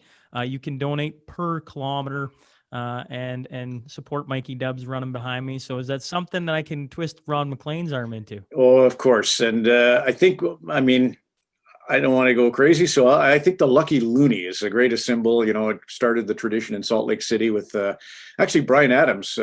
His first recording contract was for a loonie. So $1 seems to go a long way in Canada. Penny Alexiak had a Lucky Looney implanted in the swimming pool in Rio de Janeiro, and you know how well she did. And Jan Hudek, he had a Lucky Looney at the base by the flagpole at the finish line, and he got on the podium at the Olympic Games. So a Lucky Looney, okay. How's that sound? That sounds great, Ron. Really appreciate you hopping on and doing this and sharing some stories, and all the best here in the future. Thanks a lot, Sean. And give my love to, everybody, the MacArthurs, the Reddens. I'll miss somebody, but the whole piece, too many good friends out there. But thank you. Pleasure. Okay. Well, we're joined now by the CEO of the Lloydminster Co-op, Leanne Hawes. So first off, thanks for hopping on here. Yeah, you're welcome. Happy to be here. It's a pleasure. Well, you guys have some big news. You're donating $5,000. The Lloydminster Co-op donating $5,000 to our event. First off, thank you. That is a huge number. Why is what we're doing here so important to your team? Yeah, so certainly the co-op has a rich history here. We've been around since 1914, and one of the values that we hold is supporting certainly our founders and the seniors in the community. And we saw the list of initiatives this year, and we support a lot of things the Health Foundation does, and certainly with the spirit and intent of continuing to support that seniors contingent in our community, it was really important. Yeah, you talked a little bit earlier about a couple of the different things you have going on, trying to, with the seniors and isolation and just that connection loss. You were mentioning to me before we started about a couple different things you're trying to do to make it a little better for them. Could you maybe speak a little bit about that? Sure.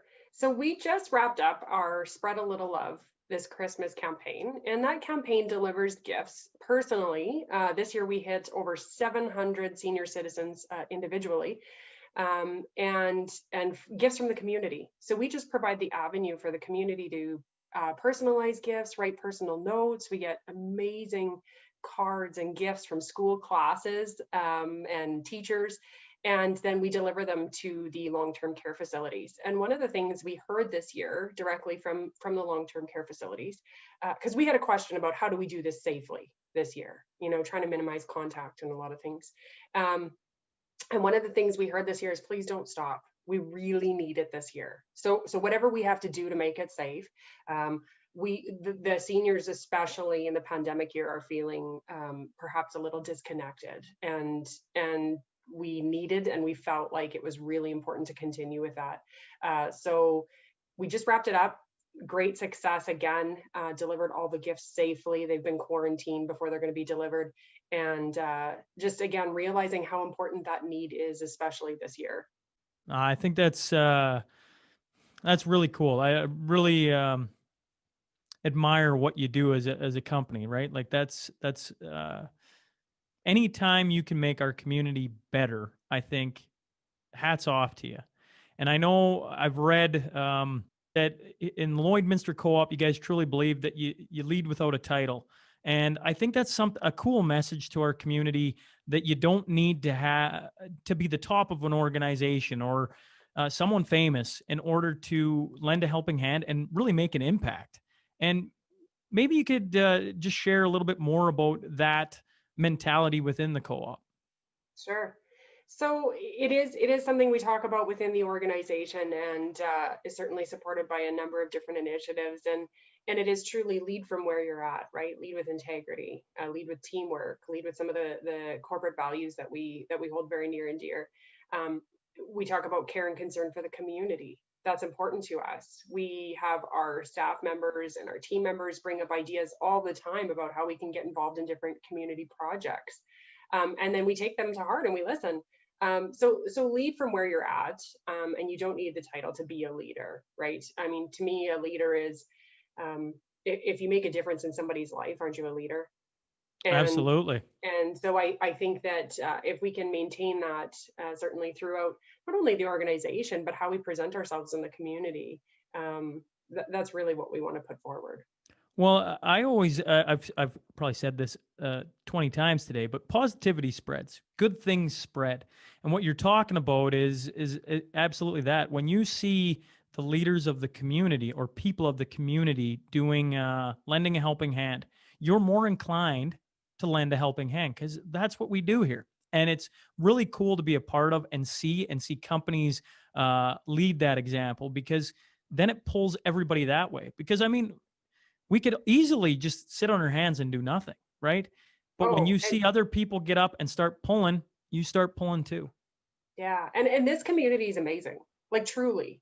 When you look at how we rally around, causes or initiatives or anything, the community pulls together. It's incredible. Well, as you know, I get to interview a lot of the local community, and I get to hear about it. And now I truly mean this, a feather in your guys' cap on your side. I get to see it now, and it's one thing to hear about it, but it's another thing to be right in the middle of it and be a part of it and see, what we're doing today, raising money for the hospital once again, and seeing where that may lead for the hospital and for people to be impacted by that. It's so cool. So I really, really appreciate what you're doing for not only today, but for the seniors here in town. Excellent. It's a pleasure. Again, it's a pleasure. I mean, and we're all just, it's the degrees of separation, right? You never know, right? It could be one of your team members who's got a family member there, or one of your own, and not just in the senior centers, but potentially, obviously, that uses our health system as well. And so it's really important, I mean, that we all look out for one another. Before I let you go, I've been asking everybody if they have a personal kind of story of how maybe the healthcare system or healthcare workers, whether we're talking the hospital, continuing care, has maybe impacted your life. Would you have something you could share to the viewers? Yeah, I mean, I could come at this multiple different ways, and for me, it's even within our healthcare system. I mean, we've got staff and team members that are, have spouses or family members that work within the healthcare system. It's really important to us as well that we take care of, the whole family unit. For us, again, my own family, my own personal children and husband, and we've had to use the Lloydminster Hospital and the health services in this community, and I can't imagine what that would be like if it wasn't available, if we needed it, or the services weren't available if we needed it, and it's very near and dear to my heart. So. Well, thanks again, Leanne, for joining us. Thank you so much for supporting this, and all the best here in the future, and stay safe on your side. Merry Christmas. Thank you, and to you. Well, we're back. You can see Mikey still going strong here as we start into hour 4 or hour 5, I guess. I got to do my math here, folks. We just heard from Ron McLean. Ron McLean donating $1, which is really cool. We're up to $96 per kilometer with Ron's buck for Mike. So every kilometer he runs, we're up to 96. What we want out of you folks that are watching, $4. Let's get on it. Let's get a dollar from 4 people. Let's get up to that $100 per kilometer. That'd be really cool. The new total is 103,000 is where we're at. And a couple of things. We were wondering, we've been monitoring social media. I'm getting throwing numbers at me. 62 shares. And so what we'd like to get up to 100 shares. So if you're watching right now, make a couple shares. Get us up to that 100 share mark by, 15 minutes from now. And let's check in again and see where we're at. A shout out to the grade 7s at St. Joe's who are watching. Glad I'm in your classroom. Never thought I'd be a teacher, AJ, sitting in the back. I didn't think I'd be in the classroom anytime soon. So thank you for that, Mrs. Foster, who's got me tuned in there. Now I'm joined by Graham Brown, the president, Concerned Citizens for Senior Care. So thank you for coming in. You're welcome. Glad to be here. Now, it wasn't that long ago, me and you sat down, and I sat and we had a chat about your life story and the Lloydminster Yes. Archives project. Yes. So we're getting to know each other quite well, aren't we? Yes. Now, with everything going on with isolation, seniors care, why don't we just start with maybe a little bit about the Concerned Citizens and just your thoughts on where we're at. Well, our organization has been going for quite a few years, and it all kind of stemmed from a couple of people, like Dr. Raf Saeed and Rod Sellers, who were quite concerned with long-term care beds and not near enough in our community.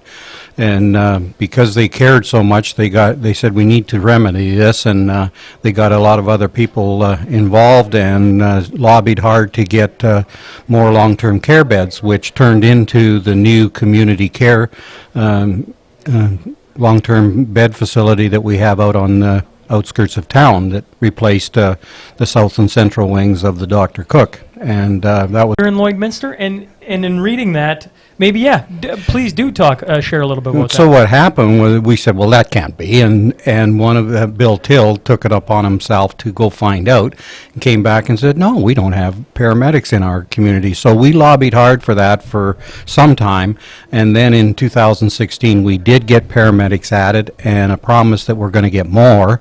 The one other thing that became very obvious quickly was that we had 2 sets of protocols for the ambulance attendants.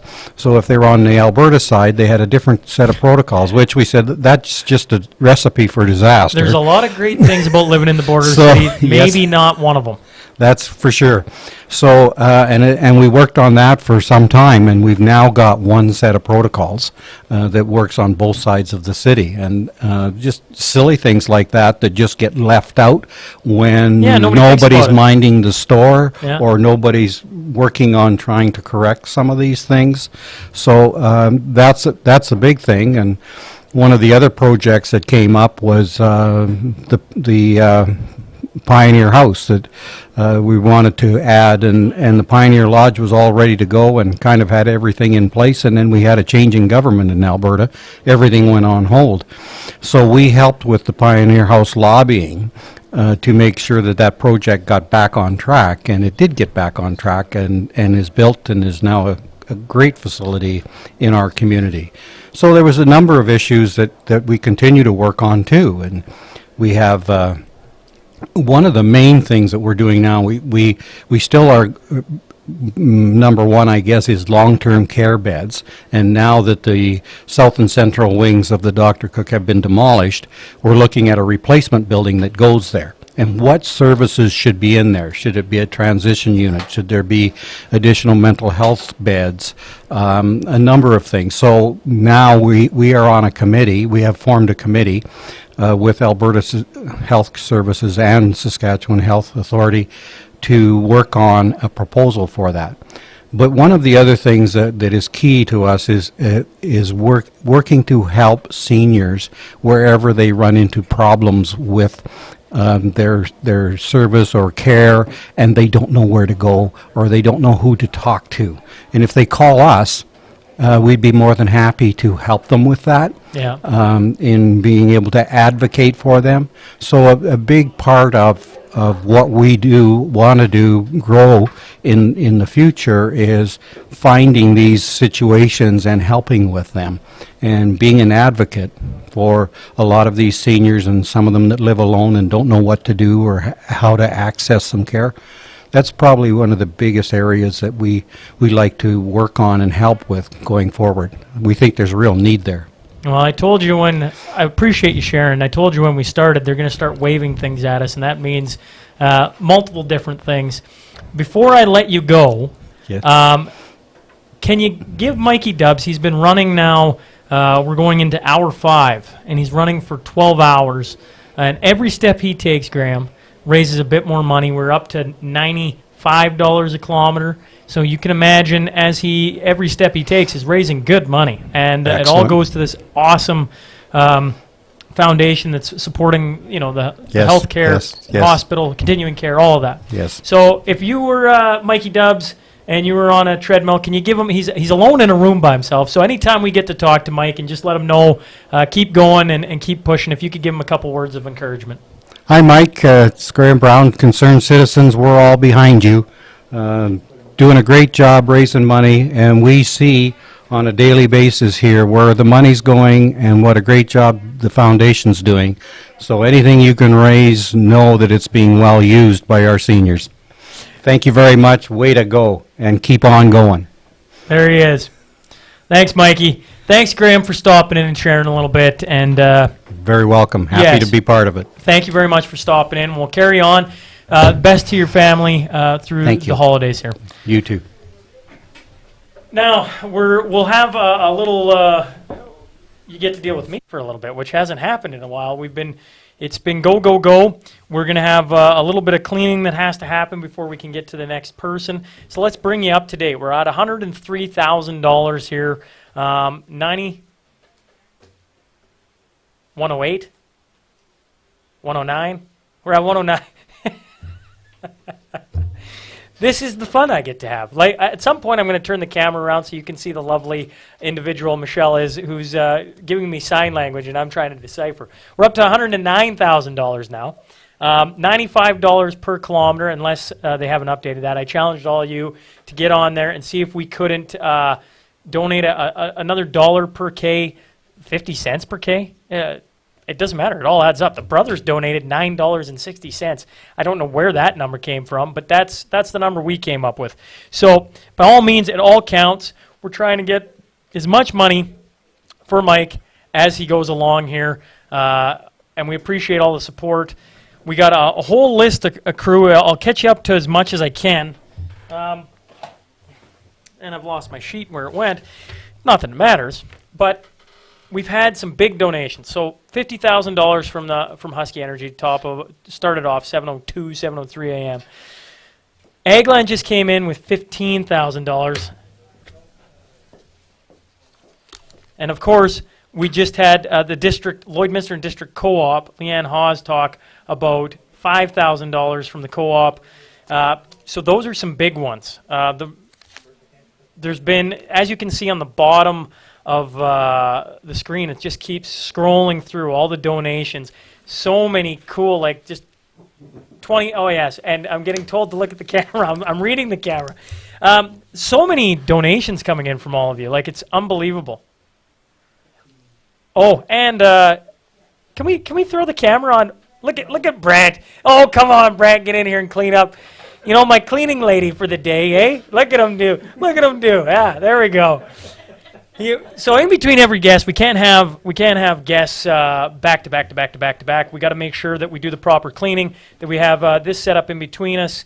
And obviously, I was just saying about Mikey, as he, he gives a thumbs up and the heart and everything as he runs. He's in a room by himself, and he's isolated away from everybody else.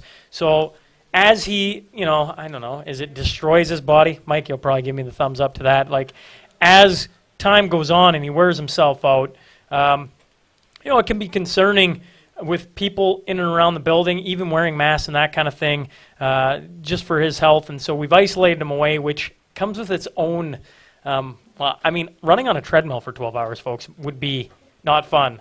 Running on a 12 hour for 12 hours in a room by yourself would not be very fun.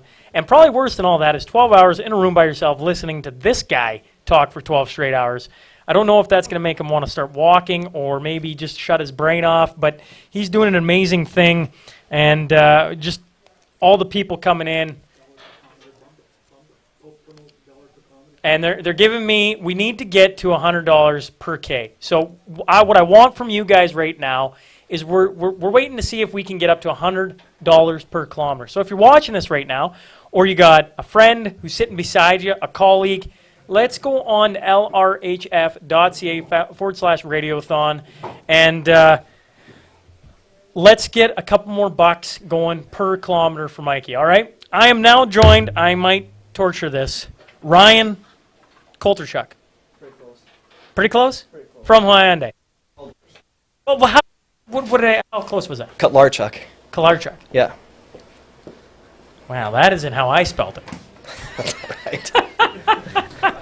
How are you doing today? Good. Did you see that guy running? What pace he's at? Yeah. Have you heard what kilometer he's at? Maybe you know how. He just walked past. I think he said he was at 46. 46 kilometers, folks. Yeah. That's crazy. Oh, I tell you what, he's got to be, I don't know, on a different level right now. Well, I'm looking at it, I'm going, I don't know. How long would you run on a treadmill? I don't think I'd make it 46. Like, I got 10. A hard 10 in me. That's it. You know, I ran with Mike probably, we did a 5K. This is probably 2 months ago. Yeah. Maybe 3 months ago in the morning. Got up one morning at like 6, went for it. And I almost died after 5K. Yeah, I believe that. Like, and I know, I tell myself back in my playing days, 5K was nothing. But now, 5K's rough. Yeah, it's easier to say I'd make a 10K in here than it is out there. Well, and 10K with you got all the time in the world to maybe run it, right? Like, yeah. He had 10K done in the first like 38 minutes. I don't have that pace in me. Well, and what's cool about it, you know, I was pushing on the listeners that we want to get up to $100 per kilometer. So if they're watching, viewing, we're pushing real hard for people to come in and donate $1 per kilometer, that kind of thing. Because then every kilometer, well, think about that. If he gets to 100K and he does 40, it's $4,000 right there. Yeah. Like it's, like you can start to see where that adds up real quick. Now, enough about Mikey running. Let's get on to Hyundai. You guys are donating $1,000 to this. Yep. First off, a huge thank you. What about this was like kind of, oh yeah, we're in on this? To go away for lots of these things. So that was, like I said, like you said, a no-brainer for me. It was kind of a loss of innocence moment as a parent that you don't realize some of these things you might not have when I come from somewhere that does have it. So that's really just my little story about it. No, that's cool. I always share you don't realize what this money is going to until you're there and you see it or you need it. Yep. And by then it's too late if it isn't there, right? Yeah. And being in Lloyd, we're a big center, but we're not Edmonton or Saskatoon yet, right? We keep pushing. We keep putting money into our hospital, making a better facility. But you're right. Things go really sideways. You're going to Saskatoon or Edmonton, and them could be minutes, hours that you need at the worst possible time. Yeah, so like I said, that was just my little story and something that made you a little bit unnerving, I guess, not realizing that you can be so close to home, especially when you move away from your family. We're here without grandparents. They're all 2 hours away, and it turns out we'd get sent to Saskatoon, which is now 5 hours away from many of our families. So like I said, that was what makes it a no-brainer for me, and the more stuff we can have here, the easier it is, because everybody has a story about needing it at some point. Absolutely. And you're touching on the border city, and what is so special about it, but in circumstances really unnerving about it, to steal a word of yours, that, you know, we get certain great things by being in both provinces. Yep. And something like this is difficult because it really forces your hand one way or the other. I want to appreciate you coming in. I'm getting waved at. I know what they're trying to do. $1,000 is no small amount. I appreciate you guys donating. Before I let you get out of here, you got to give some words of encouragement to my man Mikey, who is just crushing it, as we talked about right off the hop. Anything we can do. Like I keep telling people, he's in an isolated room. He's not getting talked to by 40 people, right? So anything we can do to help push them along is really cool. So if you want to give them a shout out or a few words of inspiration, I'm all yours. Just keep going. I don't know many people that can make it for 12 hours, especially at that pace. So it's pretty impressive. But thanks for having me, Sean. It was nice. Yes, absolutely, Ryan. I appreciate you hopping in and doing this, and I appreciate Hyundai supporting. That's super cool. And at some point, my emotional level is going to kick into what's going on and process it. I hope it's like hour 14 so I don't break down on live air. But really appreciate you coming in and sitting across from me. Awesome. Thanks. All right. See you guys. That was Ryan Kolarchuk. I'm torturing it again. Dang it. I'm supposed to have these I'm supposed to have these names bang on. But really appreciate it. That is Lloydminster Hyundai, who donated $1,000. Super cool. My lovely cleaning lady, Brant Wheeler, is back in, folks. We should have a little entrance music for him as he gets. I gotta get you back. You know, this is great. I just, we might as well just leave the camera on Brant for a couple minutes. I could just commentate. There he is, folks. Look at him go, eh? Just great. Well, we're now joined by Garth Roswell, MLA for Alberta. Okay, great. How's Garth? Oh, very good. Very good. Well, what do you think about what's going on today? Have you? We're now at $109,000. That number. Oh, I didn't know that. That'd be the first I heard that. I didn't Really? know. Yeah. 100. We're at now. What's the goal? Our goal is 200,000. Oh, good deal.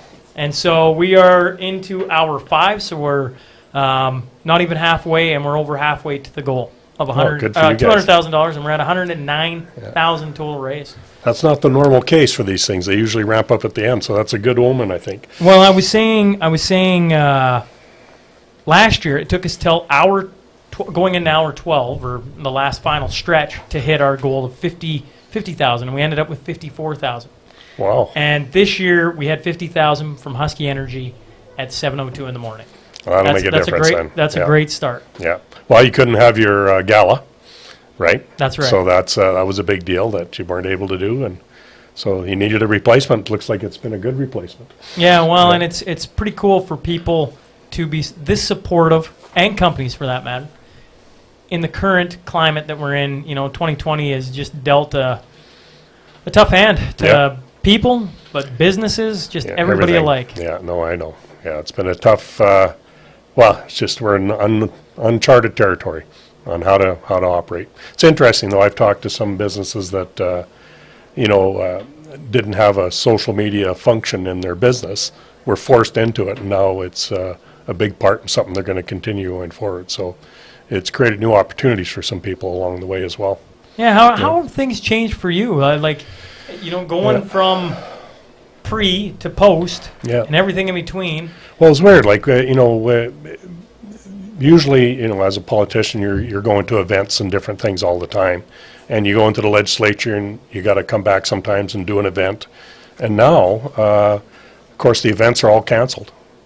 Like everything's canceled. So I do, I work out of my house and do Zoom meetings with people. Like yesterday, I was on the phone from 9 till about 6 o'clock at night. And so the change is, when I'm in town, we're very, very busy. When I'm out here, I'm not as busy going around the community. And in that vein, I don't see people as much as I had before.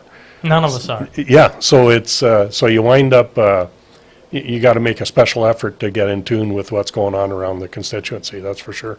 Well, when they made the phone call, the email to you about what we were doing today specifically, what touched you and what were you like, oh yeah, for sure I'm there and I'll definitely make an appearance and push this thing along? What was it that, about the Lloydminster Hospital, continuing care, the community, what was it in general? Well, I think, soon after I got elected, I know the mayor approached me. We toured around town and took a look at things. Malcolm came and talked to me about the priorities that the Health Foundation was working on. And what I found, the foundations that I work with within the constituency, it's just good people trying to do good stuff. And that's this foundation. You know, it started quite a while ago, in 83, I think it was. And then they bought some furniture in 89 for the hospital. Funny how simple beginnings. It's just simple, and then tried to help as a group of people trying to attract physicians and stuff like that. And so it's just, I think it's just good people wanting to do good stuff and accelerate the delivery of health services within a community. So you know, why wouldn't you be involved? Yeah, and help absolutely. out with something like well, that? and I should Yep. point out right now, it is PV Mart is sponsoring this hour, Okay. where it is a power hour. So anything that is raised right now gets doubled up to $2,500 good again. deal. We did the first one, and it Mhm. brought in $6,700 in the hour. Oh, boy. And so people should remember for the next, what do we got, about 35 minutes, that if they donate right now, it gets doubled. Mhm. $1 turns into 2. Yep. 3 turns into 6. Yada yada yada. 100 there into you go. 200. Right? Oh, It's a perfect.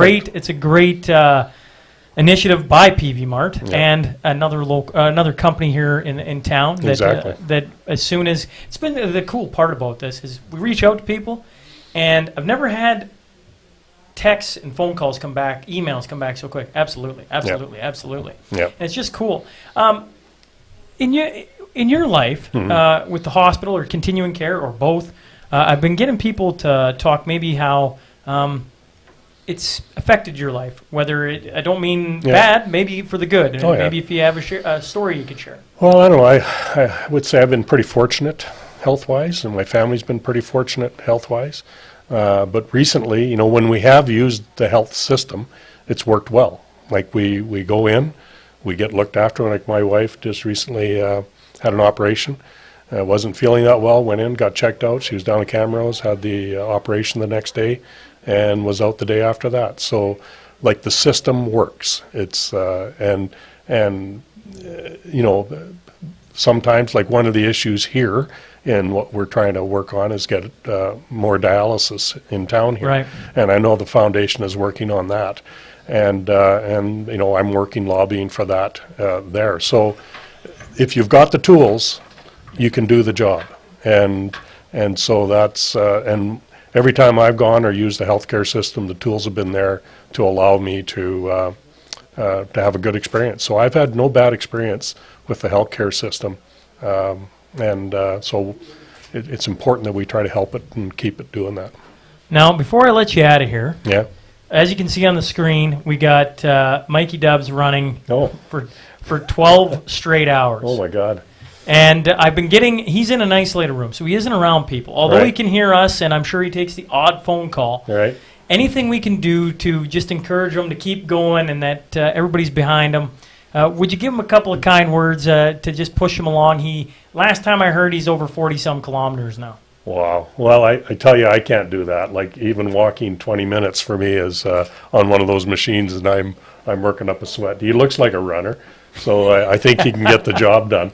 Maybe I should take it up, and I might look more like him. So yeah. Well, you know, keep her going. That's quite 12 hours. 12 hours. My God, that's amazing. No breaks, just bathroom breaks. and Bathroom breaks. Wow. I think he's taken. I don't know. He's ran by here a couple times saying, "Hey, whatever," and back. Yeah, and he's not walking; he's actually running. He's actually running. Good for him. Yeah, absolutely. Yeah. Nope, that's good news. Well, I appreciate you you hopping on and saying hello and just wishing some well to the community and to Mikey Dubs and everything else. You And bet. just thanks for hopping on. We're going to throw now to the Power Hour sponsor, PV Mart's Jess Dempsey interview.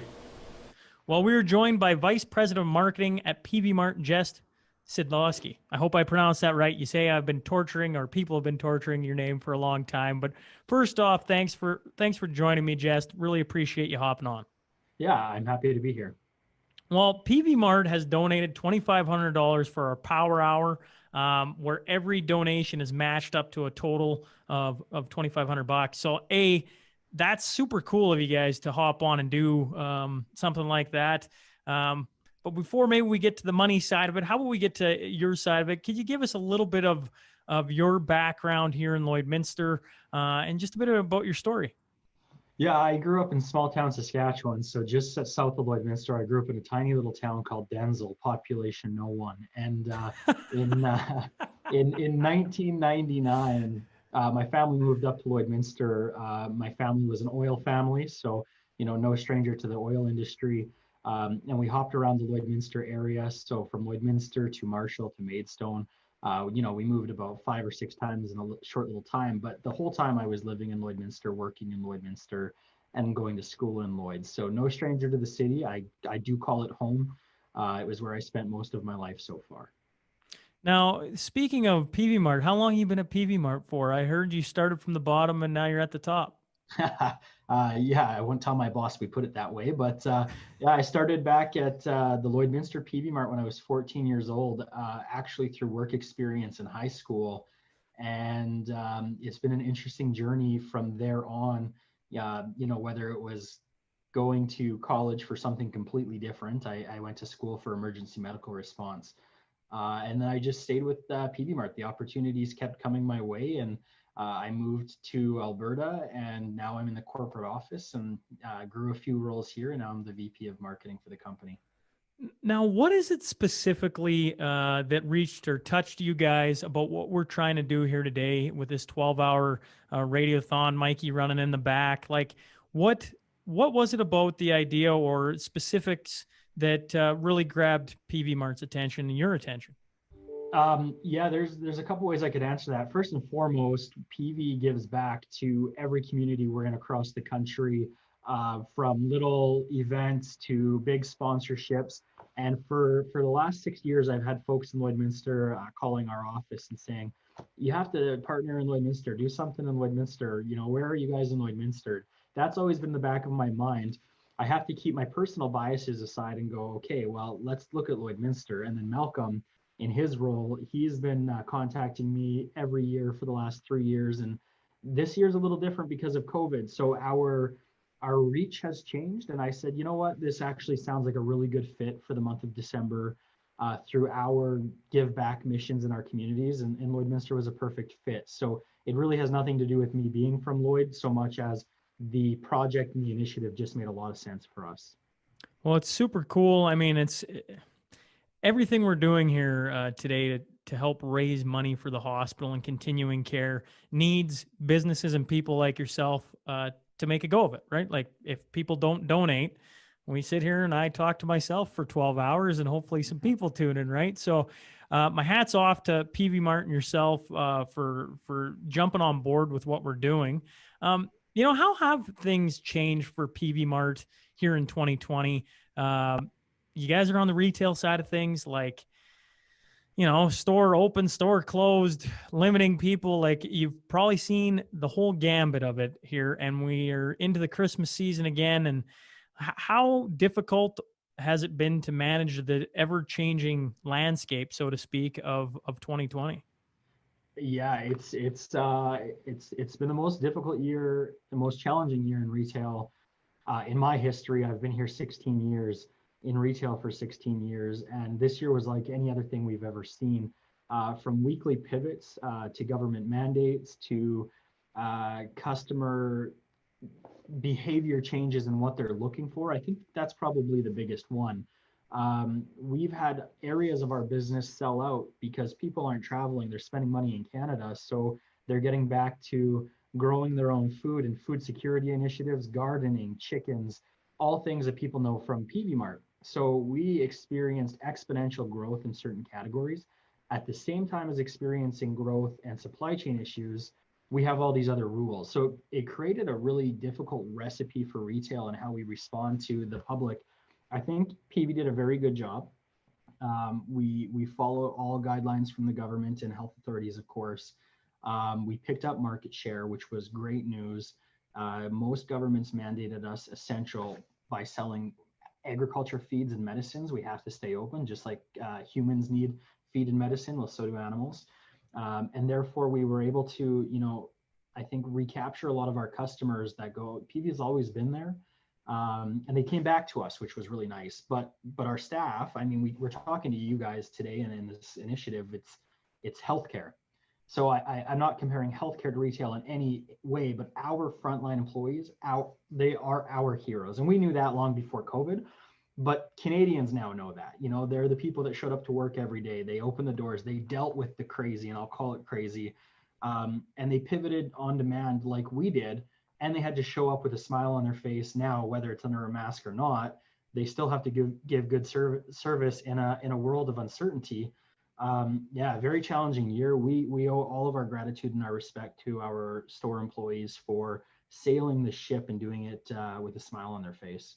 Yeah, that's a very good point to make. There is more than just healthcare workers that have had to work through this thing. Now, the healthcare workers have seen their own form of crazy here, to steal your word, in the last little bit. But I couldn't agree more with what you're saying there about people having to open the stores up and be there and deal with their own form of crazy coming in, and different mandates and everything else.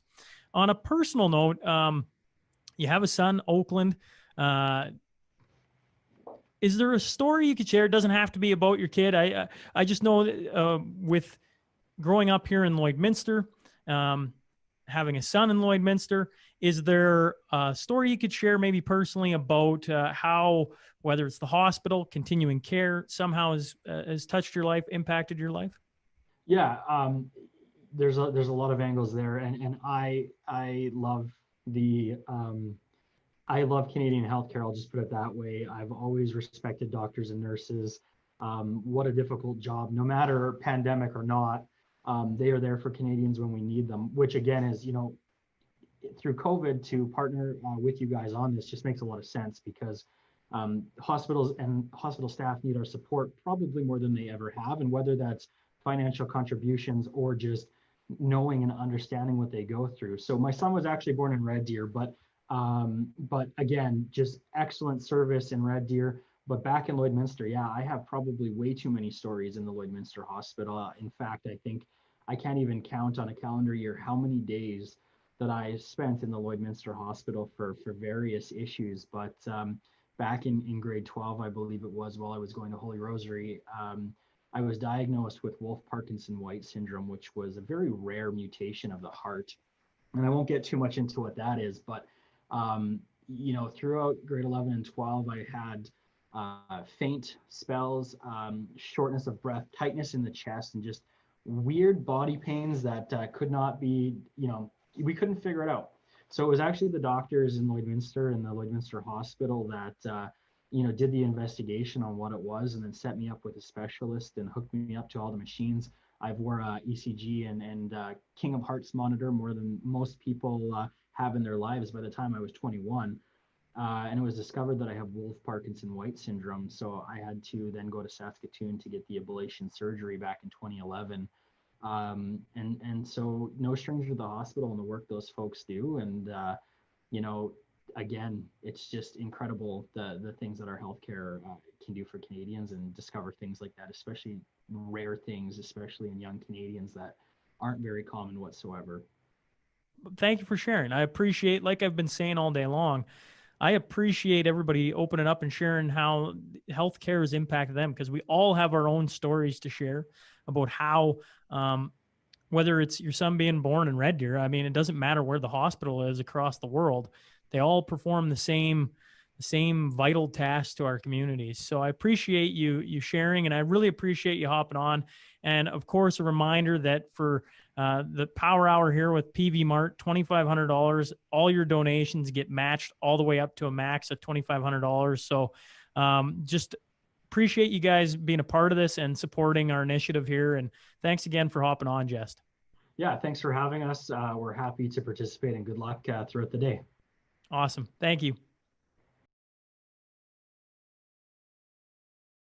We are joined now by the head coach and GM of your Lloydminster Junior A Bobcats, Nigel Dubé. So first off, thank you, sir, for hopping on.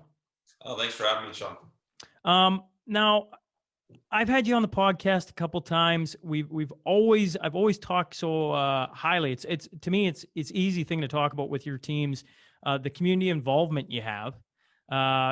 You always see your players out and about in our communities, and I think I applaud you for that, because I think it's a really important thing to impress upon young kids, and then not to mention the impact it has on our community. But I was wondering, this year has been, shall we say, difficult.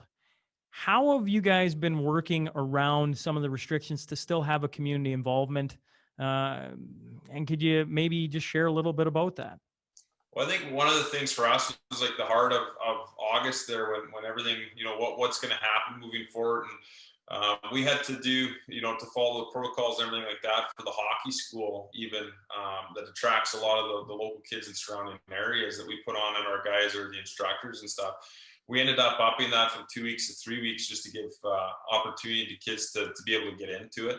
So started there. And then once our guys came here, it's crucial to me for junior hockey players to be involved in the community, to give back, and also to understand, how lucky they are to get to be able to do what they do. So through this, it was key too as well. It was one of the biggest concerns of our billets is how are they going to be able to get back into the community, which shows a strong tie with our billets and everything in the community. So we went virtual. We do Ben's boot camp, it's called. On Tuesdays we were doing that. So guys would go on Zoom and we'd get classes on the other end, and whether it be a projector or just computer up in the classroom or the gymnasium, and Ben and would put them through a workout, local kids. So there's a good connection there. It just kind of turned into that, Ben's boot camp. Right now what we're doing is we're running the Christmas hampers. So we're doing curbside pickup. So anybody that wanted to, give food items or games or anything like that, we'll create the hampers and get those out in the community. We had one night, we were supposed to play Bonnieville in a preseason game during development season. It snowed there, a big snowfall to start things off. It was canceled, and I just looked at Brady and said, you know what, we're going to go out and shovel. So we sent a text out to the guys and said, if you got boots, bring boots. If you got shovels, bring shovels. And some of our city boys there showed up with their running shoes on, and then we got a couple of our farm guys that had extra winter boots in the back of their truck. So we did that, and that was one of probably.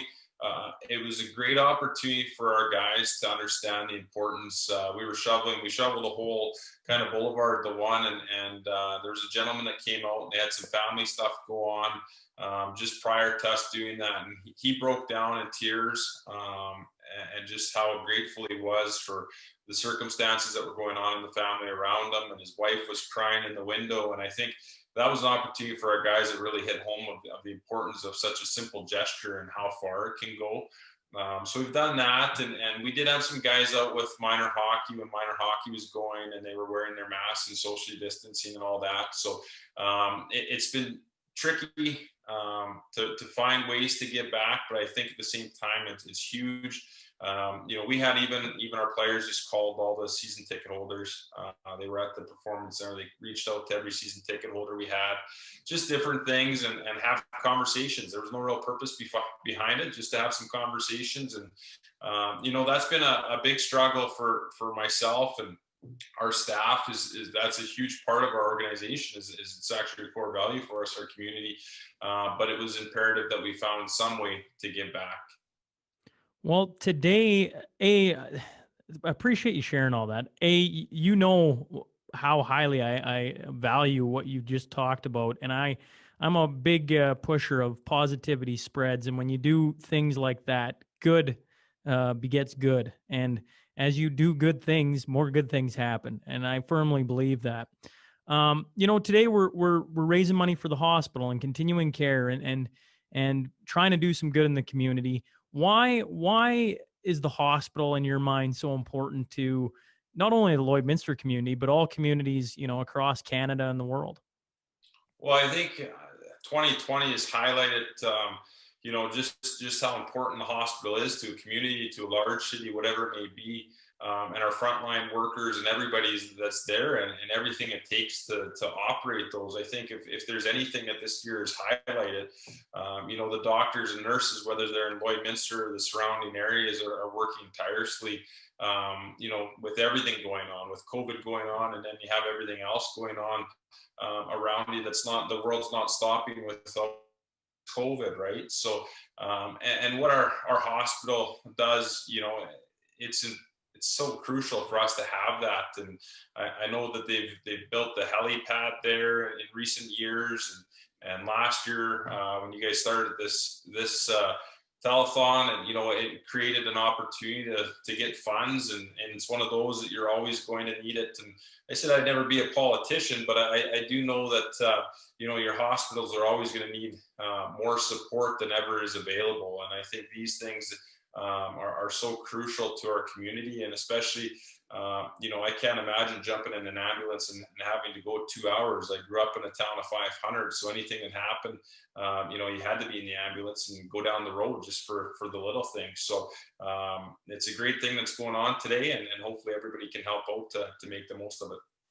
Now, I have been asking everyone if they got a story they can share on how, whether it's the hospital or healthcare workers, have maybe impacted your life. Would you have a story you could share with the viewers?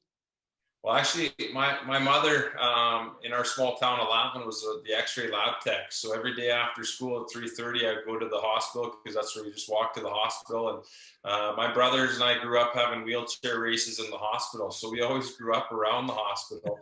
And still to this day, my mom is a part of the healthcare in Regina and stuff like that, and seeing what she does and how committed.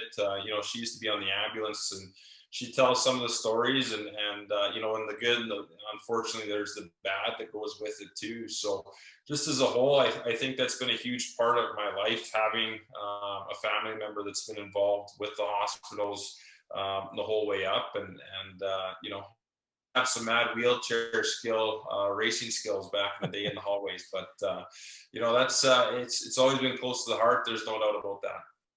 Well, finally, I got Mikey Dubs running 12 hours. You're a guy who likes staying fit. Would you run 12 hours on a treadmill straight? Well, I've been watching the stories leading up to today, and I think did he do a trial run or something, and talking about it. And I can't imagine 12 hours straight on a treadmill. I don't know. I can't do 12 hours straight on a road, let alone a treadmill. So I'm sure he's going to have some good music going or something, but God bless his soul. Well, are you interested in donating maybe a buck a kilometer or something towards this and spurring Mikey on a little bit more?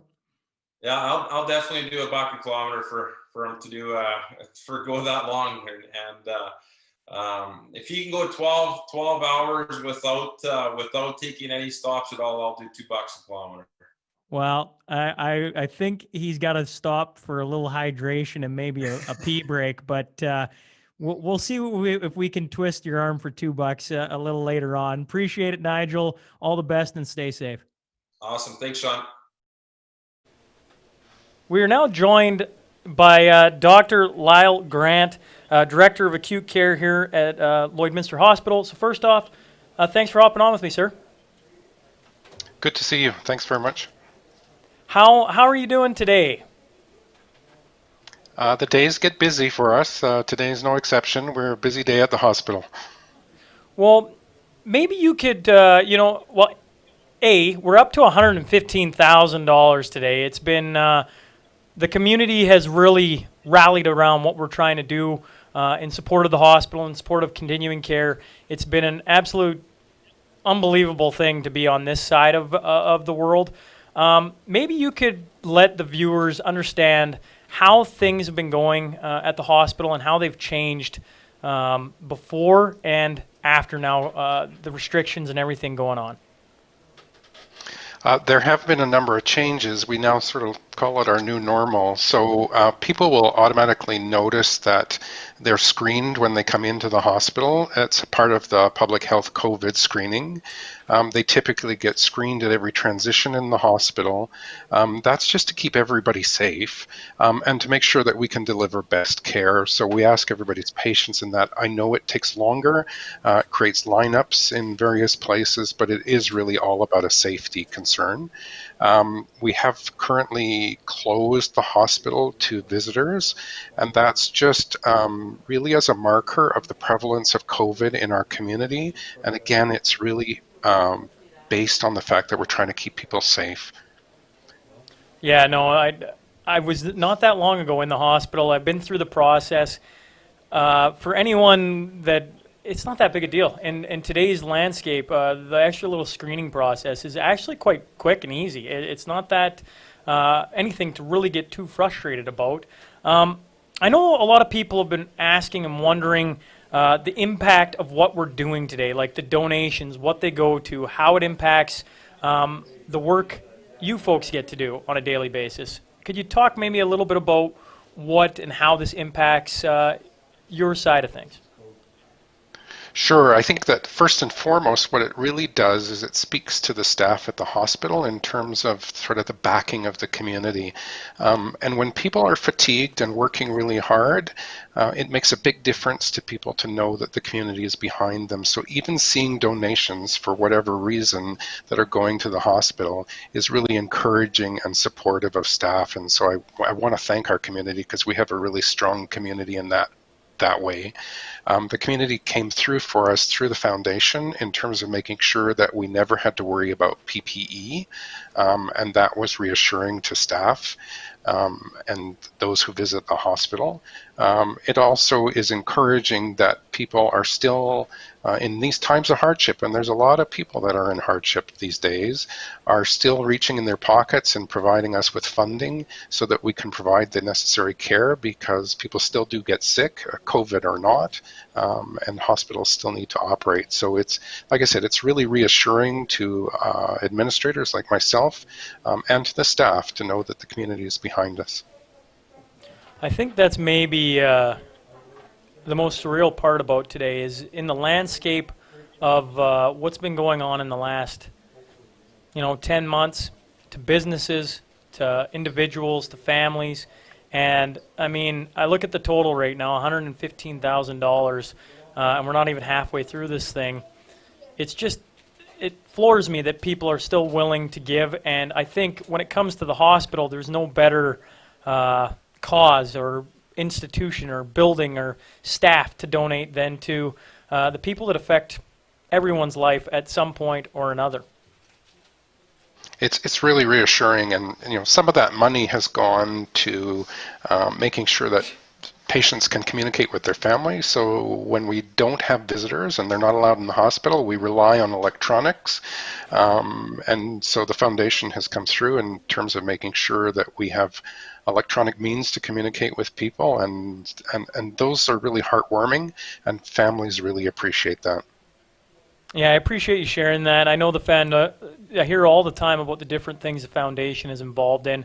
You mentioned PPE. That was something early on that they stepped up and helped make sure you guys had no want or need of, if I'm correct. That's correct. And so it was just a real assurance to the hospital. And we had people donating PPE, so, physician offices donated PPE, dentists donated PPE. The community really came through for us, and it turned out that we didn't need to use a lot of that, but it sure created a great assurance for people. In those very early days, there was real concern about would we have PPE. Yeah, absolutely. No, it's been really cool to hear that and to see it again today with all the different businesses. It was just like recently came across that Arby's in town, that Rusway Construction in town both donated $5,000 a piece. Like that was just in the last half an hour that came through. Like it's pretty. Like I say, I keep using the word surreal. I'll probably wear that word out if it possibly can be worn out today. We have a guy here running 12 straight hours on a treadmill. And last time I checked, he was over 40-some kilometers, and we're up to $97.50 per kilometer. So every kilometer is almost $100. We're pushing that hard to try and get it up to the $100 mark. So there's a $100 bill every K he passes. I've been asking, he's in isolation, away from everybody, running on a treadmill, from what runners tell me, is horrendous. Could you maybe give him a few thoughts before I let you go on just, staying with it, we're all behind him, and just some encouraging words before I let you go, Lyle? Yeah, that's phenomenal, actually. I guess we're all in a bit of a marathon, to be honest. So we're with him as well. There are a lot of people that are fatiguing now, and so we rely on each other and we encourage each other to stay safe and to carry on, and know that that's why we're here. And so we just wish him well and know that the hospital stands behind him, and it's phenomenal what he's doing. I appreciate that. And I wish you all the best here as we move into the holiday season. To all you and your staff and everyone at the hospital, just thanks for hopping on and being a part of this. I know just hearing a little bit about how it affects the staff and the hospital and everything is just good for not only myself to hear, but all the viewers as well. So thank you for hopping on. We really appreciate it. Thank you very much for having me.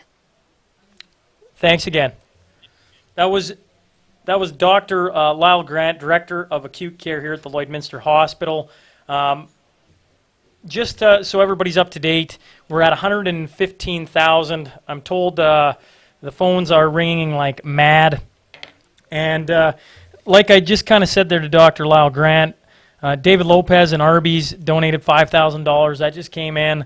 Russway Construction, the Lanes, they donated $5,000 as well. Dallin Falsher put in $2 per K to Mikey Dubs, and once again, just that's flooring me. Keep pushing here, Lloyd. We want $200,000 for the day. That's the goal, and we keep up this pace, we're going to make it. I know we can, and I'm just amazed at what we're doing here as a community all over again. We're going to throw to a chat I had with Tanner Novlin. He's a guy from Paradise Hill, and he's down in Hollywood on the Bold and the Beautiful. So we'll head there. Well, I'm joined by Paradise Hill's Tanner Novlin. He's currently working on shows such as Bold and Beautiful, Roswell, New Mexico. He's made appearances on Modern Family and a personal favorite, Letterkenny. So first off, thanks for hopping on. No, thanks for having me hop on, man. This is really cool. I'm excited to hear about this.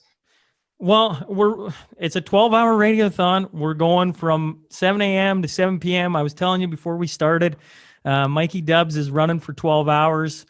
Get running, Mikey, if you're listening and watching. So, yeah, like 12 hours, man. That's first off, talking for 12 hours. I'm impressed with that. You're not hoarse. You're gonna be holding up. But Mikey Dub on the treadmill for 12 hours. That's impressive. I could not do that. Yeah, I listen. I can talk for 12 hours. I'm gonna pull that off. But running for 12, no, not a chance. Like, I don't know. When was the last time you ran a 5K? Yeah, it's been a long time. I'll do like a neighborhood jog, get the heart rate up, try and keep it a little trim. But other than that, it's pretty much yeah.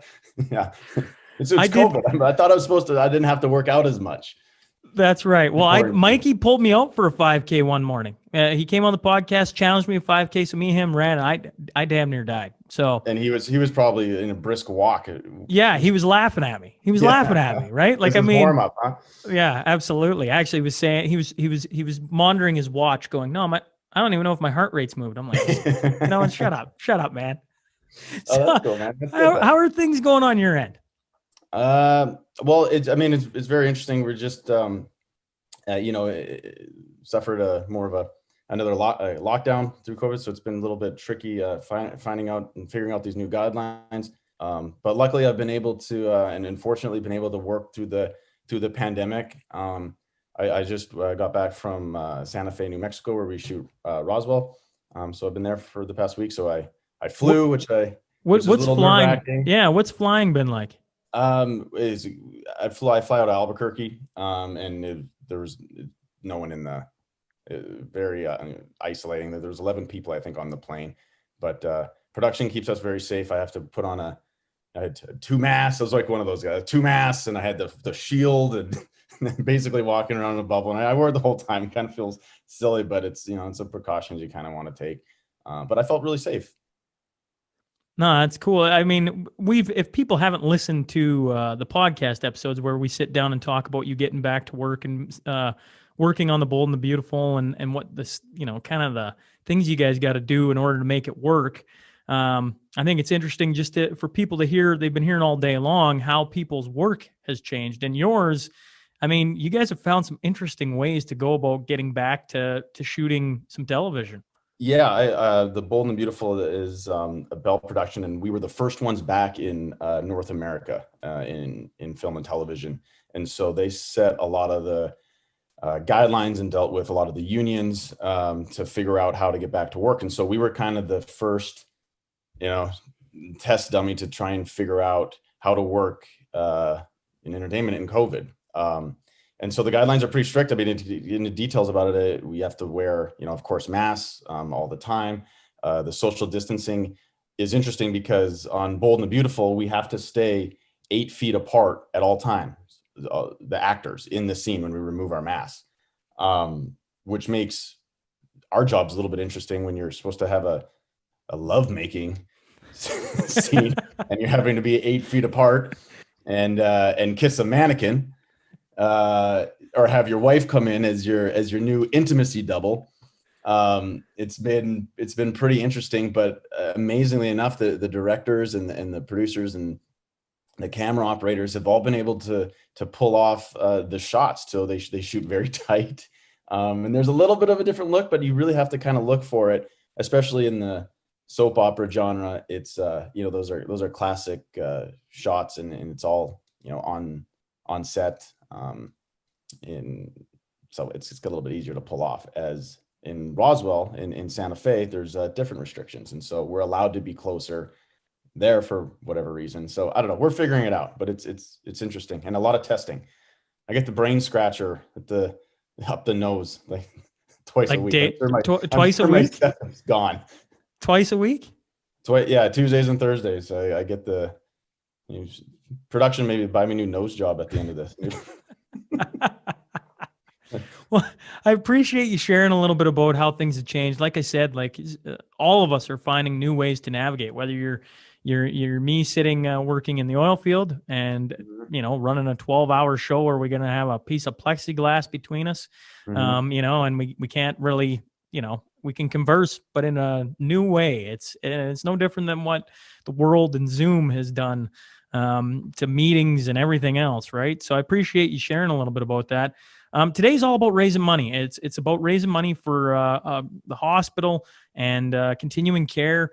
I was saying to you before we started that you guys have done a couple of cool things down in LA specifically. Before we get to what's going on here in Lloyd, maybe you could share about what you did. It was a few months ago, Tanner. I can't remember exactly, but maybe you could share a little bit about it. Yeah, it was at the kind of started this. I think it was in May. One of my friends, Glenn Powell, reached out and said, "Hey, we got these frontline workers are down there busting. Our capacity in our hospitals was like 95. Our ICU was like off the charts. Everyone's seen the photos of, all these healthcare workers with the, working these long shifts with the SMETs. We're like, what can we figure out? So there's this great organization, Frontline Foods. We just brought them lunch. We were like, what could we do? So we put a ride together. A bunch of guys got on their motorcycles, on their bikes, and we just delivered food and give them a good hot lunch and figure that out. And so Frontline Foods have been doing it all through the pandemic. I mean, I think they've done over 250 lunches. And so we just, took a little time that day to salute them. But yeah, it's been tough here, tough everywhere. Yeah, tough everywhere. It's been interesting everywhere. We're in a different bubble than LA for sure, but today we're trying to do some good because around here, industry's really been halted. Every event that goes around to help raise money for the community has been pretty much halted. So this right here is a really good opportunity to help do some good in Lloyd, specifically at the hospital and continuing care, like I keep saying. I've been asking everybody for kind of a personal story, whether it's, as a kid, you broke an arm and the doctor was fantastic. For me personally, I always bring up having kids at the Lloyd Hospital. We've always had such fantastic care there. Do you have any stories from either LA or back here around Paradise Hill or Lloydminster? Yeah, I mean, I grew up, luckily I haven't had to have too many instances at the Lloydminster Regional Health Hospital. But yeah, it's just so important to have a confidence in your community, to have proper health care, and know that when you go to the doctor that you're getting the best care. And so that's what's so great about the Healthcare Foundation to raise this money in that way. But yeah, my grandparents were both in care homes. I lost my grandfather right kind of at the start of COVID, and so that was pretty tough in Maidstone. And I lost my grandfather the summer before at in Lloyd, and so I've been in Lloyd Hospital, and the care there has been fantastic, and the nurses and doctors there are so sensitive and understanding, and it's just good to know that when you have to be there, you can count on the people that are there, and that's important that a community comes together for that. But yeah, I mean, luckily I've had a couple kids down here, and so it hasn't been all tough times in the hospital, but it's definitely important, that's for sure. Well, I appreciate you sharing, Tanner. I always think having the personal tie to what a cause is all about it just relates to so many people, right? We've all, when times get rough, where do you run to? I mean, health wise, you go to the doctor, you go to the hospital. Go to Dr. Saeed. Shout out to Dr. Saeed. He helped me through a lot of times. I've torn my ACL, and he was like, "You're not going to make the Blazers this year, Tanner. Your knee's done." I'm like, okay, fine. That was it. But I know. I mean, it's so important to have a community that rallies around a hospital. I mean, it's when you have to go there, you count on those people. So they're some of the most important people in their community. Well, your final one, I've been twisting everybody's arm. I'm going to twist again. Oh, wait a second though, too. Like also with the pandemic, not just healthcare, but like Project Sunrise is so important. Oh, yeah, like absolutely. The mental health aspect of that. I know that's been right. That started a couple years ago, right? Yeah, you betcha. Yeah, absolutely. Yep. I mean, even that, you think about just caring for people, physically in the hospital in that way. But the mental aspect of the pandemic is been just as hard on that as anything, So there's really two sides of this, which means there's a lot of care that needs to be given. So we need to rally around this. Well, you raise a good point, and that's why I don't know if when I used to start the podcast, I would say, how are you actually doing today? But what I've started doing is asking that exact question, because I find a lot of people being, isolated, secluded. Their mental health is definitely a topic that's getting talked about an awful lot more. And so I appreciate you bringing that up, because that is very true. As we're all secluded and away from people and not allowed to, go about our lives like we did a year ago, that's become a very hot topic for sure. For sure. Everyone's dealing with this in different ways.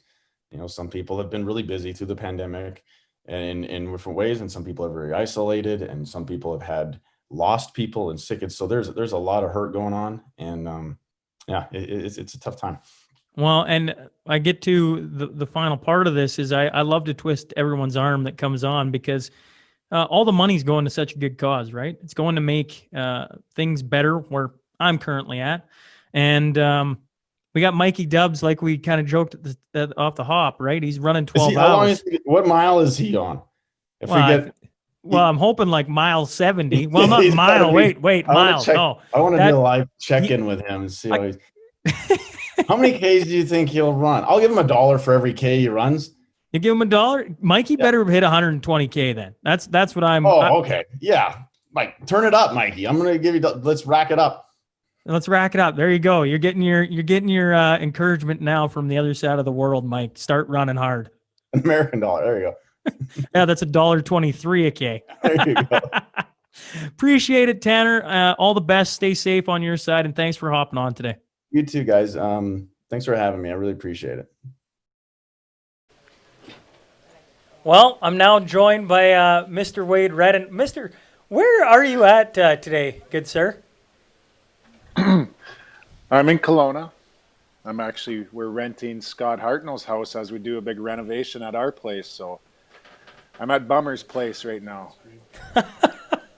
Well, he was on a little earlier. Oh, good. I guess I want to know, first and foremost, how's the weather over on your side of the planet? I think it was minus 25 here last night, so awfully chilly. Yeah, no, we not quite in the minuses yet. The light dusting of snow coming today. I think we're expecting to have a white Christmas, so it hasn't been cold yet though, so I'm not complaining. I'll give you a glimpse.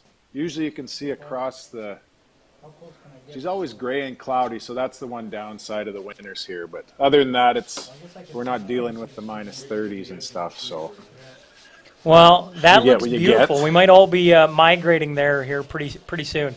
I gotta give you props though too, because Corey Cross, when he called in, was sitting in his vehicle with his dog running around the background. You look a little more Okay. calm and cool than Mr. Cross does. A little more prepared, maybe. Yeah, he's a busy man, always stuff on the go. So I don't got a dog. Kids are working on us pretty hard, so we'll see if that happens once we move back into our house. I don't think Bummer wants a dog running around here either. So, but yeah. Well, I you know, with the Health Foundation and the Redden family, there's definitely a lot of history there.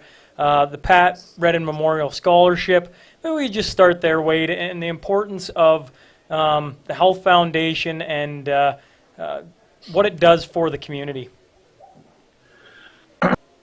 Yeah, Mom was a nurse for 35 years in Lloydminster, so I mean, obviously had a huge impact on people in the community, and obviously all the other doctors and nurses and staff that are at the hospital and in the medical field. I mean, it's such a important part. Everyone goes through it at some point where they have health issues or have to, get into the hospital. So to have that available and to have what we have in Lloydminster, it's definitely a blessing and huge for the community. And you see events like you're hosting here today and other, whether it's golf tournaments or fundraisers. I mean, just the way the people rally, and it's always been impressive from my standpoint, the people of Lloydminster, how they come together for things like this. So when Mom was dealing with going through cancer treatment and their final days are at the hospital, and all the people there were obviously colleagues of hers from over the years, but just the respect and the dignity that they give people in that situation, it's very helpful for family like we were, and so yeah, it's a huge for a community. And then just the impact they have. I mean, we all have. I was just watching the tail end of Tanner's interview there too, and we've all had situations where we've needed it, and it's such a take it for granted sometimes, your health, but when you're in a tough spot, I mean, these people come and then they're there to help you in there they can. Well, I appreciate you sharing about your family. I know, coming from the same hometown of Hillmond and knowing your mom and knowing the story, I'm sure it's difficult probably to talk about at times, but I'm really appreciative of you sharing. I should point out, I laughed in the middle because Mikey Dubs ran by. He's the guy running. He's up past, I don't know, he's closing in on 50K, Wade. Like, the guy is a machine, and every kilometer he runs raises a bit more money. So he poked his head in, told me to say hello to you because he's on delay, so he'll hear this interview in a little bit. But he's still going. He's still got a smile on his face, which is blowing my mind. In all of your NHL days, did you ever think of running on a treadmill for 12 hours? Oh, God, no. We had the 2-mile run. That dates me back to junior hockey. It was a 2-mile run test, and then kind of escaped it all my years in Ottawa. We did a bike test, and then when I got to New York, Tortorella had a 3-mile run, and that was plenty enough for me. So wasn't a runner per se. I liked being on the ice a lot more, but good for Mikey giving in there. Ultra marathoner. I don't know how those people do it, running, whether it's distance like that or even people that do the Ironman. I think it's more They're between a special the years. breed. Special breed. That's a good way to put it. I've been asking, whether it was Scotty or Braden Clark, all the guys who played in the NHL and have, you played a lot of years for Ottawa.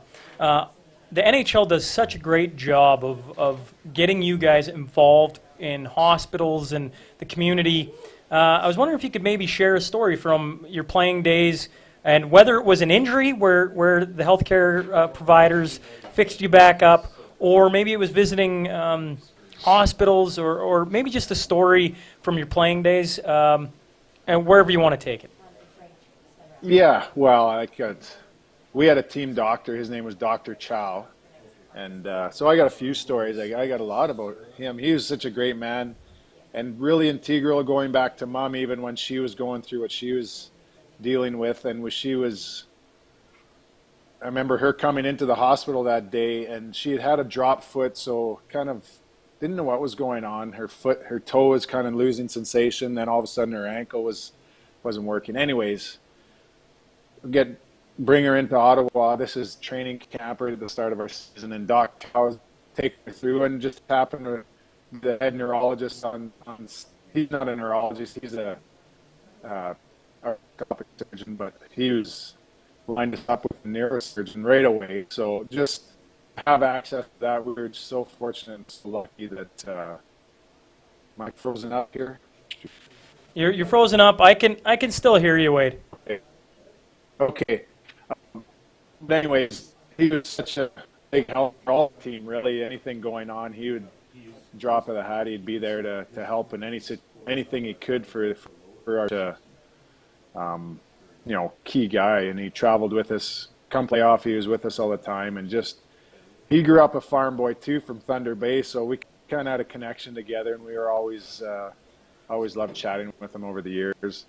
And then another thing, my time in Ottawa, there's a children's hospital, CHEO, Children's Hospital of Eastern Ontario. So I had a tight connection with that. Every year at Christmas, the whole team would go there, and then periodically throughout the season, we'd always have little visits and stuff too. But we'd always have a big Christmas party with the kids. After my first year, I ended up buying a box and would host kids from the hospital every game, and I called it Wade's World. So that was something I was very proud of. I did that all my years in Ottawa, and so kids every game. Kids today don't remember Wayne's World. Wade.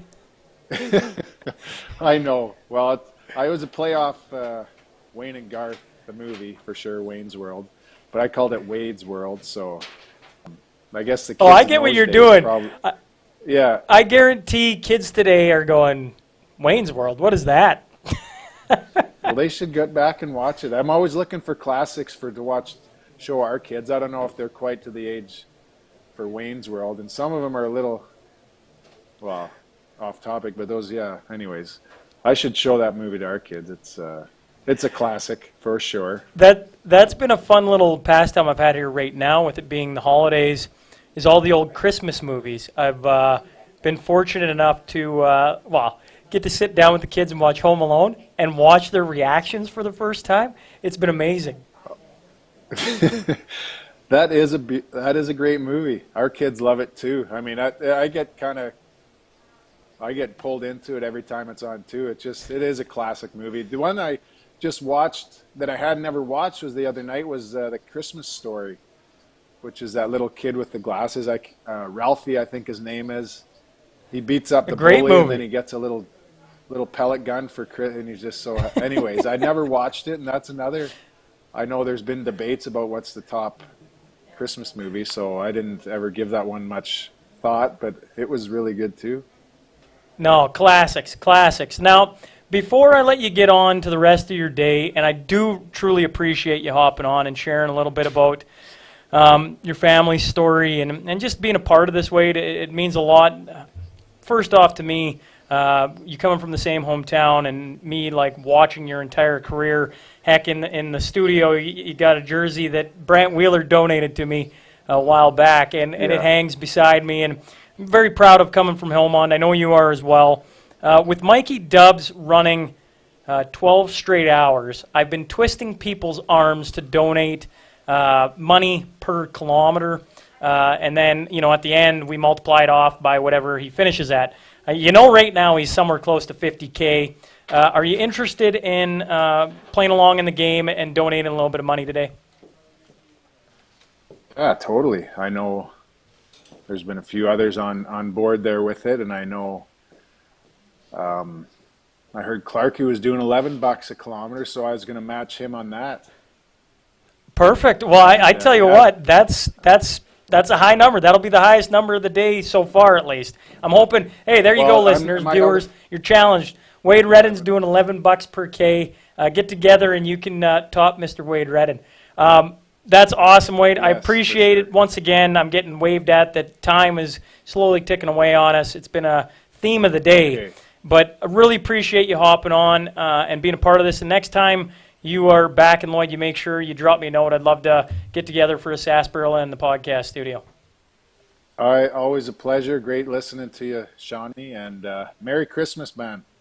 Yeah, Good Merry chat with Christmas you to you and yours as well. All right, thanks. Thank you. All right, good luck.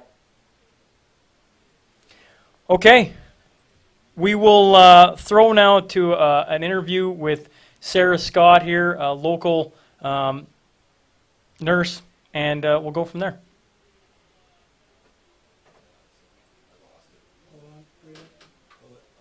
Welcome to Sarah Scott hopping on the live stream with us today. So first off, from a distance, how's Sarah doing today? And thanks for hopping on. Thank you. Sarah's doing good. Staying safe and warm at home by the looks of it? Yep, staying COVID free. Now, Sarah, could you tell the audience a little bit about yourself, maybe where you grew up and maybe your background being a nurse and everything, and kind of where you're working in town? Sure. Yes, I was born in Southeast Saskatchewan and then moved to Red Deer and did my schooling at Red Deer College. And I became an RN there. And then I met my husband, Jordan, and he suckered me out to good old Lloydminster. So here I am, I think 7 years later. He's shaking his head. So yeah, I've been nursing at the Dr. Cook since I moved here. I went around town dropping off resumes, and about 20 seconds after I walked out the front door, I had an interview call, and that was the end of dropping off resumes. I've been out there ever since, between there and the Lloydminster Continuing Care. Well, could you explain to this dummy who doesn't work in continuing care, has no idea how a year ago it was, and then now with all the COVID restrictions and everything going on, could you just maybe kind of give us an idea of how things have changed? Yeah, majorly.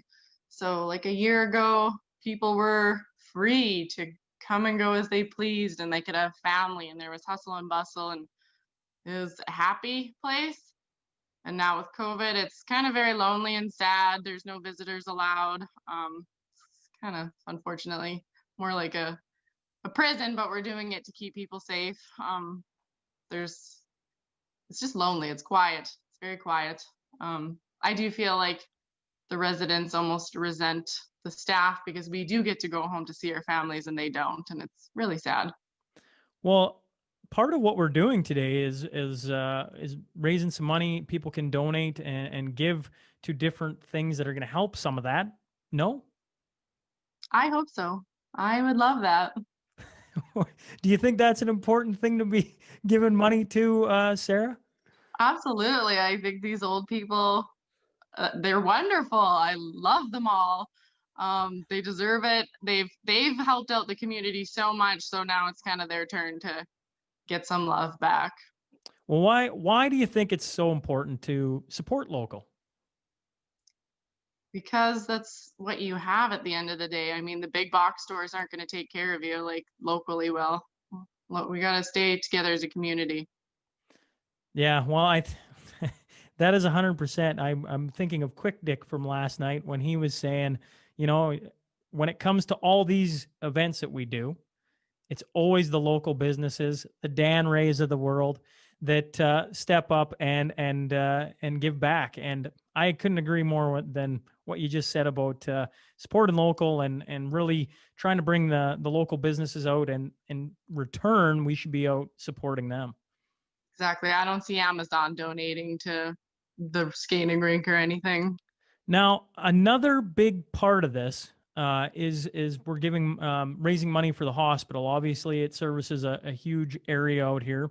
I've been asking all the guests today for their stories of maybe a trip to the hospital, whether it's a broken bone, a child born, whatever it is.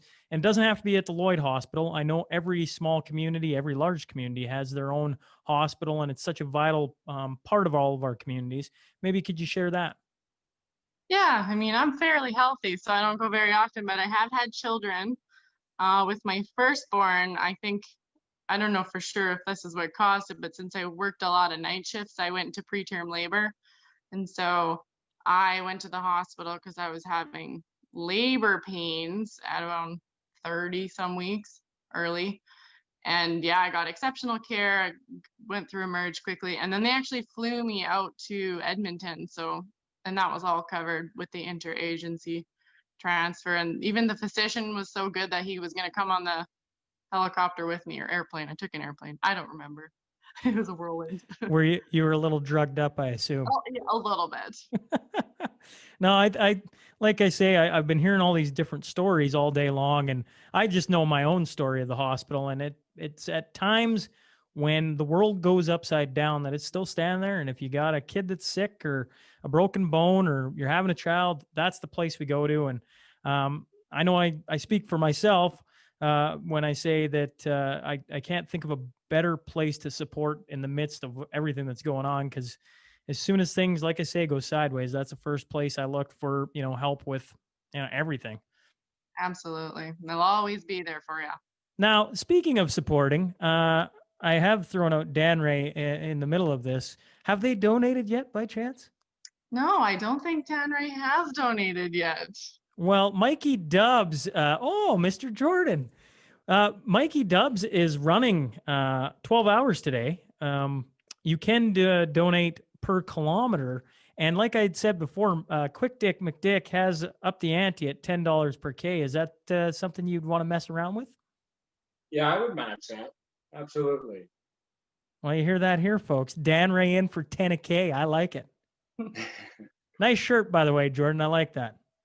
Thank you very much. Well, thanks, Jordan and Sarah, for joining us. I appreciate your time.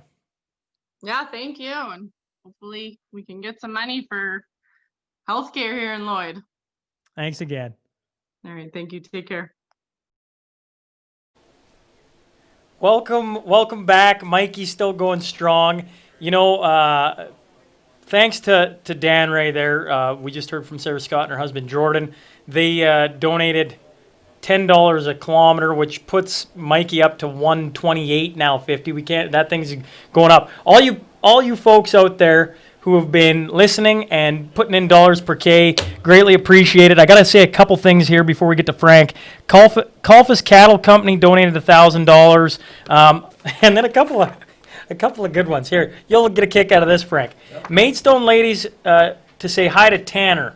Only went to the rink growing up to see him. That was from Caitlin and Catlin Dusher. There you go. And then the Hillmont ladies say hi to Wade. Also went to the rink to watch him play. And that was from Randy Noble. So I thought that was rather comical. Now, sitting across from me, I have Frank Spenrath. So, Stoff, thanks for hopping in and joining me. Yeah, it's great to get out on a nice warm day like today and see what's going on and to hear some of the stuff that's going on around here. It's great. Yeah, well, it's been a fun day. Like we say, the new total now up on the board is $124,000 in less than 6 hours, which is unbelievable. You've walked through the door. Let's hear it. Well, I'm fortunate to be a member of an organization in town that actually spawned from the Knights of Columbus and the Columbus Club of Lloydminster. We were very fortunate over the last number of years to be able to earn some dollars and cents that we were able to put aside, and our group, being a little bit forward thinking, decided that we would put it into a foundation so that the money that we get for that, we became a registered charitable organization, and each year we make arrangements to gift a number of primarily local groups funds. And this year has been a fairly hard year, so we actually gifted a little more than we would normally gift. Yeah. And with the Health Foundation being one of those. Yeah, and it's $5,000. Yeah, this year we're helping out with $5,000. One of our members graciously also includes a donation to us each year for the last couple of years, and some of that in the past that we've donated, as well as this year, stems directly from that, plus the funds that we're able to grow by having it invested and stuff like that. That's cool. It's been an unbelievable day. I've used unbelievable and surreal all day long because it started at 7:02 with Husky walking in, and here's 50,000. Oh, wow. But in saying that, it just continues, and this is no different, Frank. This is another, it just wows me how impactful the community can be when they get behind an event. It is like I'm just holding on for dear life here, I swear. Oh yeah, if you guys, what's your goal? $200,000 was the goal we set. I hope it gets there for sure. Well, I tell you what, this pace, absolutely it's going to get there. And everybody watching out there, like, they're following along, they're donating. We got Mikey Dubs running 12 hours on a treadmill. He's going to be pretty skinny if, what's his goal? Well, look at him. You can see him in the screen just cruising along there. Wonder if he's listening to this. Absolutely. He's got it on. Yeah, absolutely. Like every once in a while, he'll give the thumbs up and smile for the camera. Like he's doing a fantastic job. It's unbelievable. What's his goal? Well, he doesn't want me to tell. He doesn't want me to tell what his goal is. You can see he's a little delayed. I think he's going pretty slow. I think if he went a little faster. Yeah, you hear that, Mikey? They're saying pick the pace up. That's right. Now, what is it for the Knights of Columbus? What are some of the things that you guys have done in the community? Maybe we could shed a light on. We again, the funds are coming through the foundation. Right, the foundation. My apologies. That's okay. And the foundation, we've been fortunate the last few years. Over the last 4 years, we've brought back into the community or donated. We call it gifting, almost $200,000. Wow. And that's gone to a variety of groups or organizations. We have a bit of a process that we use. We kind of narrow down the potential donors that we're going to donate to or gift to, and we seek a proposal from them. And generally what happens is those can be anywhere from $1,000 to $10,000. Right. But we've helped like the rescue squad in the past. We've helped the handy van or Border Connects, the interval home kind of thing. Like all different aspects, which is super cool. The foundation. Like in the past, we donated $7,500 last year, and we're doing another $5 this year. So we're doing what we can, and it's funds that we've been very fortunate, very blessed to be able to put aside and allow it to grow. And we've got some really good investment people working on our behalf, and it just seems to work. It just seems to be the thing to keep going. That's awesome. Now, to bring it to you specifically, Frank, I've been asking everybody who comes in here, we've all been touched by the healthcare system, whether it's the hospital, nurses, doctors, continuing care, the full spectrum. If they have a story they'd like to share on how, maybe something the hospital's done for you or your family, etc., and if you'd be willing to share anything like that. Sure. Probably have two. How much time do we have? We got 2 minutes. Okay. One quick story is the gals that are the nurses at the hospital are phenomenal. When my mom was very sick, couldn't agree more, with cancer a number of years ago, she ended up passing away, but she was in the palliative care unit or room. Unbelievable. Like, it was crazy good how well she was taken care of. So that's number one. And then number two, it would be about just over 20 years ago, my youngest son was quite sick, and he ended up going into the hospital here.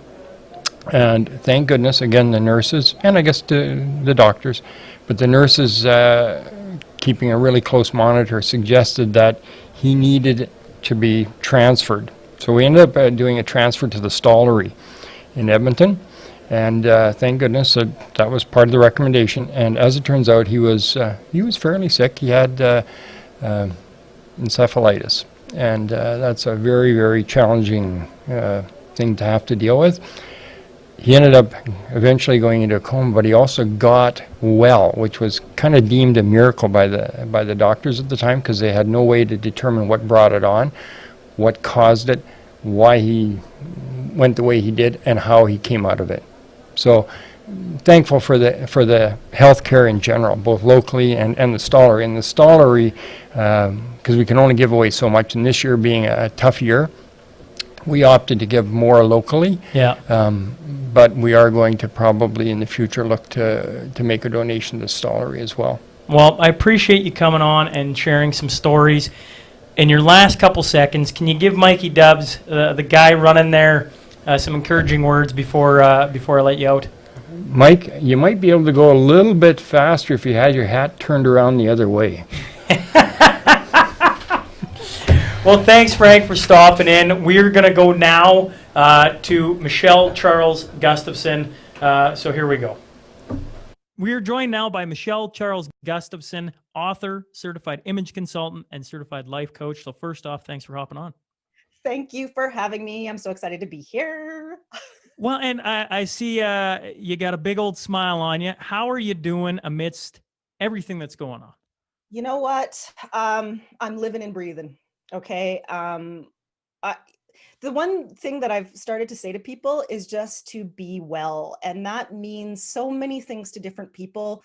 It's not even just from a physical health standpoint, but mental health standpoint, and trying to find some kind of meaning in all of this. And that's what I'm doing. I'm being well and trying to find the best possible outlook in what is a crazy time that we've never ever experienced before.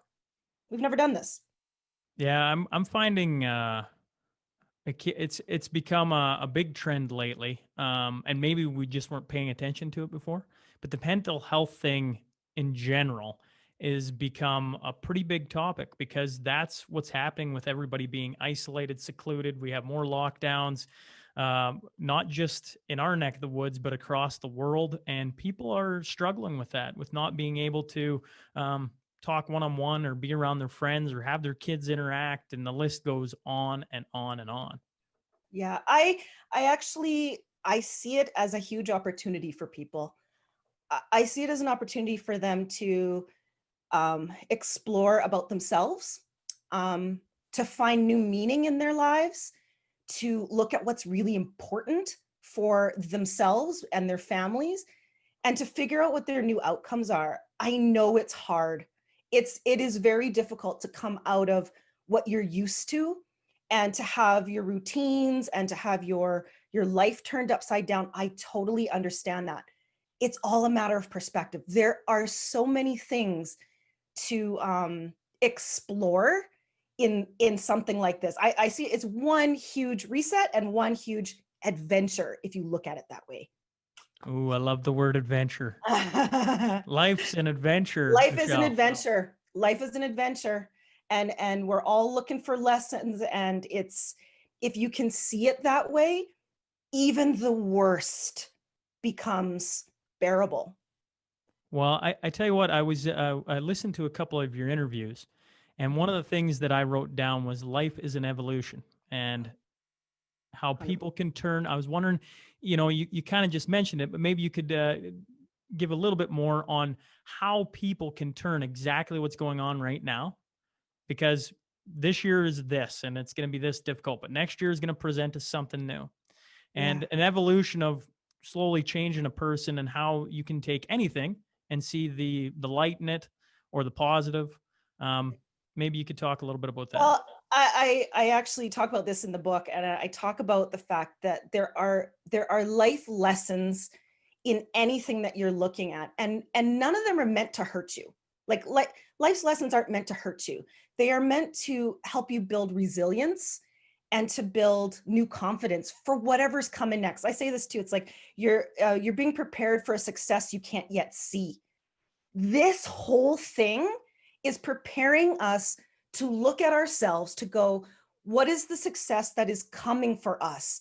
Does it mean that I create something new? Does it mean I transform how I work? Does it mean that I deepen my relationship with my kids? What does it mean? And so I think being able to look at our lives in those kind of lessons of courage and compassion and resilience, that's where the gems are. And that's where we're human. So I believe that in human nature, there is no down. There is only up. It feels down in the moment, but we're going up. And it's because of all of those qualities. So I think, this is the perfect time of year, with this kind of event too, where you're looking at giving away to the community, which is amazing. But you also look at yourself and you go, what is it about me that I'm going to use to improve myself, which then next year is going to improve everyone else around me? And that's why I say it's an opportunity if you can look at it that way, and to dive into yourself and just give care to yourself while also knowing there's more for you and for everyone else.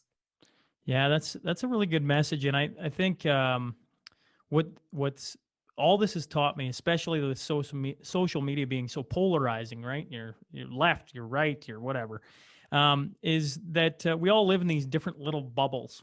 And here in Lloyd, today's event is a way that you can really help out our bubble and make our lives better. Because, you know, I've talked a lot about today the hospital and how important it is and continuing care. To you, Michelle, why are those so important? The hospital, continuing care, our healthcare workers? You know what?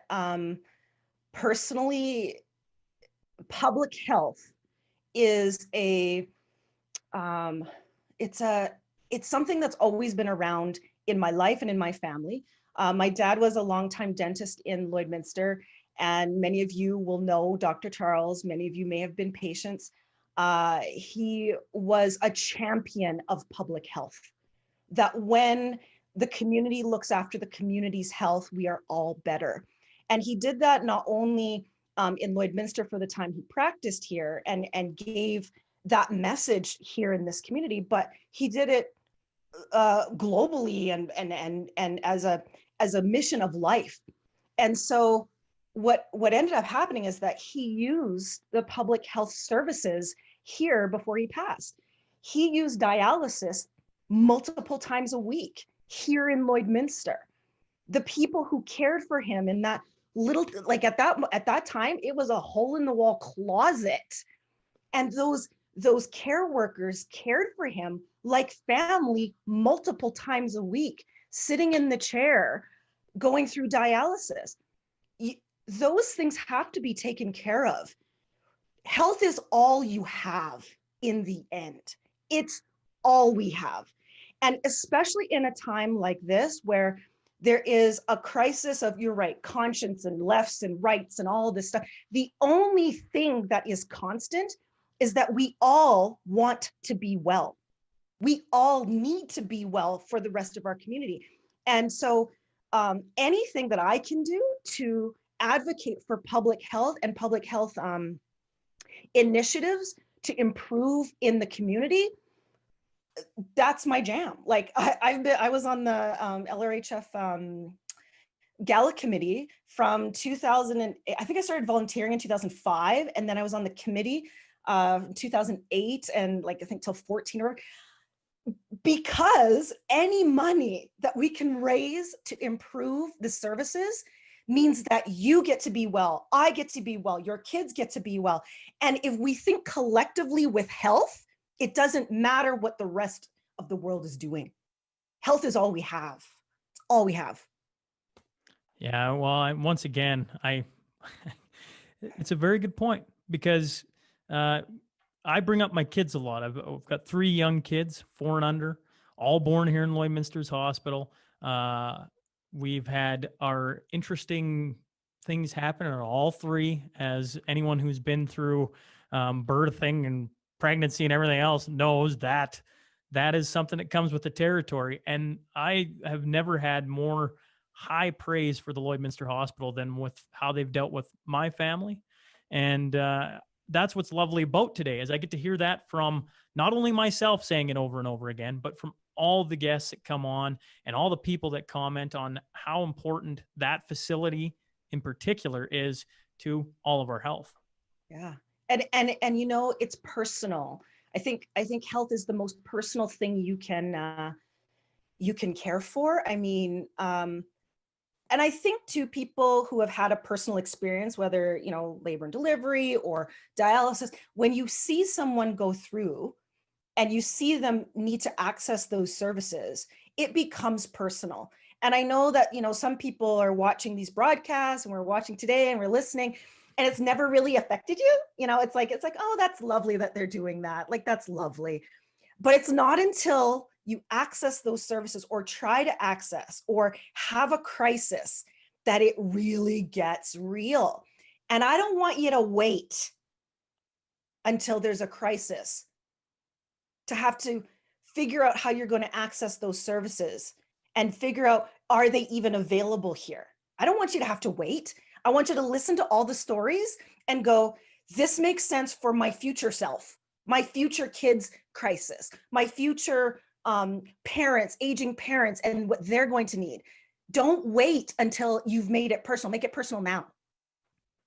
Absolutely. No, absolutely. That when the inevitable happens, because something is eventually going to happen, whether it's when you're 20 or 80, where you're going to need the facilities.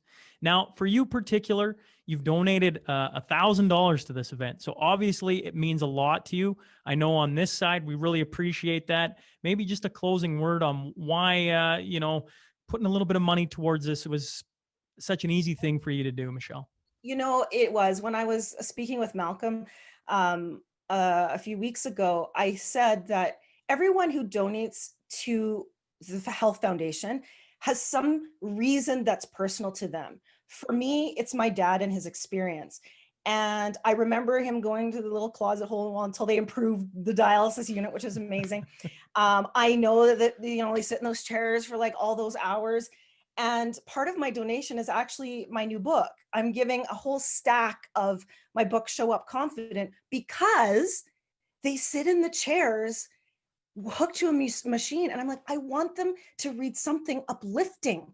I want, and it's not only going to the dialysis unit, but also to the chemo unit. And it's like, for me, that's my reason. If I can use part of myself and part of what I do and part of what is important to me as a life mission to give to someone else in a time with a cause that is important to me, I'm all in. And I think what we do is we think about what is it that we can give that is important to ourselves, to a cause that is personal to us, and then go all in, right? It's just simply personal to me. And those make, I think, not only the best kind of donations, but the best kind of feeling when you make it. It's not about stroking a check. It's about what it means when you give to something that makes a difference to others, and that's in your heart, honestly. 100%. Well, I really appreciate getting to meet you and you hopping on this. It's been a lot of fun, and all the best to you. Stay safe. Thank you, Sean, and you too. Be well. I'm now joined by the Superintendent of Field Operations for Canadian Natural Resources Limited, Garnet Zeroni. So first off, Garnet, thanks for hopping on. Thanks for having us, Sean. Now, Canadian Natural just donated $16,000 to the cause. And first off, I know from everybody on this side, a huge thank you is going out. Like it's a big number. And with everything going on and the energy sector taking, its major hits throughout this pandemic, maybe first off, why is it so important for Canadian Natural to continue supporting its communities no matter what? Well, Sean, I guess one thing I can add, it's important for us to support the hospital foundation primarily, or education as well on the hospital foundation. But for today, we'll talk about the hospital foundation. It's an area that we've been in operation for a long period of time. We've been in Lloydminster for many, many years and supported the Lloydminster Health Foundation since 2004. So we have a lot of people and employees that work in Lloydminster and the surrounding areas and smaller communities beside it. So for us to support the foundation and with the equipment that we can, I think it's important for us as a company to keep supporting the community and the communities that we work in. Yeah, well, I agree with you. It's just, from our side, under the current circumstances, it's always, you never know what the energy sector is going to do right now, because it's been a little bit of a struggle lately, maybe even for the last couple of years. And to see companies still supporting what we're doing, it's such a, from my side, from just sitting on this side and getting to do this call, it's really exciting. It's almost a surreal experience to have such a large number come in for today and to help continuing to push it on. And I don't know if there was anything in particular that caught CNRL's eye about what we're doing today with this live stream, this radiothon. What spoke to you about maybe the Health Foundation and what it means to our community? But maybe we could talk about that for a second. Well, if we're the money we donated for the portable oxygen monitors, I believe it's going to benefit the long-term care facilities and the seniors that are going to be using the equipment. And they're important in part of our community, and especially at a time like this when we have the coronavirus pandemic going on and stuff like that. We just thought now would be of all times even more important to donate money to places like this when there's not a lot of money to be thrown around in the economy that we're living in. And like I said before, we always go back and look at what's most important to the areas that we work in and the medical community, and any kind of money that we could donate towards the facilities or towards, like I said, these oxygen tanks and portable oxygen bottles, that we can allow the extended care people to move where they want to with a little bit of extra freedom. I think we all see in the news some of the lockdowns that are occurring everywhere, and some of the pressures of those types of folks. And so seniors are important to us. They're important to everybody. They built what we're living right now. So we just thought it was a good idea for us to keep donating money in times like this, and especially to those types of people that may find it the hardest to get through pandemics like this or through times like this. Well, I very well put. I don't think, or I think you're bang on by saying there is no better time than 2020. 2020, everybody's been feeling it. And then to go one step further with what you were talking about, the elderly is the shoulders we're standing upon, right? They've built where we're standing. And so to help support them back and have CNRL do it, I think is just a feather in your guys' cap. It's really great to see. I know now your wife is a nurse. I've been asking, not for personal stories per se, but just, you're living with a healthcare worker. How has maybe life changed in her world or your guys' world? The frontline healthcare workers are under a lot of stress, period. My wife's been a nurse for well over 20 years. And, it's funny when she comes home from work and there's days where with the extra coronavirus activity going on, the extra precautions they have to take, the extra equipment they have to put on. You could just see that's an extra burden on her every time she comes home from a long shift. She spends a lot of time in the emergency rooms. There's a lot of activity there, which she likes, but there's a lot of stress there as well. And to put on PPE, like I have to wear a mask at work. I'm working from home right now because we're forced to go to work, but I put on a blue mask when leave my office and think it's a big deal. And she kind of looks at me and is like, you have no idea what a big deal is. So the equipment they put on a daily basis for 12-hour shifts, I can only admire what her and the doctors and anybody in the healthcare profession, whether it's paramedics or EMTs, I just personally I thank her every day for what she does. And I'd like to thank everybody else that's in the medical community and the frontline workers. Thank them for what they're doing to get us through this, and they're under stresses and pressures that I can't even imagine. Well, that's very well put again. And from all of us over here, we've been saying thank you to the healthcare workers all day long. And it's great, I think, to share the stories of how they're being affected. And you say it best, we make a big deal out of putting a mask on when we leave our offices. And that isn't really that big of a deal, is it? Not at all. No, not at all. Well, I want to thank you guys again. Thank you, Garnet, for hopping on with me, and a huge thank you for the amount of money you guys did, $16,000. It's because of companies like Canadian Natural that we have such a strong and vibrant community. So thanks again, Garnet, for hopping on and sharing this news, and just stay safe and Merry Christmas, and thanks for stopping in. You're very welcome. Thank you, and thanks for having us. I always appreciate to talk to you guys, and Merry Christmas to yourself. And one last shout out to the people, the frontline workers. Merry Christmas to all you and your families as well too. Thanks, Garnet. Thanks, Sean. Well, we are back as we close in on the halfway point.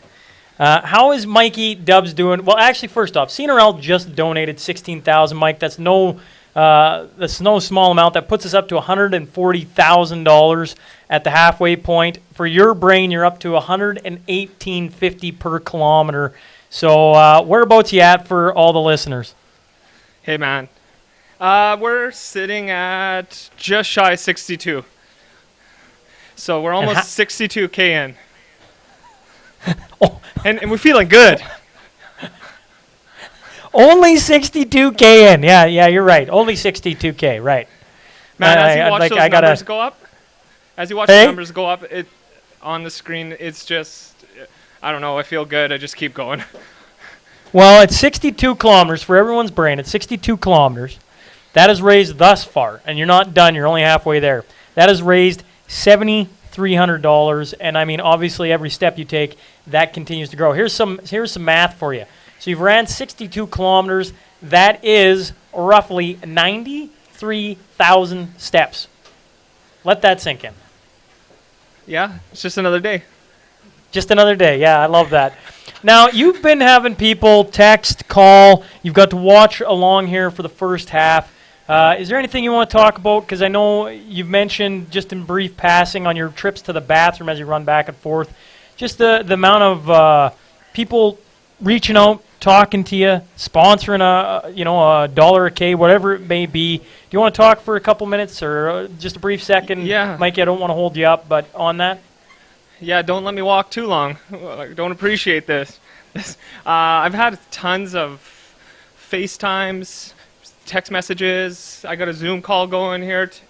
A lot of love. It honestly brings a lot of emotions to me, especially when you're this wore out. Everyone just kind of just says, you're crazy, you're weird, but man, we love what you're doing.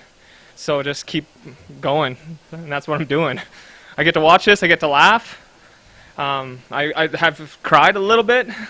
Some of the FaceTimes have been super spot on, I guess. So yeah, it's fun. Well, you're a crazy, weird guy, but I appreciate everything you're doing, man. And I love what you're doing. I get the emotion side. Let me be very clear. I'm not the guy running. I got to sit here and listen to myself talk for 12 hours, which is got to be a struggle for you on that side. No, man, but it keeps me going. What we got to do here, Mike, so that everybody knows, is we got to shut down the live stream and start it back up because of time limitations on how long you can live stream for. Yeah, because we're going 12 freaking hours, and you're running 12 freaking hours. We got to make sure that we chop it off here. We take about a 2-minute blackout break, and then we're right back to going as hard as we can. And here's the thing for all the listeners. When the screen goes black, what's Mikey Dubs doing? Not stopping. I love it. I love it. Well, I'll let you get back to it. We're going to take a quick little break. Any last thoughts before I let you go? Man, keep donating. We got 6 more hours. It's going to be a good time. All right, when we come back from the break, we got a little intermission song from the Dirt Rich Band to kick us off on the downward slide, the back part of this marathon. So stay tuned, folks.